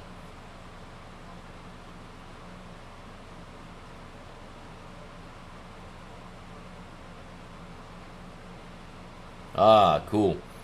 I'm going to BC next month, man. I'm going to Kelowna to meet Sagat. I'm going to be a top-notch Muay Thai in Kelowna to meet Sagat. Opening up a gym. Opening up a gym is great, man. Location is key. It does help if you're like an ex-champion, right? Most of the gym owners that I know have a head coach that's used to be a ex-world champion. All the Muay Thai gyms I know have a coach that used to be either ex-professional fighter or ex-world champion. I think that's honey. So use honey in this sense. Honey, yeah. Honey actually honey can't. So talking about expiration, candy, honey, and stuff like that is actually a good business because they don't expire fast. Sugar is a preservative on its own. If you open a candy shop, the candy doesn't actually expire fast. It's not like apples. They actually last a while. I know a guy that actually cultivates honey and sells honey, and he makes good money. Like Manuka honey, especially Manuka money. Kelowna is in BC, in British Columbia. It's in the middle. Pharmacy, yeah, you can make money in pharmacy, but like, you gotta be a pharmacist. You know what I'm saying? But here's the reason why I'm not going as far as, yeah, New Zealand. You guys make great honey. New Zealand has Manuka honey, which originated from Australia. I used to work for a New Zealand company. That's why I used to work for J Corporation, which is Methyware used to be New Zealand, and then J Corporation bought it, which is also New Zealand based. J Corporation owns the All Blacks Stadium. J Stadium is All Blacks Stadium, and that's the company I used to work for, J Corporation. They had a company in Auckland, Christchurch. I mean, an office in Christchurch, Auckland, and Wellington.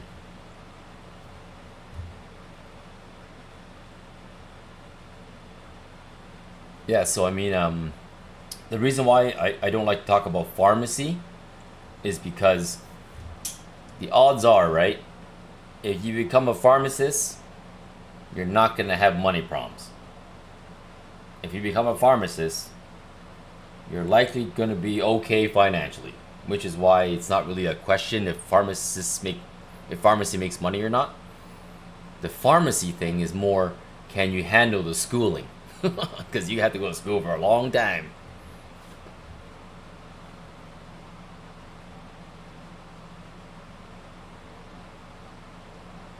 Hey man, I used to work for a New Zealand company for like 12 years, so I know this. I was supposed to live there actually, but I ended up changing careers. No, I used to work as a senior consultant, you can say, for a software development company. J Corporation is what ended up being in the end, but Methyware is where it began. And before I was promoted to an executive, I had to make a choice in my life. And at the time I had only one child. I have 3 kids now. I have 1 kid, 6-month-old. My wife, like I said, was traveling with me when I was a consultant. She was just like, staying at home, traveling with me, taking care of the kids, things like that. And she wanted to see me more, because the higher I move up, the less I would see the family. More money I would make, but the less I saw the family. In the end, I had to make a decision in my life of, do I want to make money? Or do I want to see my family more? My wife and I had a chat. She didn't like being alone in the UK without her mom and dad. So we moved back to Canada and I started some businesses. So whether or not that's a good decision, bad decision, who knows at this point. But in the end, I started some businesses. I talked about in the stream, it was really bad in the beginning. It was the rocky start. I almost thought I did the worst decision of my life. I almost thought it was the stupidest thing I've ever done in my life. But through struggle, determination, desperation, mainly desperation, I succeeded. A very painful time, but I succeeded in the end. Now things are good, but things were bad for a while. And in the end, I see my wife every day. We hang out every day. We don't do 9 to 5. We run the businesses together. I do all the dirty work, of course, like all the heavy lift. I do all the bad stuff. If there's anything that requires garbage, dirt, being dirty, lifting heavy things, anything that sucks, it's automatically assigned to me. Anything that's a really an amazing task is assigned to her. So that's what it is. And it's all good. And now, and you know, like things worked out, right? Like things worked out. I'm happy they worked out. Like I'm glad they worked out, okay? But when I look back, I do honestly question what the better path would have been. Like my dad would see it as, you should have just stayed in the UK and like been an executive. That's my dad's answer. Not wrong. But I was talking to I was talking to my wife about this for like a long time the other day. I was like, I think I know the secret to success. It's suffering. I said, the more a person suffers, the more successful he's going to be. The secret to success is suffering. Because I was like, it's like baking a cake. You need the right ingredients and the right temperature. If the temperature is too low, the cake's not going to bake. If the wrong ingredients are in the cake, it's gonna taste like crap. I've thought about this while I was raising my kids, because my son is like, I'm trying to make him do things and he's being lazy, so I'm gonna make him suffer. That's my answer. Basically, when you raise a child, if he's too rich, he's gonna be spoiled. He's not gonna have a hard work ethic because he was rich. He doesn't even know what suffering is. So if a kid starts off poor, he has no choice but to suffer and live a poor life. And in that case, he learns the good things in life are free. He learns that there are things in life that are better than money, things that are more valuable than money. And eventually that kid's gonna suffer and work hard and raise up and go up in life because he becomes a hard worker. And by being a hard worker, he's developed strength. And then when you moved up in the world, you are stronger than everybody else because you suffered so much. Everyone's like, oh, this is a hard situation. You look at it and you go, that's not hard. What I did last year was hard. This is easy. And then you do it. And then eventually you just keep doing it because everything is easy because you had a hard life. And from there, it's such a good foundation that you just learn things easy because you have to learn everything growing up, not just one thing. No one gave you the answers, so you knew how to find the answers yourself. You knew how to get off your butt because you were poor and you had to get off your butt, otherwise you stay poor. You had like all these things you learn from suffering. And the more you suffer in life, the more you learn. So my solution is to make my kids suffer. That's what it is. No.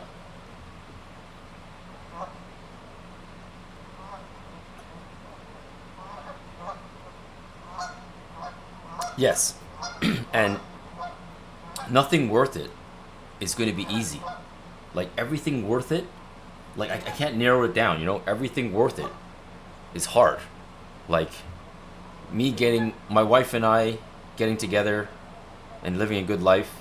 In the beginning, it was hard work to make it work because like we were young people, there was drama. We broke up and then we got back together like years later. Like we worked it out, got married. Like it was good. People say marriage is a marathon. The difference between a girlfriend and a wife, okay? This is the difference. You guys ready for it? A girlfriend you can leave. A wife, not so much. Okay? That's the difference. And I'm happy that my wife and I are good. We're good, and I'm happy that like everything's good. It's amazing. But it does take work. Like a bulk of my energy is used to make my wife happy. Seriously. And it's all good, all worth it. And in the end, I'm happy because she's happy. So, hard work, but it's worth it. It's hard work to make her happy, keep her happy, but it's worth it for me because I want her to be happy. Because if she's happy, my life is usually happy. When she's not happy, my life is usually hell. So, there's that.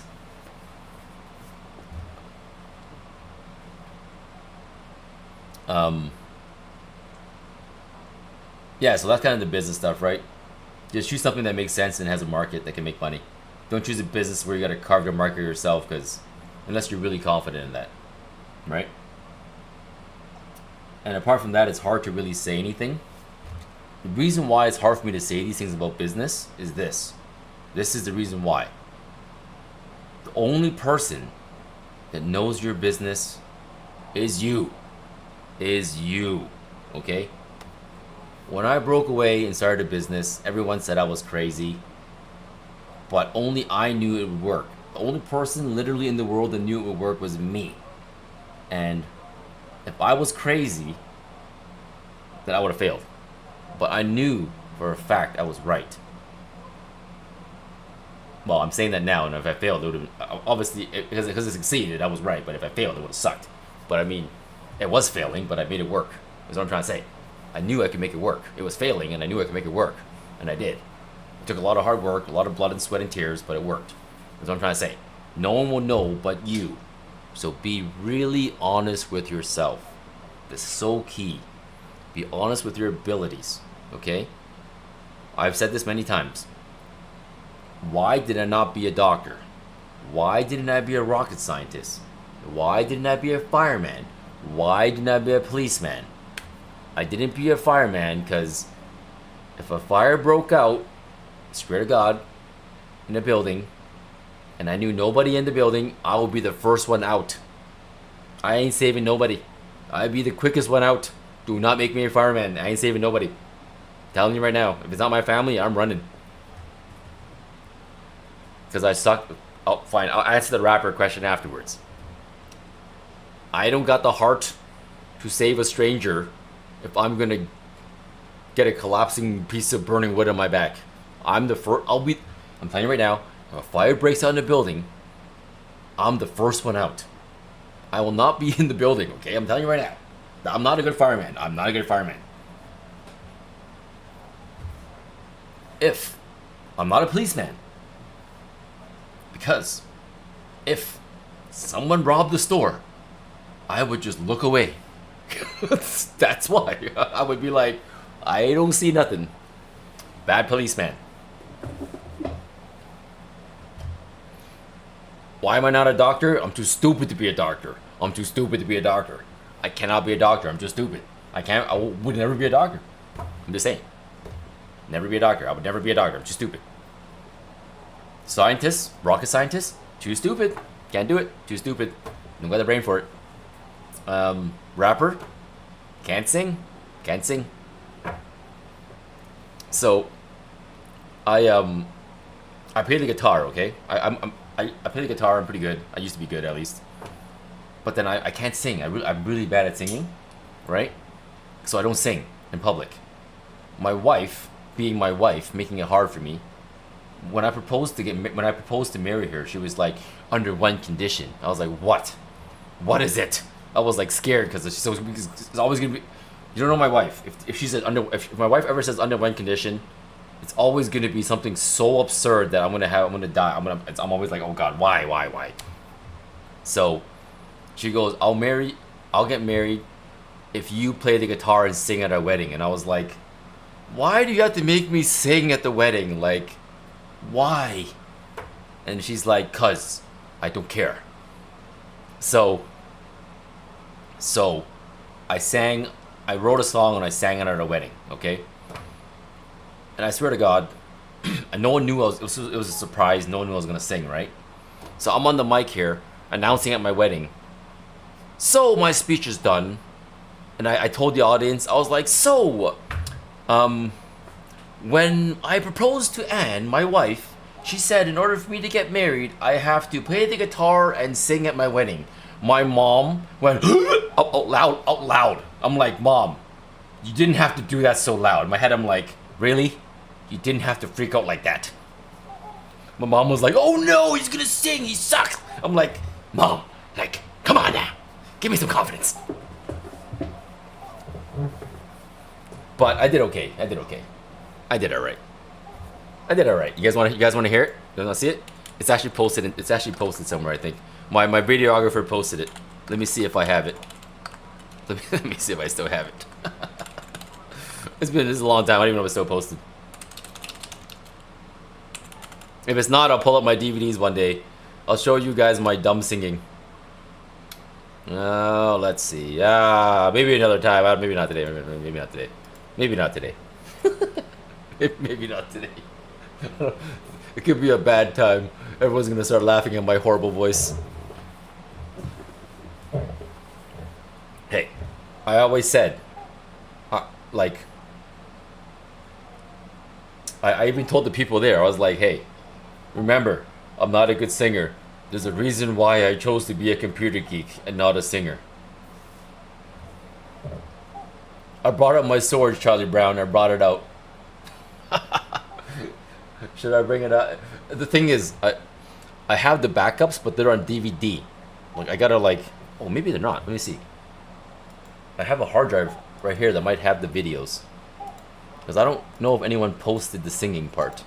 I might have been like, please don't post the singing, I beg you.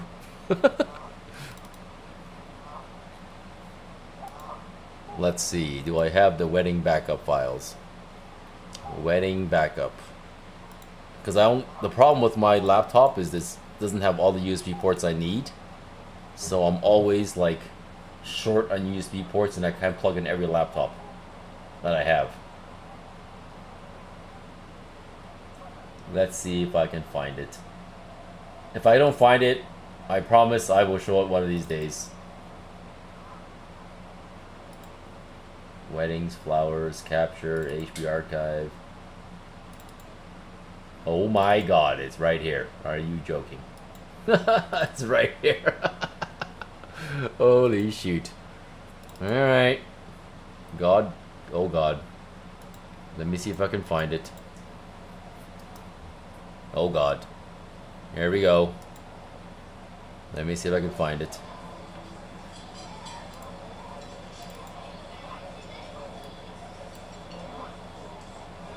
Wow, VOC can't play the file. What in the world? Why can't VOC play this?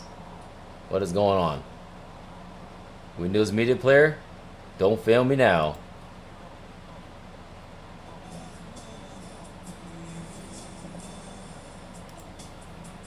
Why can't... worked it out so that we had sun. Yo man, what is wrong with this file? Point out. What is wrong with Windows Media Player right now? It is not playing the file. What is this Windows Media Player? What is this VLC? What are you guys doing here? VLC can't even play it? Are you joking? What is going on here? I gotta bust the... I do have a USB smart hub. I actually have a USB docking station. But like... Okay, so I'll tell you what I got plugged in. I got 3 capture cards plugged in. I got a keyboard and mouse. That's already 5 ports. I got an arcade stick. That's a 6 port. I got 2 hard drives. 8 ports. 2 USB-Cs. One's used for the smart hub. Another USB-C is used for my controller. PS3 controller. Like, that's like a lot of ports, you know what I'm saying? This is not working. I don't know why. Honestly, I have no idea why these files won't play. It's not because I'm chicken. I'm not chickening out here. It's just not playing. Okay, I mean, 500 minutes, I'll try to play it. And if it comes down to it, I'll play it some other day. And people are going to be like, why are you playing yourself singing? I'll be like, it's a long story. I said I'd do it. Oh, I do miss playing the guitar, though.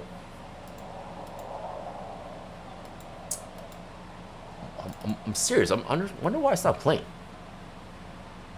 Okay, let me try to use Media Player Classic. Good idea. I'll try to use Media Player Classic.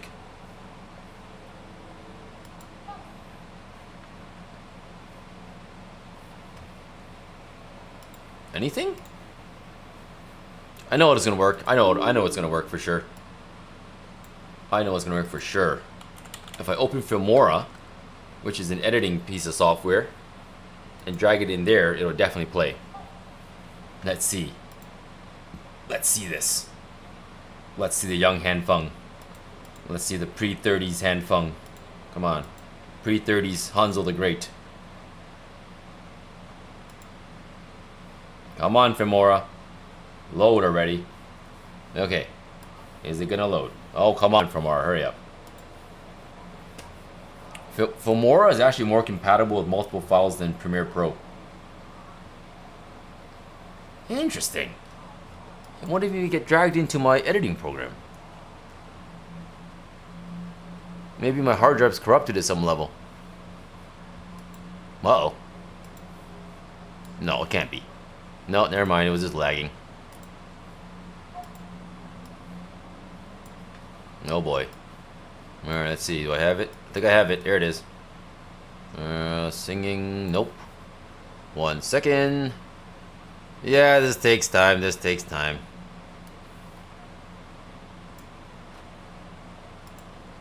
Oh, it's at a good resolution too. It was recorded in 1440p. Oh my god, I see my young friends. My god. My friends are so young here. Everyone looks so young. It's crazy when you reach my age and you look back at everything. Everyone looks so young, man.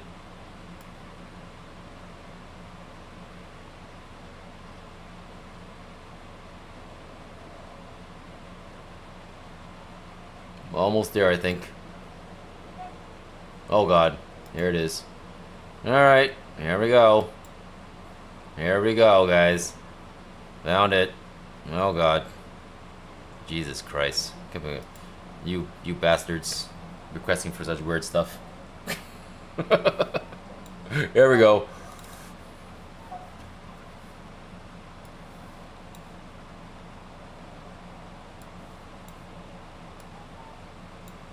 The video is not going to be that smooth because I'm playing it from my video player. My editing program, because for some reason it's just not doing it. Alright, here we go. Hanzo the Great special. So I sang the song Angel of Mine. You guys know Monica, Angel of Mine? Oh, I'm 43. Angel of Mine, Monica. Back in the 90s, it was a very famous song. I did my own version. I did a cover on it. Alright. Here we go. Oh boy. My wife loves showing this crap. She likes to embarrass me. But that's alright. I don't get embarrassed. I don't get embarrassed easy. So at least there's that. Alright, here it is. That's the wedding. And boom, boom, boom. Alright. Let's see if the audio is going to work well. Okay, let me resize this guy. Alright. Well, that was the wedding. It was in Toronto at the Mandarin Country Golf Club. I didn't even know that existed until I got married. I went into this. She wanted there's all these requirements I had to fulfill, right? And there was only one place that could support an Asian wedding that was like ballin'. And I went to the most expensive Asian golf club that I didn't even know existed in Toronto area, like in Newmarket. Didn't even know it existed. And went in there, and I met all these old guys that speak perfect English. I met all these old guys that were like 70 years old speaking perfect English. And I'm like, you guys speak perfect English? How? And all these old guys had money, they had Ferraris. I'm like, where did these Asians come from? I needed to know, I needed these rich Asian friends when I was young. But anyways, I didn't have those friends. Anyways, my point is, play the song, let's go.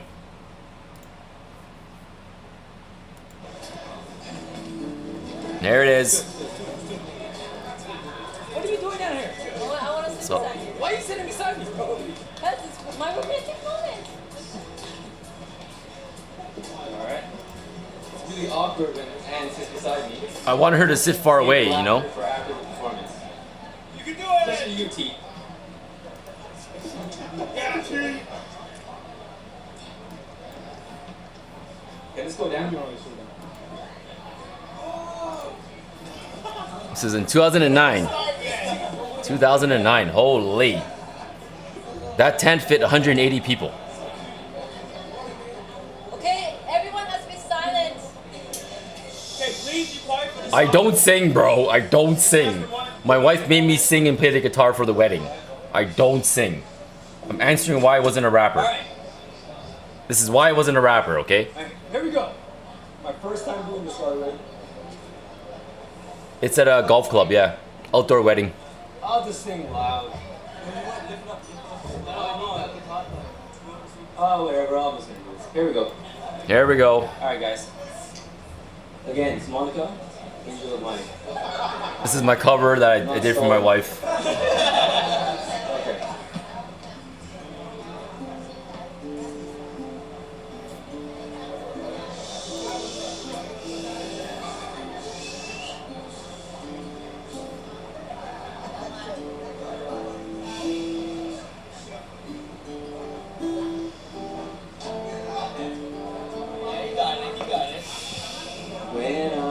Oh god, here we go. This is all I can do, bro. My best. There was something inside of you, something I thought that I would never find. Louder. Angel of mine. I looked at you, looking at me. Now I know why I would say the best things are free. Gonna love you, girl. You are so fine. Angel of mine. What you need to do. Everyone knows I suck at singing. Everyone in the room has heard me at karaoke. Deep inside, I need to show. Everyone knows I suck in the room. Sent from above. When I lost all hope, you showed me love. I'm checking for you, girl, you're right on time. Angel of mine. Nothing means more. You guys are annoying. What we share. Nothing in this whole world can ever compare. Last night the way you moved is still on my mind. Angel of mine. This is peak, bro. I was like, yes, I'm done. I thought you were letting me off. There we go. I can't remember where I left off. That's my dad and my mom. See in the back right there, it's my dad and mom laughing at me. My dad's there laughing at me like, this guy sucks. The guy in the gray suit in the back like, God, why are you doing this, son? I need to show you came into my life, sent from above. When I lost all hope, you showed me love. My mom is rolling her eyes. I'm glad her eyes are covered. She's like rolling her eyes right now like, God. Angel of mine. When I first saw you, already knew there was something inside of you. My brother-in-law kept saying louder, annoying. He kept ruining my groove. He kept like interrupting me when I'm singing. I'm like, bro, I suck at singing. Stop interrupting me.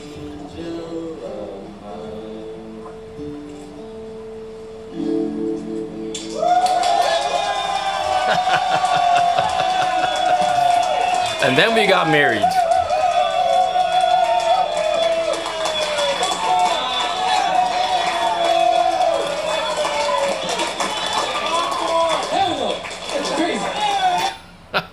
There it is, there it is. Oh God. Like I said, so the whole reason why I'm playing this is to answer the one question that was asked. Why wasn't I a rapper? Does that answer your question, guys? Why I wasn't a rapper? I hope it does.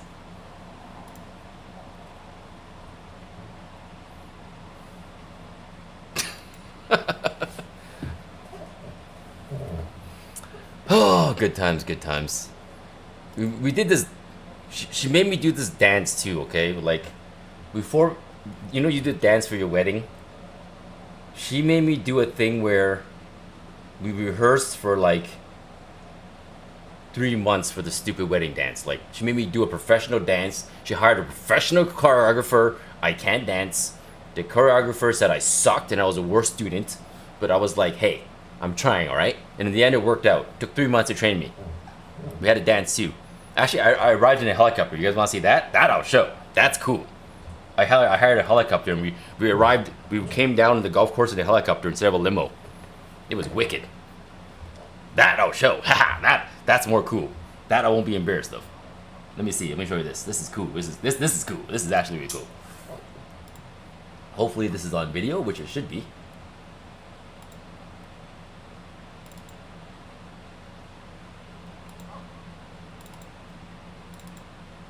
Oh my god, it's all the raw files. Okay, I gotta figure this out. Because the videographer gave me all the raw files, right?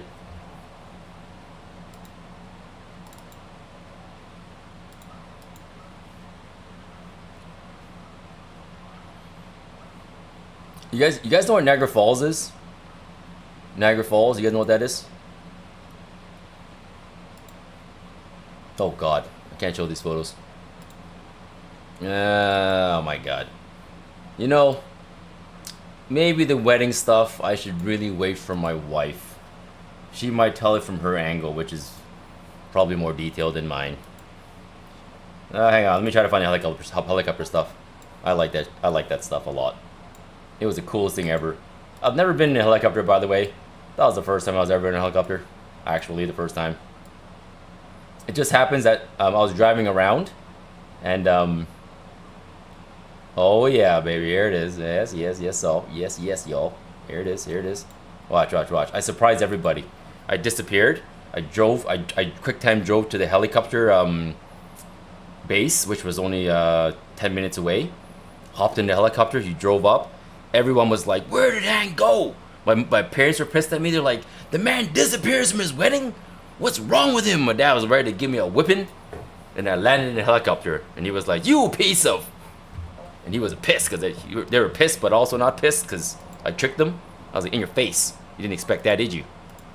The whole time my dad was yelling at me. He was like, "You are so cheap. Why aren't you getting a limo?" And I was like, "I don't need a limo." And he was like, "Don't be cheap. Get a limo." I'm like, "I don't need a limo." He's like, "You're so cheap." And I landed in a helicopter. Anyways. Here it is. Everyone's pissed off. Kind of waiting, looking for us. Because the ceremony is about to start. Ceremony's starting, but bride and groom is missing. Everyone's pissed. Really pissed right now. Like, you have no idea how pissed they are. And then we show up. And I start. And this is where I touch down with a helicopter.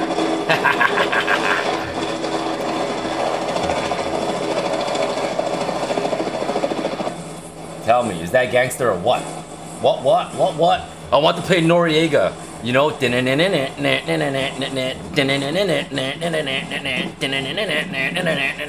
the beat?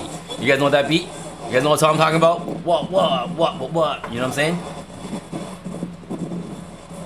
But they wouldn't let me play it. They said that was too ghetto. I wanted that plane. That was my dream. No one gave me a say in all this. I was like, when I drop, play some Noriega right when I drop. And they're like, no, that's too ghetto. I was like, why? You know, that would have been cool, right? But no one saw my vision. Nobody saw my vision.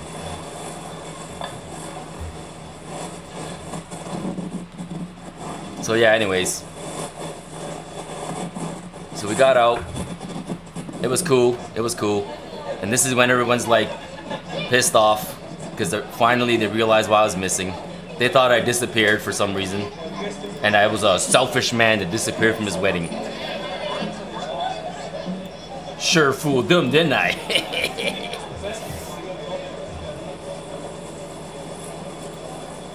Anyways. I'm just trying to get out of the helicopter at this point. I don't really know how to open the door. Like I said, I've never been in one before. It's not a regular thing for me, you know? Yeah, so we're there. Come on, speed it up. So I'm there. Helicopter stops. They run to me. I walk out. Yeah, we're out. Yeah, so we're just getting. I'm trying to get to the point where we're walking out, man. Hurry up. Anyways, that's what it is. I don't know. That's what it is. That's what happened. That was cool. That was fun. So yeah, it was a very eventful wedding. Did a lot, that wedding was crazy, man. Went broke. So at this point in my life, I really wanted to buy a Subaru WRX STI. I really wanted to buy a Subaru WRX STI. Prior to that, prior to this moment, I've never had a nice car in my life. Ever. I was a poor, broke man. This is the first time I ever had a job and stuff like that. No, not first time I had a job, but first time I had a good job. And instead of buying a Subaru WRX STI, I spent it on a wedding for my wife. Trade-offs in life. And then I bought a Corolla, a Toyota Matrix. And then I bought a Toyota Matrix. Ah, decisions.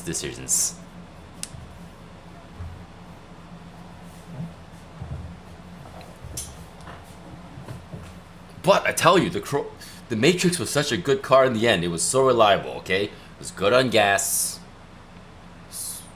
And it was reliable. Those two things were for sure.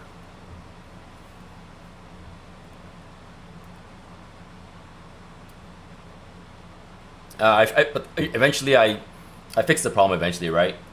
I have my own personal car now. It's a classic. I'll never get rid of it unless I have to, because it's a special car. It's a rare commodity. It's a Porsche 944 1982, manufactured, sold in 83. So the car was manufactured in the same year I was. The car is as old as me. Porsche 944. Standard. It's, you know, RX-7s, Sabs, Toronto 86 Toyota. That shape of a 86 Toyota Sab.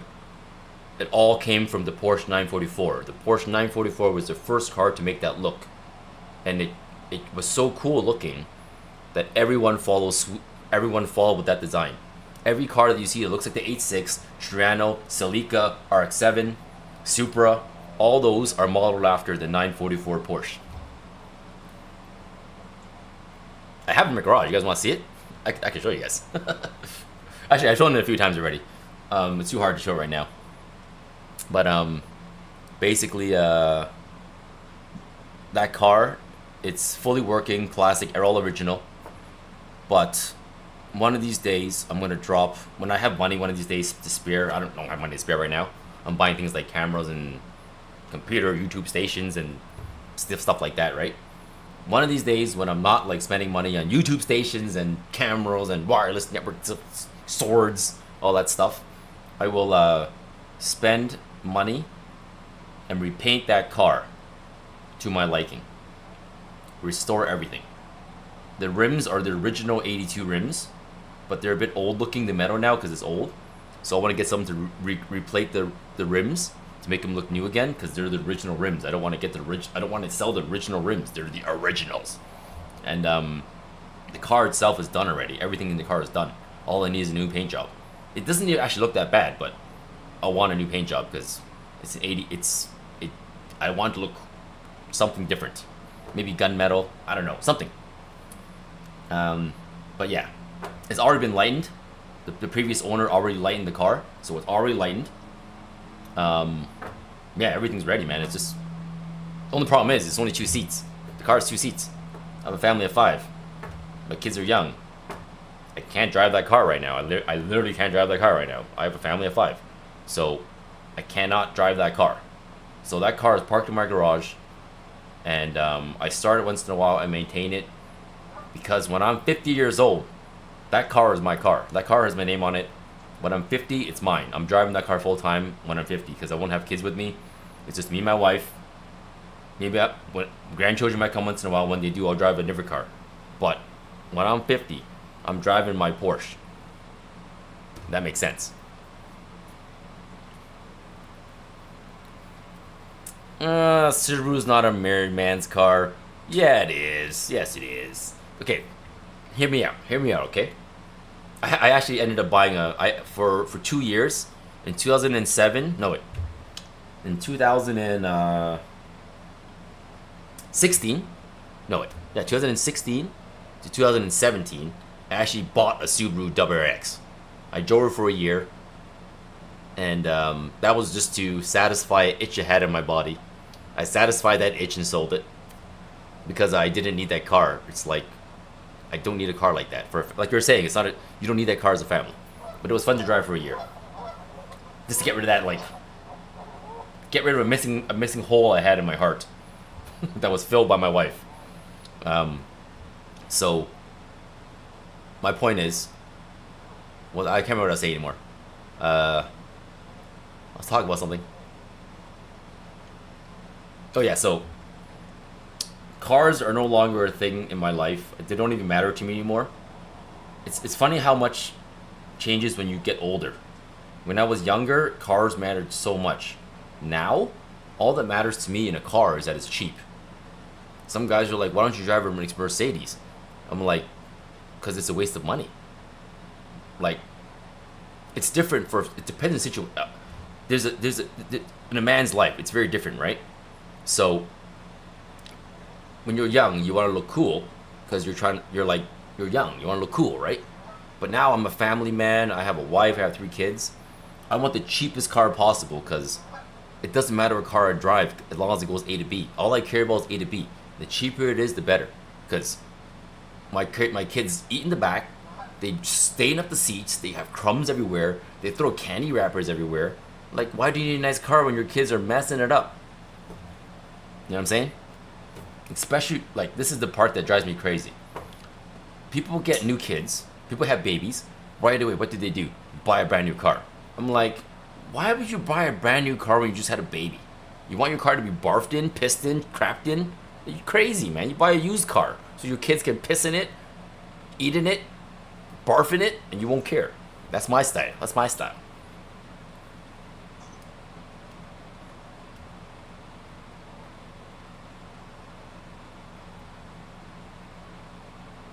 New kids, whoever price, getting second is the way.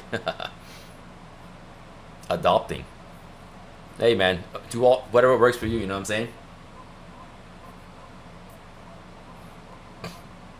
Yeah, like, honestly, right now, like, okay, I'll tell you the psychology. This is my take on it, right? This is my take on it. I don't know how right or wrong, how wrong I am, but I'm speaking from my own brain, okay? Before, when I was poor, really poor, right? I did my best to not show it. So I would always leave the house looking fresh and clean. No one would know how poor I was, how ghetto I was. No one would know because I would always hide it. As I got older, and I'm not rich now, but I'm not poor. Now that I'm not poor, I don't care if you think I'm poor, because I'm not. That's the mentality behind it. Before, I cared that you called me poor because I was poor. You know what I mean? Because I was poor and someone called me poor, I would get hurt because I was poor.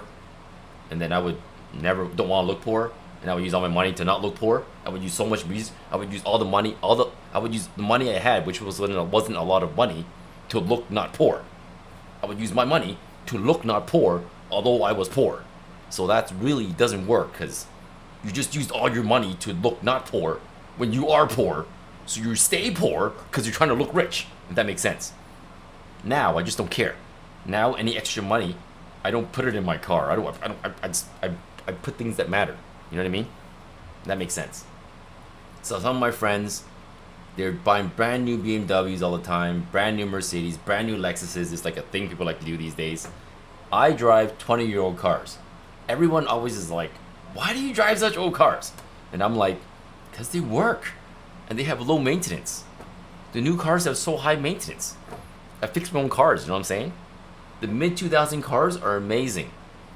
Like, they have all the features you want. Power windows, AC, power seats, good stereo systems. They're easy to fix. When they break, they don't cost like $1 million to fix. When they break, you can fix a lot yourself. There's used parts. There's many used vendors. You can go to a junkyard and get a part and stick it in your car and it'll work. Like, if it hails, I live in a place where it hails every summer like crazy. I showed you the hailing videos, right? When it hails, I don't care. My car already has a few hail dents. I don't care if it hails again. My friend got a hail dent on his brand new car and he went insurance claim. I just didn't care because I already have hail dents. I don't care. Yeah, things like that, you know, like a new car actually freaks me out because then I have to bring it to the dealership all the time. When their light breaks, it's an LED height, like new cars or the LED modules. If they break, they cost like $800 to replace. Old cars, you just change the bulb. You change a bulb that costs $12. So new cars have LEDs in the front, right? The LEDs are great until they break because it's a whole complete module you gotta buy. You can't replace the bulbs. You gotta buy the whole thing. When my car bulb breaks, I change a light bulb.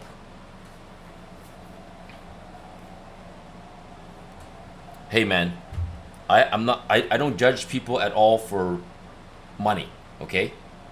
I've said this many times. I grew up so poor. I don't judge people on that stuff. I've only been okay in my life the past like 8 years, okay? I've been poor the majority of my life. I've been so poor, I've been more poor than anybody I know for the majority of my life, okay? So, I don't value a person based on how much they make. That is something I will never do. Because money is just money. It's just money. Also, because I know that you can be rich one day and poor the next. You can do one wrong move and things will spiral and you will be broke. You can be rich one day, poor the other. Don't be like, you have to enjoy the good times, but don't be sitting on a high horse thinking you're all that, because one wrong move and you're poor. You can screw up. Anything can happen in life in a heartbeat, right? So enjoy the good times, be a good person, don't look down on people, and remember, money isn't everything. It helps though. Money's not everything, but it's important. It's important, but it's not everything.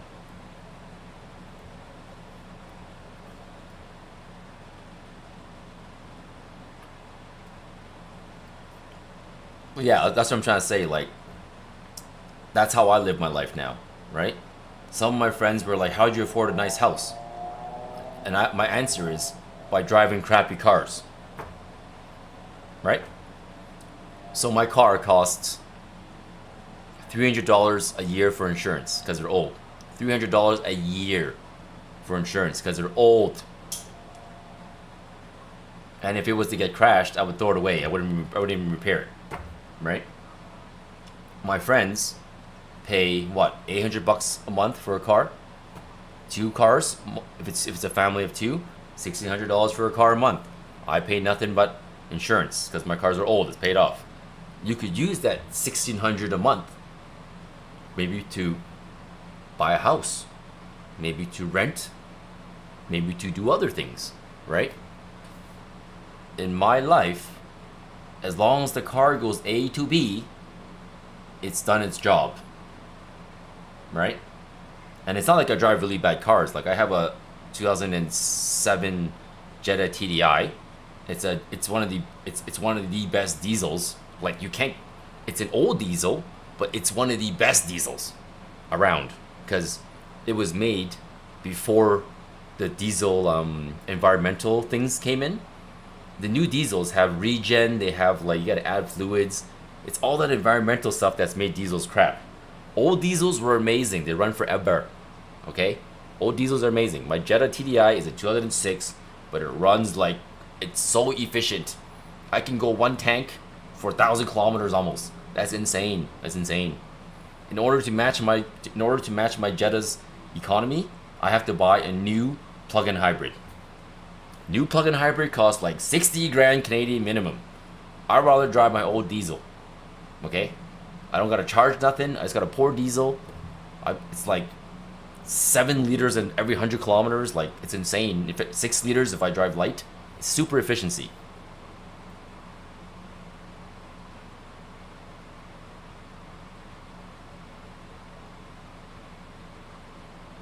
To save money. Okay, hold on. So Lord Norku, not my experience. Money brought happiness and freedom seriously. That is misleading. To say what money don't do. Okay. I didn't say that money wasn't important. I said that it's not everything. Why do I say that? Let me explain. Maybe you just joined the chat, Lord Noroku, I explained that I left I was going to be an executive of the corporation, and I left because I had enough money to live happy. Getting more money meant I would have to sacrifice seeing my wife every day and my kids every day. I wasn't willing to take that trade. Money is not as important to me as seeing my family. I did not work so hard in my life to slave for a corporation that doesn't care about me. So I chose my family over money, started businesses, suffered, and succeeded to make more money. And I'm not saying money's not important, because if you don't have money, you're living the life that I talked about, the poor life that I was poor in the beginning, right? So Lord Noroku, money will bring you happiness, but it won't buy you love. How about that? How about that? Do you agree with me on that one, Lord Noroku? Oh, okay, I don't know. All right. Oh, okay. Sorry, I thought you were responding to what I was saying. I'm just saying money can buy things that can make you happy. Because if you starve, you're not happy. You guys know Maslow's hierarchy of needs? Anyone know psychology? I minored in psychology. I minored in e-commerce and psychology. 2 things. Maslow hierarchy of needs. You need to before you can get your love needs met, you need to meet your biological needs. Biological needs are first. And if, for example, if you're hungry and starving, you cannot fulfill your love needs because you're busy feeding your mouth. Your biological needs come first, and then there's a hierarchy, and in the end, love is the last step, because if you're not feeling good physically, if you're not doing good this, you can't love, because you have to take care of yourself first. And that's what money is. With money, you can take care of yourself. You're not going to starve. You're not going to be living in the streets. But it doesn't mean you're going to find love. Love is a different thing. You can say they can help you find love because more girls will like you. Girls like rich guys. If you're going to say that's a lie, then you're stupid, because that's the truth. Believe me, I was poor. It was really hard to find a girlfriend when I was poor. Actually, it wasn't that hard. Honestly, it's not hard to find love when you're poor. Maybe it's actually harder to find love when you're rich, because all you're dating are a bunch of scrubs that want your money. Maybe it's actually better to find love when you're poor, because the girl likes you for you, not your money. And then when you eventually become more wealthy, you have a girl that liked you when you were poor, not when you were rich, right? That's why, for me, I'm very fortunate I met my wife when I was young. Because she met me when I was like a ghetto scrub in the hood. And she liked me as the ghetto scrub that I was. Which is why I love my wife. She loved me when I was a ghetto scrub. When I was like... I was literally a ghetto scrub. That's what I was. I don't know. Oh. And I was a hood rat, right? That's what I was. I grew up in the ghetto. I was a hood rat. Like, that's what I was. Somehow, some way, she liked me, so it worked out. You can't take the ghetto out of the person, okay? You can't take the hood out of me. You just can't. I'm ghetto from the deep in my bones, all right? You can't take it out of me. I can move away from the hood, but the hood, you can't take it out of me. I'm so ghetto. Yeah, we met in university.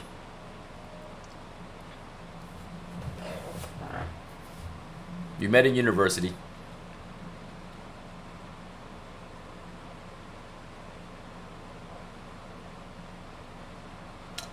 Yeah, I mean, I don't think that applies to just women though, as gay people.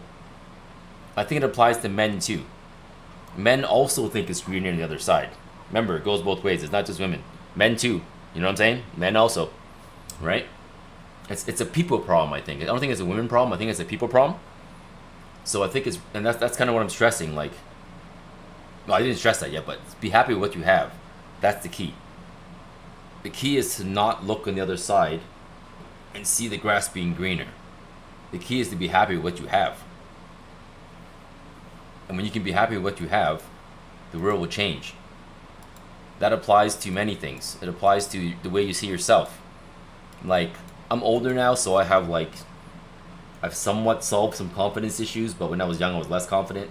I'm not that confident now, but like, at least I've made peace with certain things, you know? Yes, women will love you for your potential. Yes, that is true. And not saying that when you're successful, you can't find a woman, but it is more hard at that point, you know? At that point, you're guessing, you have to guess, like, does she want me for my money? Do I need a prenup?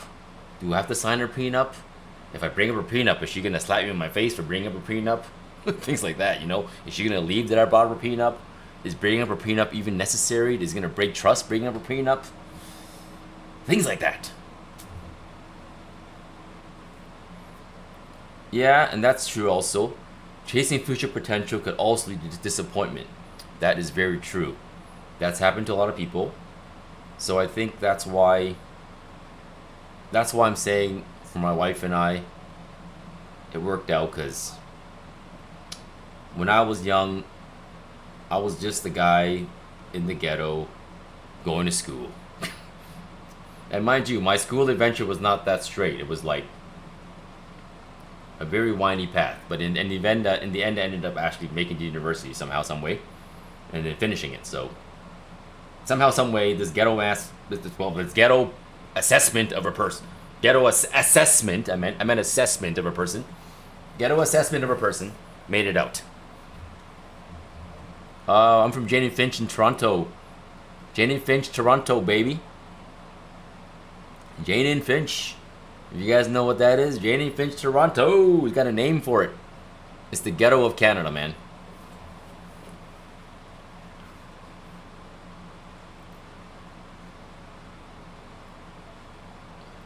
Chicago's worse than Toronto, though. Chicago's a step worse than Toronto, especially right now. But Toronto's pretty bad, though. Toronto's pretty bad. There's a bad side to Toronto that people don't even don't know.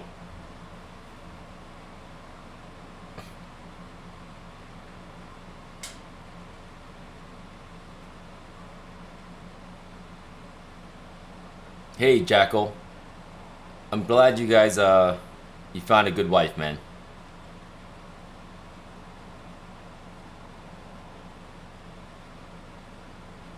Yeah, Toronto in 2007 was great, man. You're talking about a time where Toronto was in its golden phase. 2007 was like a golden phase in Toronto, because anyone that invested in property, let's just say, in 2007, would have been rich. Put it that way. Jobs were easy to find. Jobs were abundant in 2007. I know this because that's when I graduated. In 2007, jobs were abundant. You can get a job anywhere. Things were cheap. Cars were cheap. Rent was cheap. People were partying. People were eating out. And then roughly at about 2017, 18, things went to crap, basically. Traffic wasn't so bad in 2007 either. Etobicoke, nice. Etobicoke's nice, man.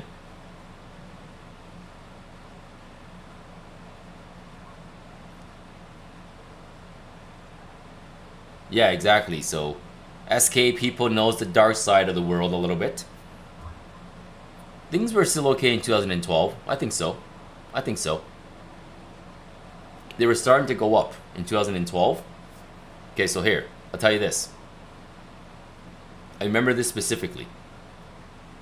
In 2011, I bought my first home with Anne. At that time, houses were rising really fast. And I made a gamble and I said, if I don't buy a house now, I'll never be able to buy one later because houses are rising. And then people were saying to me that it's going to crash. And I said, are you nuts? Why would it crash? And everyone gave me all these arguments of why the house market would crash. And I was like, houses are selling over market price. Why would it crash? People are buying houses in a day. Why would it crash? It makes no sense that it would crash. So I bought a home. It was expensive, but I bought it. Homes continue to raise for the next 10 years. So I was not wrong. When is it a good time to buy a house? Who knows? Sometimes you do wrong, sometimes you do bad. No one can actually guess the right time. But when the market is cheap and low, it is a good time. That's a good time. You can never time. I have friends that don't have a home right now, and they're trying to wait for the perfect time when the market bottoms to buy a home. That is the wrong strategy. Wrong strategy. You got to time it so that it's near the bottom. Okay? To time it absolute bottom, you have to be lucky. That's it. You either time it when it's starting to go up or when it's really low. The rest is luck.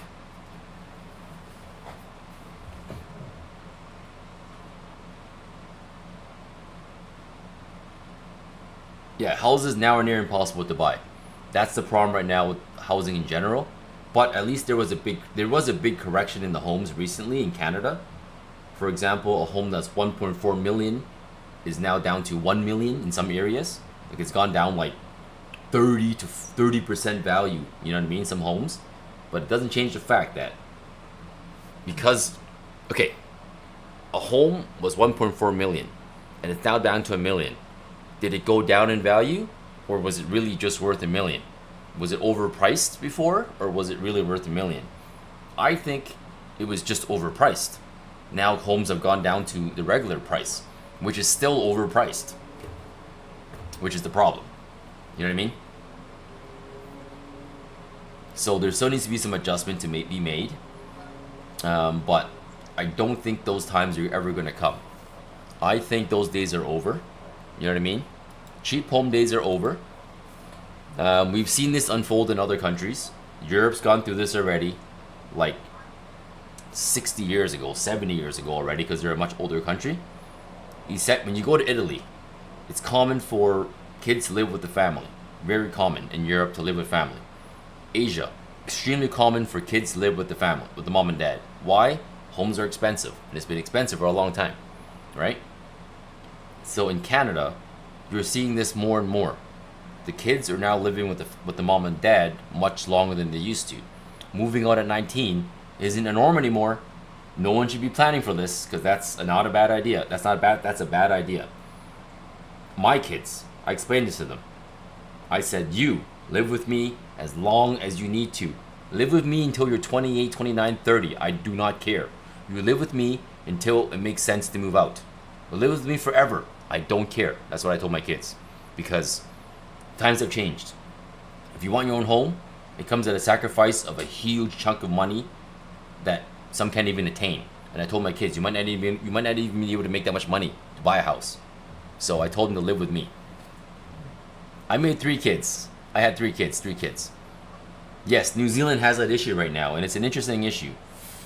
Should I get into New Zealand's political issues? Let me see. Okay, Jackal, you let me know if this is right or wrong. You let me know, Jackal. New Zealand right now has a big brain drain problem. Most New Zealanders that I know that go to New Zealand for school and graduate want to leave New Zealand. So, although they're smart and they've been trained in New Zealand their whole life, they leave because there's more opportunities abroad, which leaves all the skills somewhere else. And the local skills are people that are immigrating over to New Zealand. So a lot of native New Zealanders, I don't mean native like, not the, what do you guys call natives again? The Waku, no, the guys, oh my god, I'm saying the wrong name. You guys don't call them Native Indians. You guys call them something else, I forgot the name. Maori, yes, not the Ewoks. The Maoris, you guys call them Maoris. Maoris, right? Maoris, yes. Maoris. You guys do the all black. All blacks do the rugby war dance. That indigenous people, yes. The Maoris, yes. So those guys are the natives, but I mean the New Zealanders is what I'm talking about. The Haka, yes, the Haka dance, yes, the Haka. It's all coming back now. But what I'm trying to say, the New Zealanders are feeling pressure because in order for them to fill the skills, a lot of immigration came in. And now there's so many immigrants that the immigrants are doing better than the New Zealanders, you can almost say. And that's a problem in New Zealand. this is maybe taboo to be said, but it is what's happening, I think, Jackal, from my gathering of knowledge of people that I know. Because, to be honest, my Asian friends in New Zealand are doing pretty good.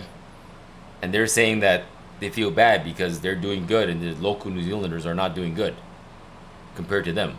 Which is weird because they immigrated there. And that's weird to them. But they're not going to reject it because it's a good situation for them. That's kind of New Zealand's story in a nutshell, I think. If I'm wrong, Jacko, let me know. Let me know if I'm wrong, Jacko. That's kind of the story of New Zealand, I think. But one thing New Zealand does have is more doctors per capita. If they have the most doctors per capita.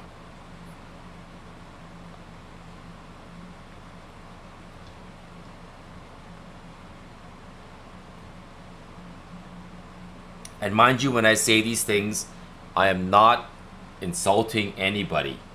I'm just saying what the situation is. There's like, these are facts, man. You guys got doctor shortages now? So you guys, the doctors left, huh? I guess a lot of doctors retired. Yeah, because your doctors were aging. In 2007 and 9, they were okay. But they were on the verge of retiring. And a bunch of them retired. And the new doctors moved away. The whole brain drain issue I was talking about, they moved to the States. Or Australia.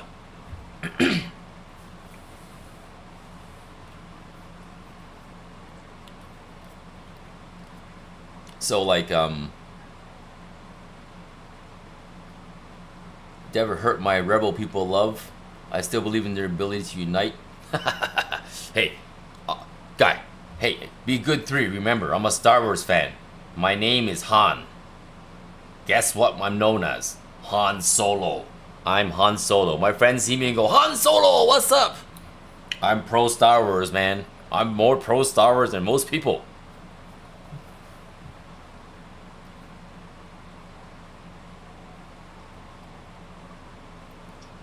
In Alberta, it's a teacher shortage. Yeah, teacher shortage, yeah. Sub to Disney. Nice. Luke Skywalker, childhood hero, huh? Yeah. My childhood... I had so many childhood heroes. Actually, you know what my childhood hero was? It might sound weird to you. Michael Jackson. When I was young, I wanted to be Michael Jackson so bad. I had his jacket.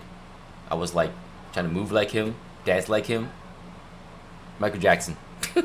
Seriously. I wonder how many other people had Michael Jackson as an idol, except me. He was a cool guy back then, though. You guys might think this is weird, but like, in the 80s, Michael Jackson was the bomb. The bomb. I'm telling you guys right now, like, the bomb, alright? The bomb.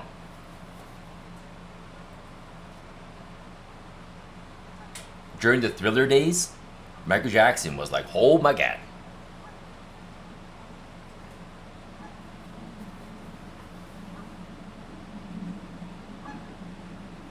Okay, so at least I'm not crazy. So that was a normal thing, right? Okay, good. Good. As long as I'm not the crazy... As long as I wasn't the only crazy boy that was trying to be Michael Jackson. And failing, by the way, because I couldn't do the moonwalk. But I'm glad videos didn't exist, because I am 100% sure my moonwalk is something that needs to be burnt. If anyone ever videoed my moonwalk in VHS, that needs to be burnt. I'm sure I did it so bad that it would never ever work. Oh, Charlie Brown is getting like that in USA, especially in California. Yeah, I know, there's a lot of issues with this problem, right? A lot of issues.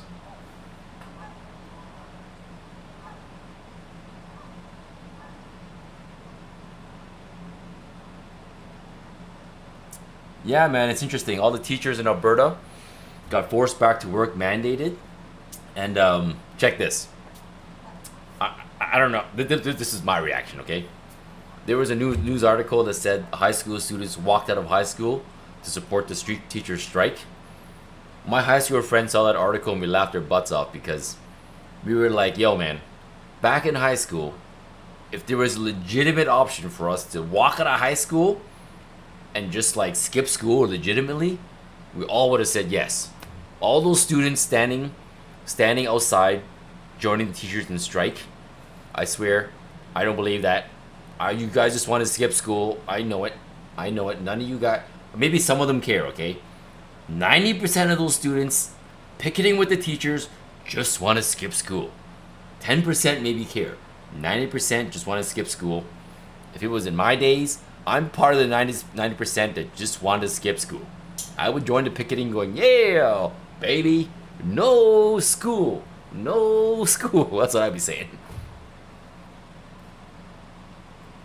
Teacher striking the NZ? I didn't hear about that.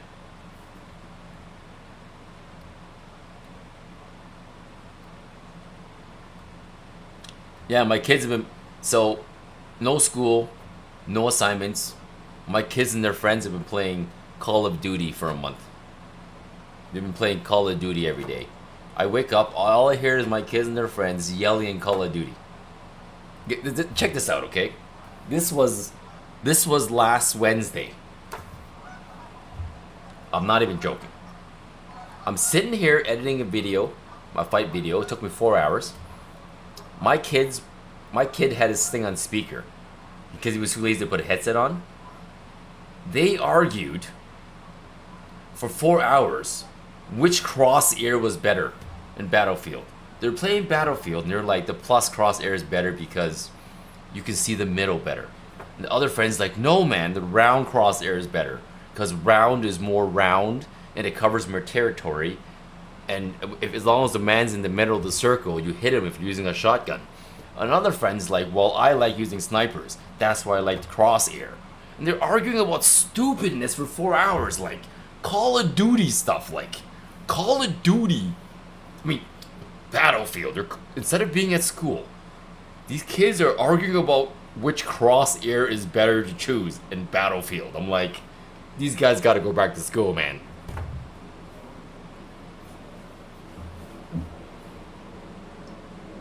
Pretty fun to see what kids these days argue about.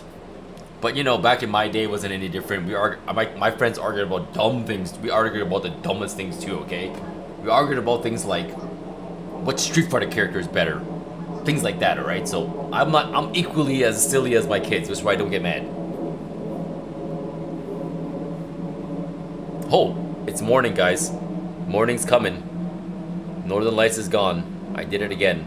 I did an all night morning stream. Did it again. Aha. See? Remember, like I said, these Northern Light streams, guys, that I'm doing is for the viewers. It's because what I'm doing here is an appreciation stream for the viewers. Appreciation for the Best Family Show, like Lily DTI, Olivia from the Best Family Show, Jasmine, Baby Saja, what's up? Happy Halloween, guys. That's my wife's, my Ella and Mommy's channel. And for you guys in the Best Family Gaming Show, this is the appreciation for you guys. You know, I showed you guys the spectacle, the best Northern Lights I can give you guys. I showed you guys from beginning to end the spectacle. You know, so that way when anyone ever asks you, have you ever seen Northern Lights, you can say yes. Outdoor show, guys. Ice fishing soon. ATVing. Bow practice. Composite bow practice. Many winter camping coming, things like that. Outdoor show. So thank you guys for watching too. This is all for you guys, man. Oh, I don't care about that. Be good. Ask me whatever questions, man. I don't care. But the water frame will get better. It's just because my camera isn't good for low light. It's not a low light beast, but I'm getting a low light beast to fix this problem. Marbles or pogs? Oh my god, marbles and pogs were my thing, bro. I was good at pogs, really good, because I was poor. I did it. The reason why I was good at pogs is because I was poor. Being poor makes you good at pogs and marbles, because when you lose your marbles, you gotta buy new ones, and you don't have money, you can't buy new marbles.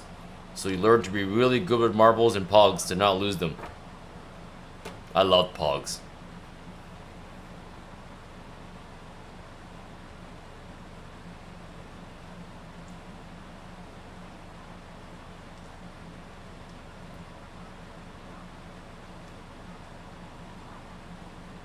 Yeah, you know, Be good. You know, in Belgium, it's similar here for certain fish.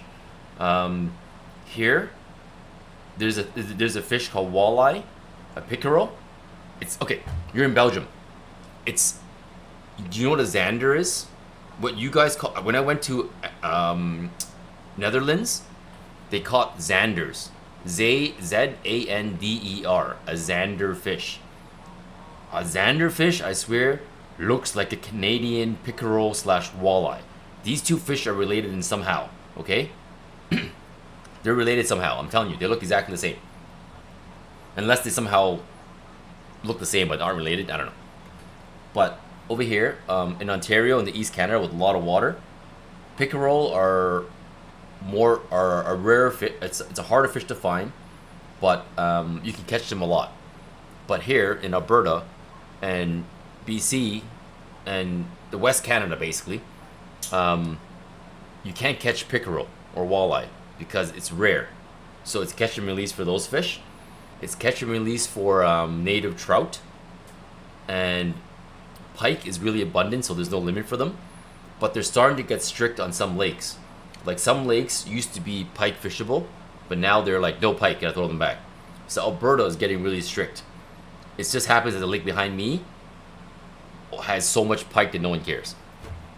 So it is getting stricter in this part of Canada, but East Canada not so strict because there's lakes everywhere. East Canada. I'm in the less watery area of Canada.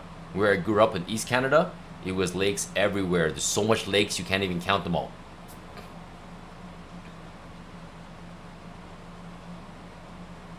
Jacko, thank you. I appreciate the kind words. You know, I was talking about it earlier. I would love to do streams where I just talked about stuff. Like, give a topic that's hot, like GPUs, next-gen consoles, UAPs, the rise of AI, the rise of robotics, even like government policy choices. I'd love to talk about that too, you know what I mean? I'd love to do that stuff.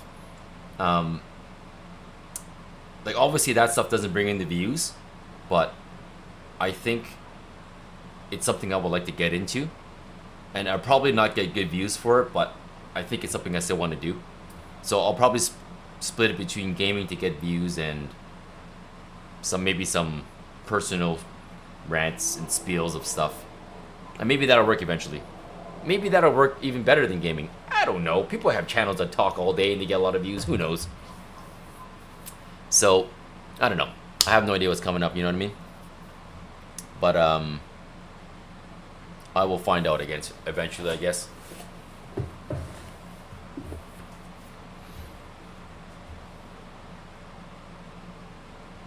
Yeah, man, like, the one thing for sure is that when I show fishing, everyone leaves. Like, I've tried it 4 times this summer. I'm like, all right, we got 250 to 300 viewers looking. I'm like, all right, who wants to go fishing?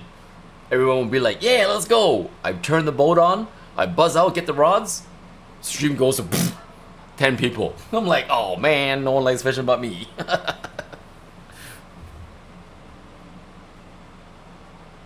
No, we don't. Pirate software is not a thing. That's anti-YouTube anyways. I'm all about everything I do here has to be like non-pirated because, well, I don't pirate games for one. Number 2 is YouTube. You can't pirate games. It's against their terms of services.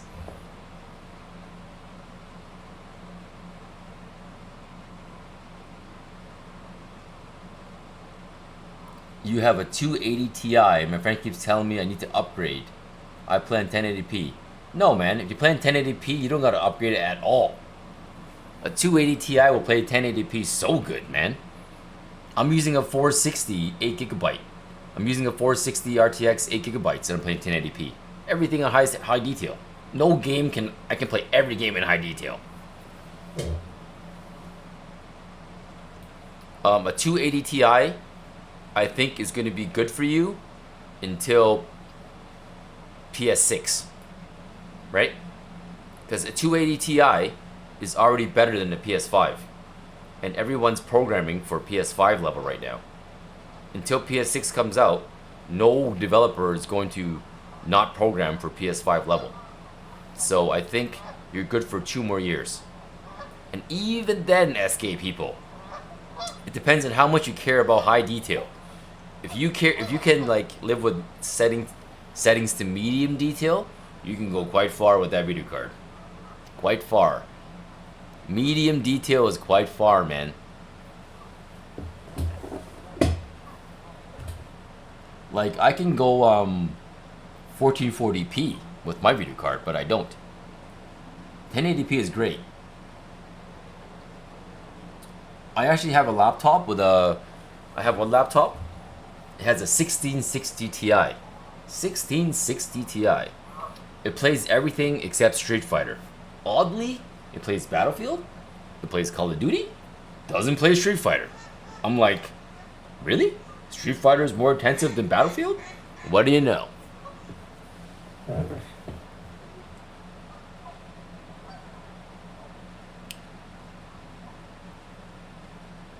Yeah, exactly. It uses a 360 12GB. A 280 is actually more powerful than the 360. And the 360 now is kind of like the standard. I'm almost confident right now that the standard of the world, a high standard even, is a 360. You know why I know that? I have 2 gaming laptops for my kids that are 360s with 660s. My kids have okay. One kid has a 350 6GB. Other kid has a 360 6GB, and they both play every game. I shoot at them at 1080p without problems. Every game with a 6GB 350 and 360. Are they playing at very, very high detail? No. They're playing between medium and high. If you want to play high detail, then pay money, but the difference between very high detail and medium isn't that far anymore. It's not like back in the day where it was a big difference. It's pretty low now. Why not Tekken, Mortal Kombat, or Injustice? So Jackal, I have played Street Fighter, Tekken, Mortal Kombat, Injustice, Guilty Gear, and Fatal Fury. I played all the fighting games in this channel. All of them. All the games you mentioned I play in this channel already. I play them, I do. Except the reason, but to answer your question, why Street Fighter versus those other games, is because Tekken, Mortal Kombat, and Injustice are dead. If you play Tekken, Mortal Kombat, or Injustice, you're gonna wait a long time to match up.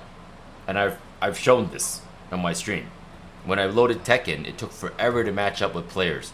When I loaded Mortal Kombat, it took forever to match with players. When I loaded Injustice, it took forever to match with players. I was sitting idle a lot. When I play Street Fighter, that game is so active, you get matches like all day. And that is why I don't play those games.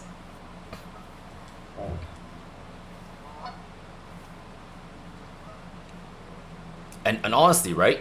1660 Ti is not a weak card. A 1660 is weak by today's standards, but it's not technically weak. Today's standards are just crazy. A 1660 Ti is better than like a PS4 Pro. That's how strong it is.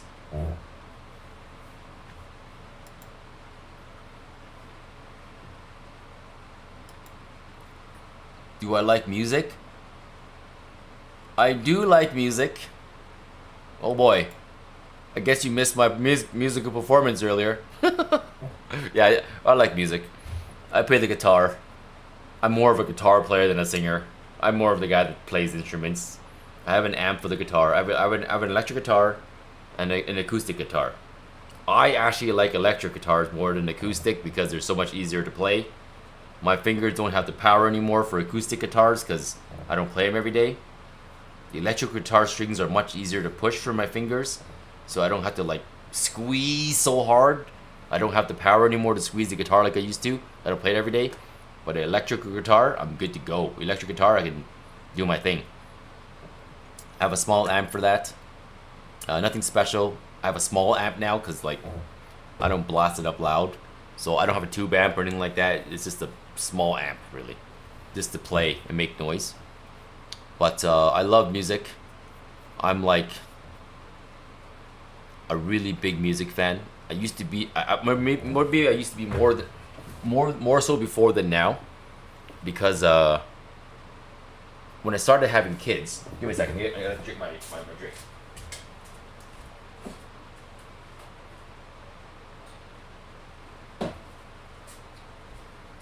When I started having kids, I couldn't blast music anymore, right? I can't blast music. You can't blast music loud when you have kids because they're kids. You can't party anymore. So I used to always be picky on speakers. I was so picky on speakers and like how they sounded and all that stuff. And I was big into hip hop growing up. I was big into hip hop growing up, like big. But then I started playing the guitar, and then it got me into rock. Well, I met some friends that actually, you know the Matrix? The Matrix came out. They had some really good rock and roll in the Matrix. And I had a friend. Oh man, should I be talking about this stuff? Oh, I'm gonna talk about this stuff, alright? I'm not being racist here. This is my life, alright? This is my life. Don't call me racist. These are my friends, alright? When I grew up, I had a lot of black friends. Okay? A lot. Like, more than I can count. Majority were black, alright? All of us listened to hip hop. That was the main music. We loved it. It was great. I love hip hop. And then in high school, I met some Italian guys. I met a bunch of Canadian guys. Like I met white people, basically. Okay, I met white people. That's what I'm trying to say. I'm trying to say that. That's what I'm trying to say. And then afterwards, they got me into my friends that I met. We watched. It was around the time The Matrix came out, and then they were more into rock, and I was like, "What's this rock stuff?" I was like, you know, I never really liked rock music. And my friend was like, "Are you crazy?" And he brought me to his house, played me all the old classics. I'm like, "Yo, this is some good stuff, man." And then I got into rock. And afterwards, after that, they played the guitar, and I was like, "Oh, this is cool." And I started playing the guitar, and I was like, "This is really cool."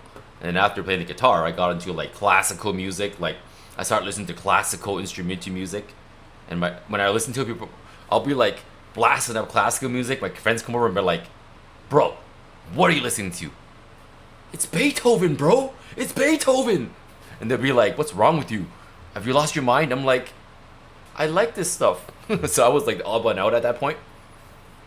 And then I started listening to the Bee Gees, like old school Beatles. I started like learning old Beatles beats. I started listening to like, you know, like Led Zeppelin, Stairway to Heaven. I started like playing Stairway to Heaven. I started playing like these old songs, you know, like that my friends didn't listen to at the time. And then I got myself really well-rounded. And then I met these other friends that I met these cowboys, and they started showing me country music. And because I like guitar, right away I was like, "This country music is amazing. These guys play guitar like professionals." Like country guys can play guitar good, man. Like good. And I loved it right away, because anything guitar I love. Whether it's acoustic, whether it's electric, I don't care. You know, Tupac? Shoot, my god. My memories, my god. Guitar song, Tupac. Bum bum bum bum bum bum bum bum bum bum. Bum bum bum bum. Dun, dun, dun, dun. Oh crap! What the hell's the song called again? Dog's Mansion. Dog's Mansion. Is that what it's called? Dog's Mansion. Am I saying the right name here? Dun, dun, dun, dun, dun, dun. Dog's Mansion. Yes, Dog's Mansion. That's what it is. I started playing Dog's Mansion a lot because it was like it was a song I liked, right? So in the end, I liked everything. So when I have my album, when I listen to songs, it's hard to listen with other people, because my album is so random that if you're not well-rounded like me, you're gonna hate my music. My wife hates when I play the music. When I play my list, she hates it. I have a list of all songs, 60s, 70s, top songs from the 60s, 70s, 80s, 90s, 2000, 2010, 2020, and now I haven't updated the latest ones because I hate current day music, so I don't bother. I haven't updated my list because current day music doesn't make me feel good. I don't know why. Maybe I'm old. I don't know. But like, when I play my list, my wife falls asleep because when the Bee Gees comes on, she's like, "What is this crap?" I'm like, "It's the Bee Gees," and she doesn't like the Bee Gees as much as I do. So, yeah, I guess you can say that I like good music. It doesn't have to be a certain kind of music. I like good music.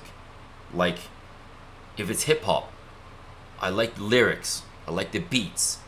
Even the lyrics suck. Sometimes the beat's so good, the lyrics don't matter. You know what I mean? With songs, like, music is a talent.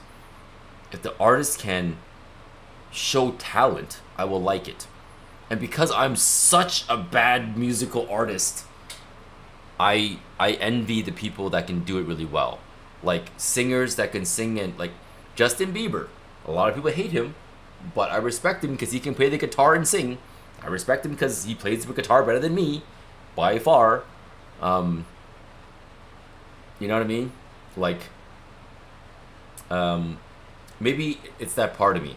I'm so jealous of people that can play really well that I respect them. Because I tried so hard to be good at music, but I suck. So I respect any musician that's good because I know how long it takes to get good at it. Unless you're naturally good at it and you just picked it up and just got good at it. Which I don't think I don't think that's actually possible. Unless you're naturally talented, fine. But you still have to grind yourself to get good at the instrument. Okay? That's my point.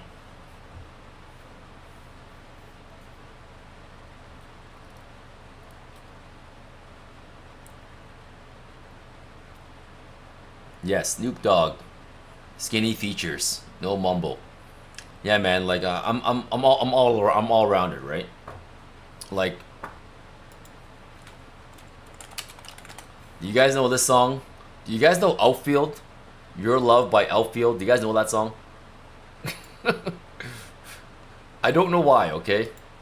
Every time I play this song, people are like, something's wrong with you, bro. People tell me something's wrong with me, okay? Everybody has a hype song, alright? This is my hype song. This is my hype song. Your Love by Outfield. That's my hype song. When I hear this song, I get hyped. I don't know why. I love it. I love the way he dances corny. I love the guitar. I just love the vibe of the song. Alright? I just love it. I don't know why. When I hear it, I get energized. Everyone's always like, why is this your hype song? I dare you. When you're feeling sad, blast the song Outfield Your Love. Blast it, and I guarantee you it'll hype you up. You don't know the power of that song.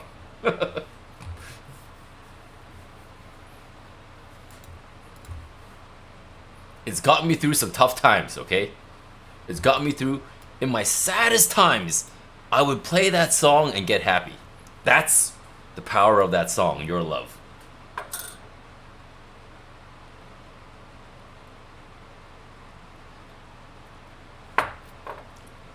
But mind you, I love older songs too, right? Like I love hip hop a lot, okay? It's just ever since I started playing the guitar, I had a new appreciation for instruments.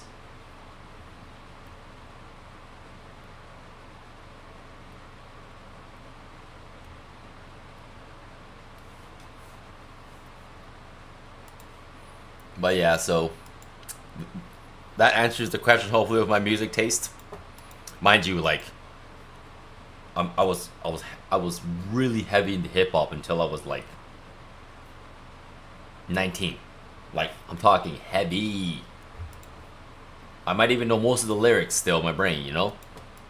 Okay.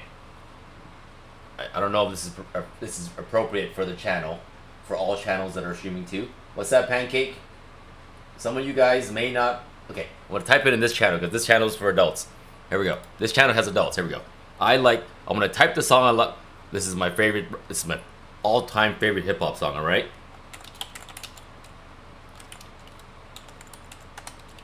Not the OG.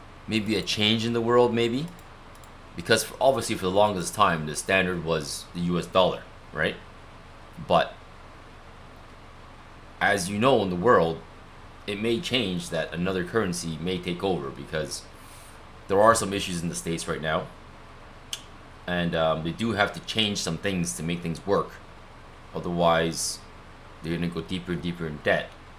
Or you may see other countries accepting other currencies more often, I think. I think that would be more of a trend in the future if the US doesn't climb up, I think. Because the truth is, US is no longer the only superpower. Well, they weren't always only the only superpower, but now there's new players in the game that are considered superpowers that have risen. China being one, India being another, and them being close together on the other side of the pond makes things like accepting the yuan very normal and acceptable. Now, Latin America is your second question, right? Hold on, wait. Let me how could I connect this? America saying they may follow and unite to create a Latin dollar. So uniting to create the dollar may not be a good idea either, like the euro, because you're unified. But what happened was there was an imbalance. Some countries made a lot, some countries didn't, and it screwed things up. It makes sense on paper, in like a kumbaya sense, right? A lot of things make sense in a kumbaya, let's all hold hands and sing kumbaya type sense. But in reality, sometimes kumbaya talk doesn't work. You know what I'm saying? And I think creating a currency that's common is not a good idea, because they're separate countries, they have separate motives. A common currency will likely benefit the richer country, or it might only benefit the poorer country, piggybacking off the richer country. If no piggybacking happens and everyone's fair, fine, right? But it's when things happen, when there's an imbalance, how do you solve that? You all have the same currency. It's like there's like problems within that solution, I guess you can say. But I'm not really like what's the word? I'm not really an expert on that one, but I'm just trying to give my opinion. Not really an expert, but to answer that question, it's like 3 hours to answer that question. 3 hours. It's not an answer that can be answered for me, at least. I can answer that in like 5 minutes. It's too hard.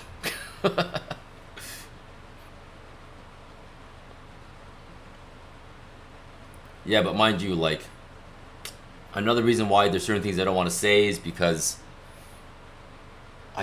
this is not a political channel. I would love to create a channel where I can talk about politics, but I think to talk about politics, you need to have a channel that is politics. Otherwise, it's adding something that doesn't need to be added to a channel like this one, I think, because it creates division. Politics creates division, right? And I'm trying to unite people with games and fun and knowledge of life and love. Politics is opposite of what I'm trying to do, I guess. This is why I don't talk about it a lot.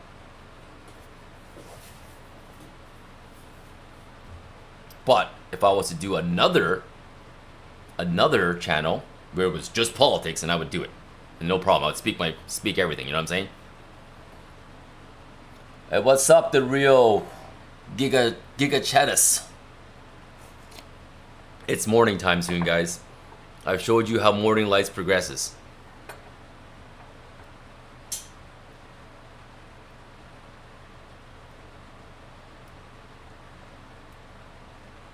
Well, that's the thing, right? Like, okay, I would love a channel where I can just talk tech stuff, right? And weird stuff and tech stuff, okay? Because conspiracy theories are so... Yeah, this is the view from my house. That's my backyard. I set up a wireless HDMI transmitter to catch the northern lights because they were on for 24 hours. I did an all-night stream last night. It was really crazy, Northern Lights. So I did the follow-up, which is the tail end of the Northern Lights, which is this, just for the heck of it, because channel's been growing, and this is my way to thank the viewers for supporting me, viewing, and all the good stuff that comes with it. I can't give you guys anything that's physical because I don't even know you guys in real life. I know you guys online only, you know what I'm saying? We know each other online, so what I can give you is an online gift of a physical phenomenon that happens super rarely. Even if another person, I dare any other YouTuber to do it. They can't do it. This took me so much effort to make. This took me, okay, it's only because I have transmitters, because I'm a professional photographer that does sports. I have wireless transmitters. This transmitter I'm using to beam this costs $1,200. The camera setup costs, the camera costs $2,000. The lens costs $1,000. Like, this is like a $5,000 setup to get you Northern Lights, because Northern Lights is really hard to see on camera. It's not an easy task. So I'm doing this as a thank you for you guys. It took me like 2 hours to set it up, alright? That's why I'm trying to use it as much as I can. So this is my thank you to everybody. Yes, it doesn't get the most views. My wife is like, why are you doing these streams? It doesn't get you the views. I'm like, listen, this is not about the views. This is me saying thank you to everybody. Me saying thank you from the bottom of my heart. I don't care about the views. I'm showing you something very rare and special because this is something that is unique. The past few days have been the greatest Northern Lights that I've seen in 10 years' time. Some people will never even see Northern Lights like that in their lifetime. So I'm just trying to give you something that's as special as I can give you, and that's what it is.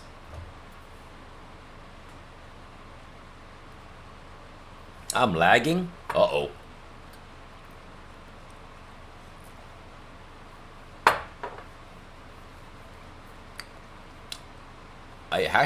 I have never heard of Hailstorm. What is Hailstorm? It's a rock band. I have never heard of Hailstorm. 97. Oh, that's why, because 97. They're before my time of picking up the guitar. I never heard of them, though. I'm going to listen to these guys. Hailstorm. Let me see. Am I okay? I think I'm okay. Sup, Gord? I'm there, man. Am I lagging? YouTube is saying it's perfectly fine. It's a green symbol. It's a green symbol on YouTube. Green means good usually. Usually, I guess. I don't know.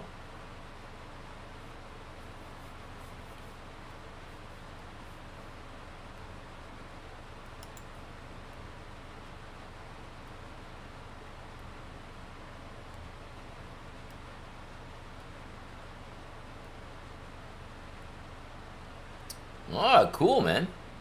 Oh, I'm not lagging. Cool. Ah, cool. So, Hailstorm. I'm gonna write these down. So, Hailstorm, and what was it? I have to scroll back up. Yeah, I'll definitely listen. I'm gonna listen to these guys today. It's gonna be fun.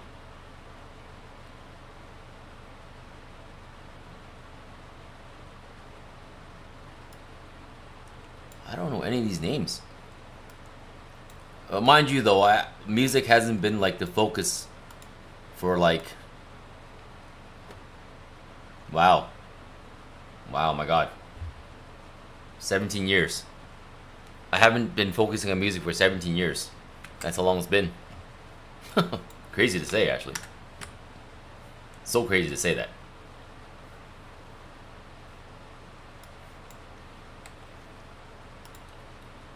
And that's why now, like, and now that my kids are of age, I bought, that's why I have guitars set up now again. Well, I always had them set up, but like, I'm trying to get them into guitar because I can teach them that, right? One of my sons really loves instruments. One of my sons doesn't care for it, but one of my sons really loves instruments. So we're gonna probably play more guitar together. I would taught some basics, but like, he's just not there yet. He's 11. right? But he does the clarinet, flute, and like stuff like that, right? Guitar, I would love to teach him, but he needs to be a little bit older. I teach him the basics right now, but like I find the perfect time to learn the guitar is like 14 years old, 15 years old. That time is a good time to learn the guitar. I find the brain is good enough to like pick it up. Topic of this live is Northern Lights. Northern Lights, good username.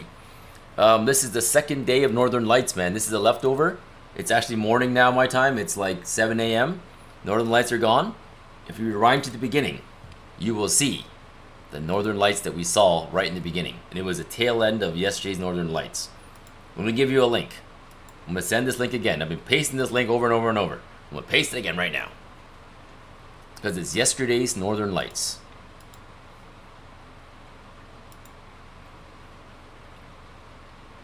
So, Northern Lights number 2. So here it is, guys. Here it is. Boom. Northern Lights from yesterday.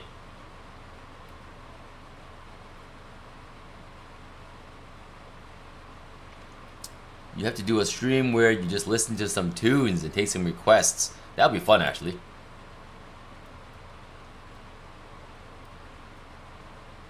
No. 3 kids. 3 kids. 5 kids I can't handle. 3 kids. I cannot do 5 kids in 2025. Cool, Pancake. Did you like it, Pancake? Your DJ channel, I'll be crazy. I have a lot. I used to be in the music business. Nah, I don't want to talk about it too much. That didn't end. That didn't end well in terms of like. Okay, I can't talk about that right now. It's just. I used to do music videos and stuff like that, but like. It's too violent in that scene, basically. Hip hop scene's too violent for a family man. Put it that way. I'm not gonna put myself in those situations. Hip hop concerts are not safe. Not safe. Not for me, at least not for me.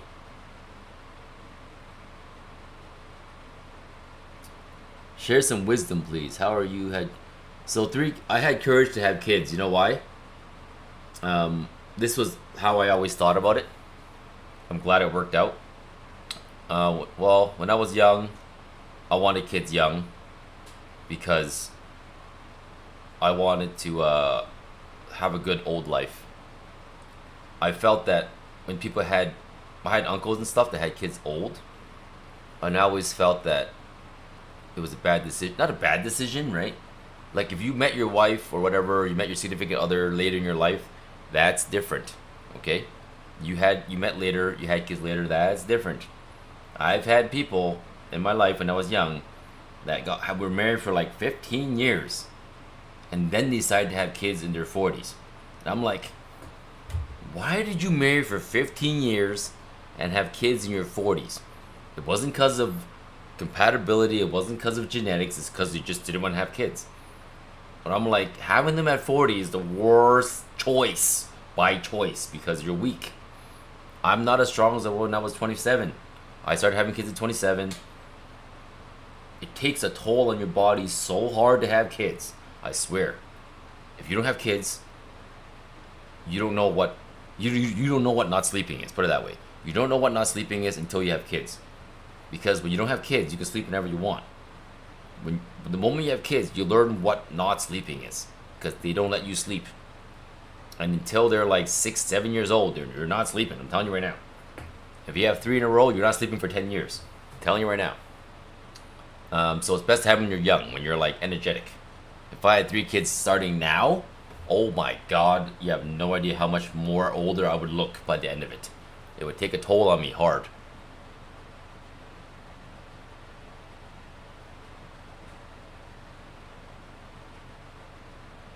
Oh, if I was starting IT today, you know,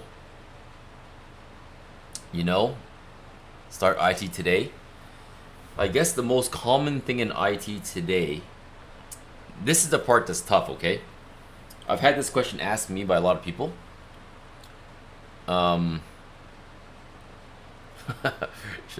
This is a long answer, man. How should I summarize this?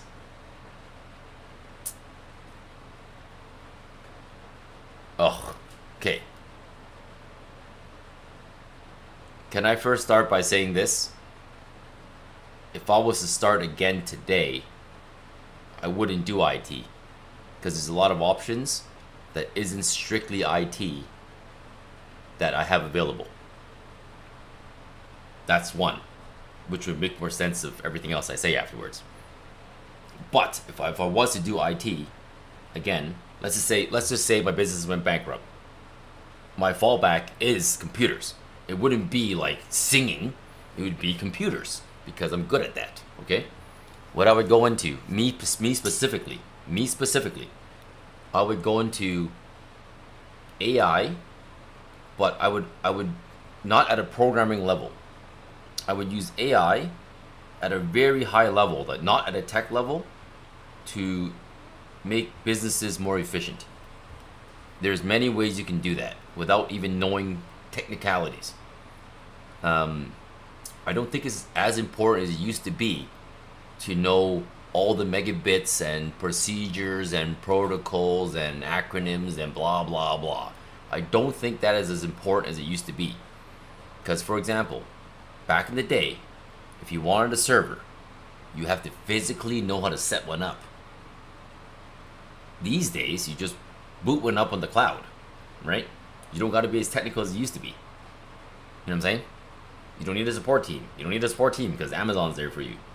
So what you could do is utilize the tools in the new age in new ways, right? Look at the world. Amazon is laying off like 46k people. Imperial Oil laying off their IT team. Many companies are laying off their IT team. Why? Because AI has replaced a lot of jobs. That's the truth, right? So people are utilizing AI to do things differently, right? So what I'm trying to say is, what I would do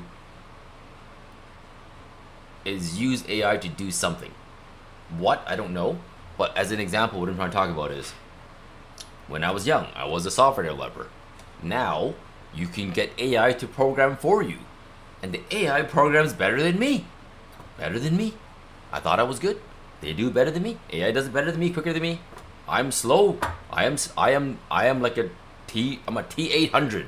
And the AI is a T1000 or TX. You know what I'm saying? Terminator talk. You guys know Terminator? Hope so. Otherwise it doesn't work. Basically, that's what I'm saying. Like there's a change in the world right now on how tools are used. So there is no right answer, there is no wrong answer, but it's definitely the wild wild west right now. If you can think of something that AI does that you can use for AI to make better, it'll definitely work. That's where I would go for direction for me. Like for example, hello Ella, happy. Why are you staying up so? I'm staying up because I'm trying to show the Northern Lights. Yeah, we're going trick-or-treating today. I'm gonna sleep in the daytime when you're in school, like always. My daughter's going to school soon.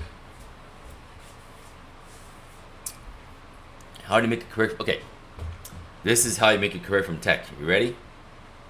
It's the only advice I can give because this is how I did it. Start from the bottom.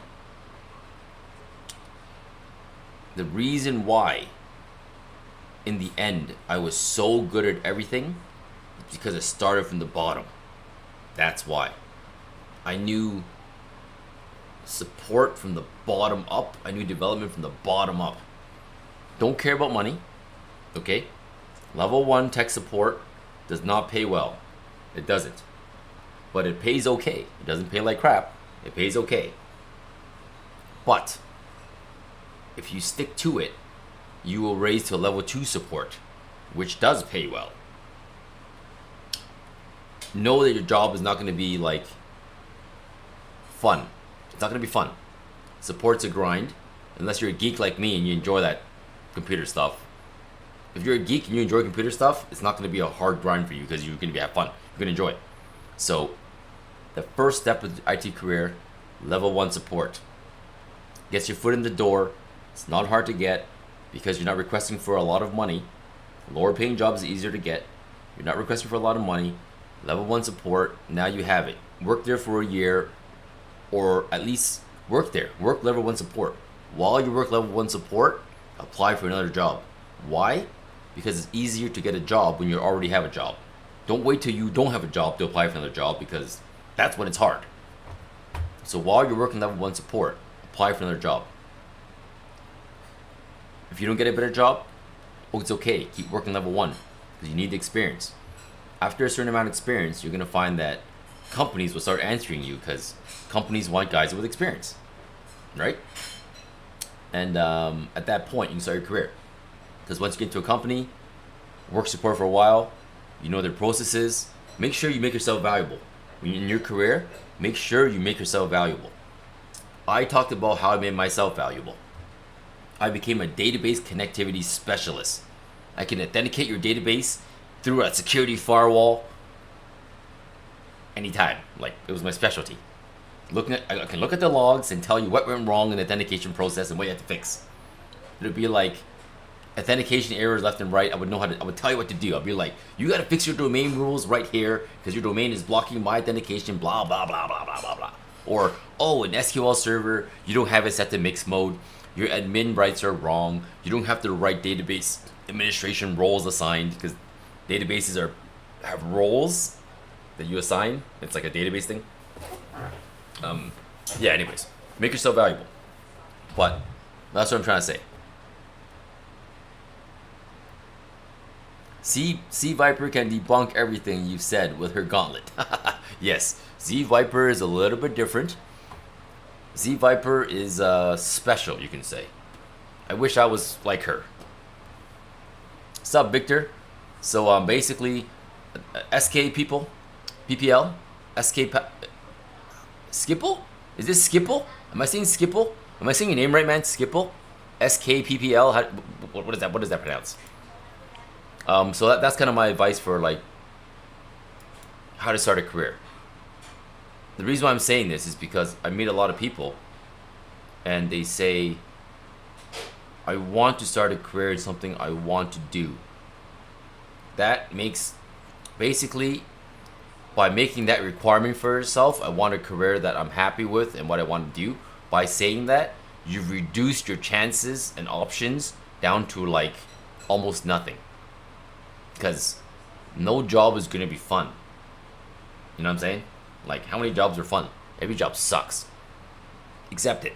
Every job you do is gonna suck. Accept it, and then your career will work itself out at the end. I think.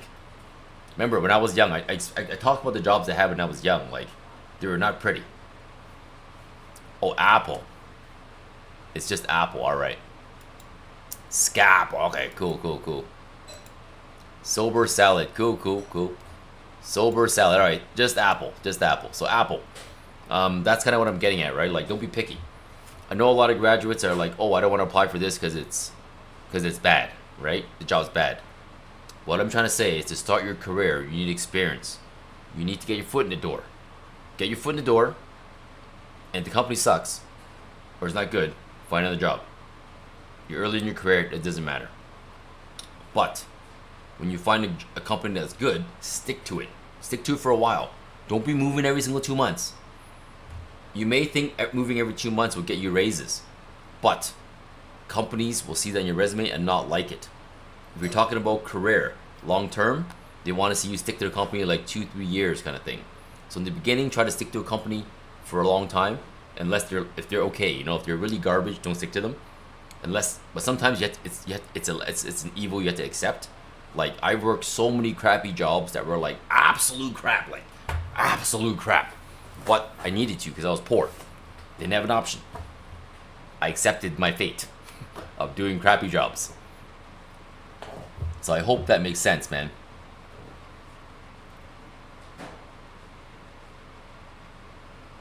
So, you know, in the perfect world, you're going to get a job you like, pays well, blah, blah, blah. But like I said, the world isn't always perfect. Sometimes you have to take option B, C, D. Like, when I plan things in my life, I have plan A, B, C, D. I call it, you have to have up to plan D minimum, right? For example, my wife likes to plan A and B, right? And if she doesn't get plan A, she's kind of upset because she has to take plan B. I have plan A, B, C, D. What it means is, if I'm taking plan B, plan A did not work out. Plan A was the perfect scenario. If I'm taking plan B, it means plan A is gone. It's sailed away. It's not going to be an option. And if I'm taking plan C, it means that plan A and B failed. The two plans that were good have failed. I am taking the lesser plan that no one wants to take, but I don't have a choice. Often in my life, even plan C failed. I had to take plan D. Plan D is the worst scenario that you can think of. But if you have a plan that can handle the worst case scenario, you're good to go. Remember, plan D is going to suck. But it is the plan that you've created to handle that crappy situation. You know what I'm saying?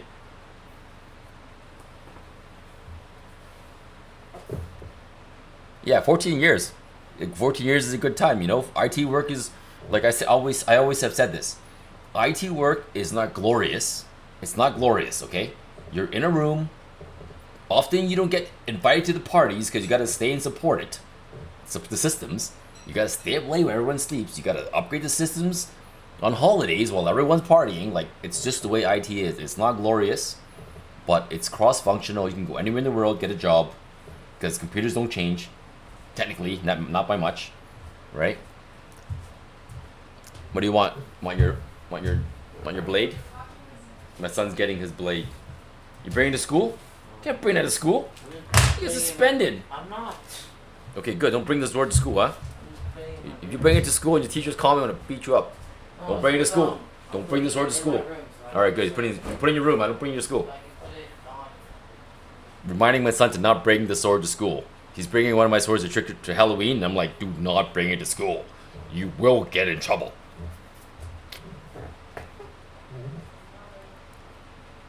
Oh. So yeah, I mean, I hope that, you know, I'm just spewing what I think is right. I hope that kind of helps with the IT career. You know, just know that IT is a grind. You know, some guys are like, okay, when I was in IT, some of the guys were like, I don't know how you do it, man. All day you're just doing tickets. And I'm like, well, it's better than not making money. Like, just know that work sucks, man. I've done worse work than that. I guess it depends what kind of bad work you've done. I've done work where I have to pick up doo-doo, okay? So as long as I'm not picking up doo-doo, the job's good. Alright? As long as I'm not picking up doo-doo, the job is good. So just know that I've had the worst jobs. I've had such disgusting jobs that I would never want my family to do these jobs. I only did those jobs because I had no other choice in life. And that's what I mean by I suffered a lot. But either way, I mean, like, it's just life. It's just life, man. And it's just a job. You need money, work the job, get money, move up. That's all it is. And I don't know. That's kind of what I'm trying to get at, you know? Don't be picky. Like, beggars can't be that's exactly it. Beggars can't be choosers. If you're a beggar, don't be a chooser, because it doesn't work out, you know? That mentality doesn't work out. And if you're looking for a job, you're a beggar. Straight up, all right? You're begging for the job. You got to sell yourself. And if you're not willing to beg for the job, then, hey, man, you may not get it. You can't put yourself in a pedestal. You can't put yourself in a pedestal if you're looking for a job. You can't be like, I'm only going to take this job if you pay me this amount of money, or I'm not taking it. You can't do that. They're going to pay you what they pay you. You can do that if you're a valuable employee, yes.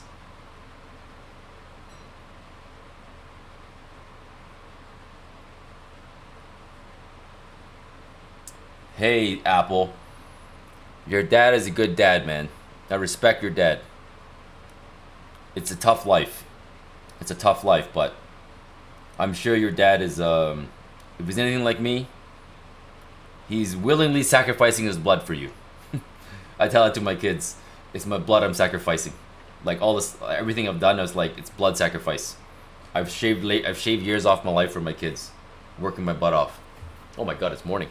Jeez, crazy. Okay, I'm gonna go outside for a second, get some fresh air, readjust the camera. Okay. Wait. The upside of IT is your job is different every day.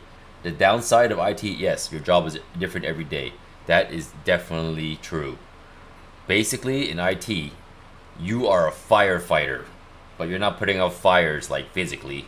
You're putting out IT fires. And it's a thankless job, okay? In IT, a lot of people feel unappreciated. This is very common. In the IT world, they feel unappreciated because they only call you when they need you. And when they don't need you, you are invisible. That is the life of an IT guy. Seriously, I'm not kidding. You know what I'm talking about if you're an IT person? When things are wrong, when things are broken, you're the most popular man. When things are working, who is this guy again? But that's the life of IT, right? Give me a sec. I gotta go outside and I gotta get some fresh air and I gotta change the exposure outside.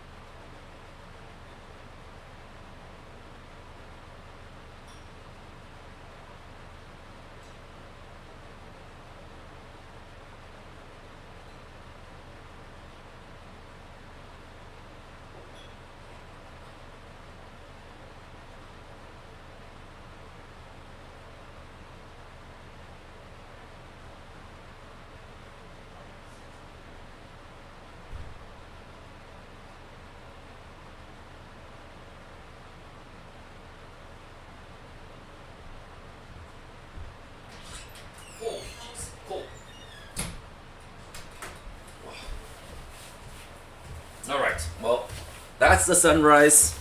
Northern Lights has officially disappeared. So guys, my kids are eating breakfast. I'm gonna join them. Say hello to them for little school. After that, I'm gonna pass out. So, I appreciate everyone watching. This is my thank you stream. Happy Halloween. I gotta sleep because today's Halloween. I gotta like, you know, stay up and trick or treat and stuff like that. So guys, wait, OCPU pins because it was better than junk we got. Straightening pins, man. I'm telling you, even today I straightened pins. I dropped the AM4 CPU wrong. I had to take a credit card and straighten the pins because I dropped it wrong. Anyways, topic for next time. Okay, I gotta go. Peace out, guys. Thanks for watching. Thank you, thank you, thank you. Peace out.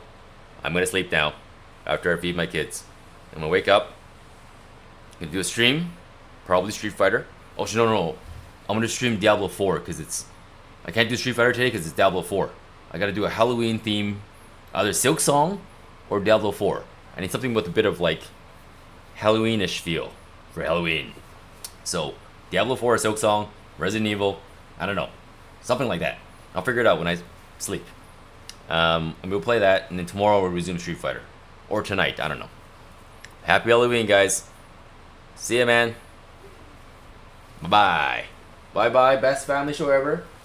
Eco Max Bang, bye-bye. Pancake, bye. Baby Sajas, Jasmine, bye-bye. Outdoor show, bye-bye. Best family gaming show, you guys. I'm mainly chatting with you guys more than anybody. See you guys. Seriously, I gotta go. Bye-bye. Bye.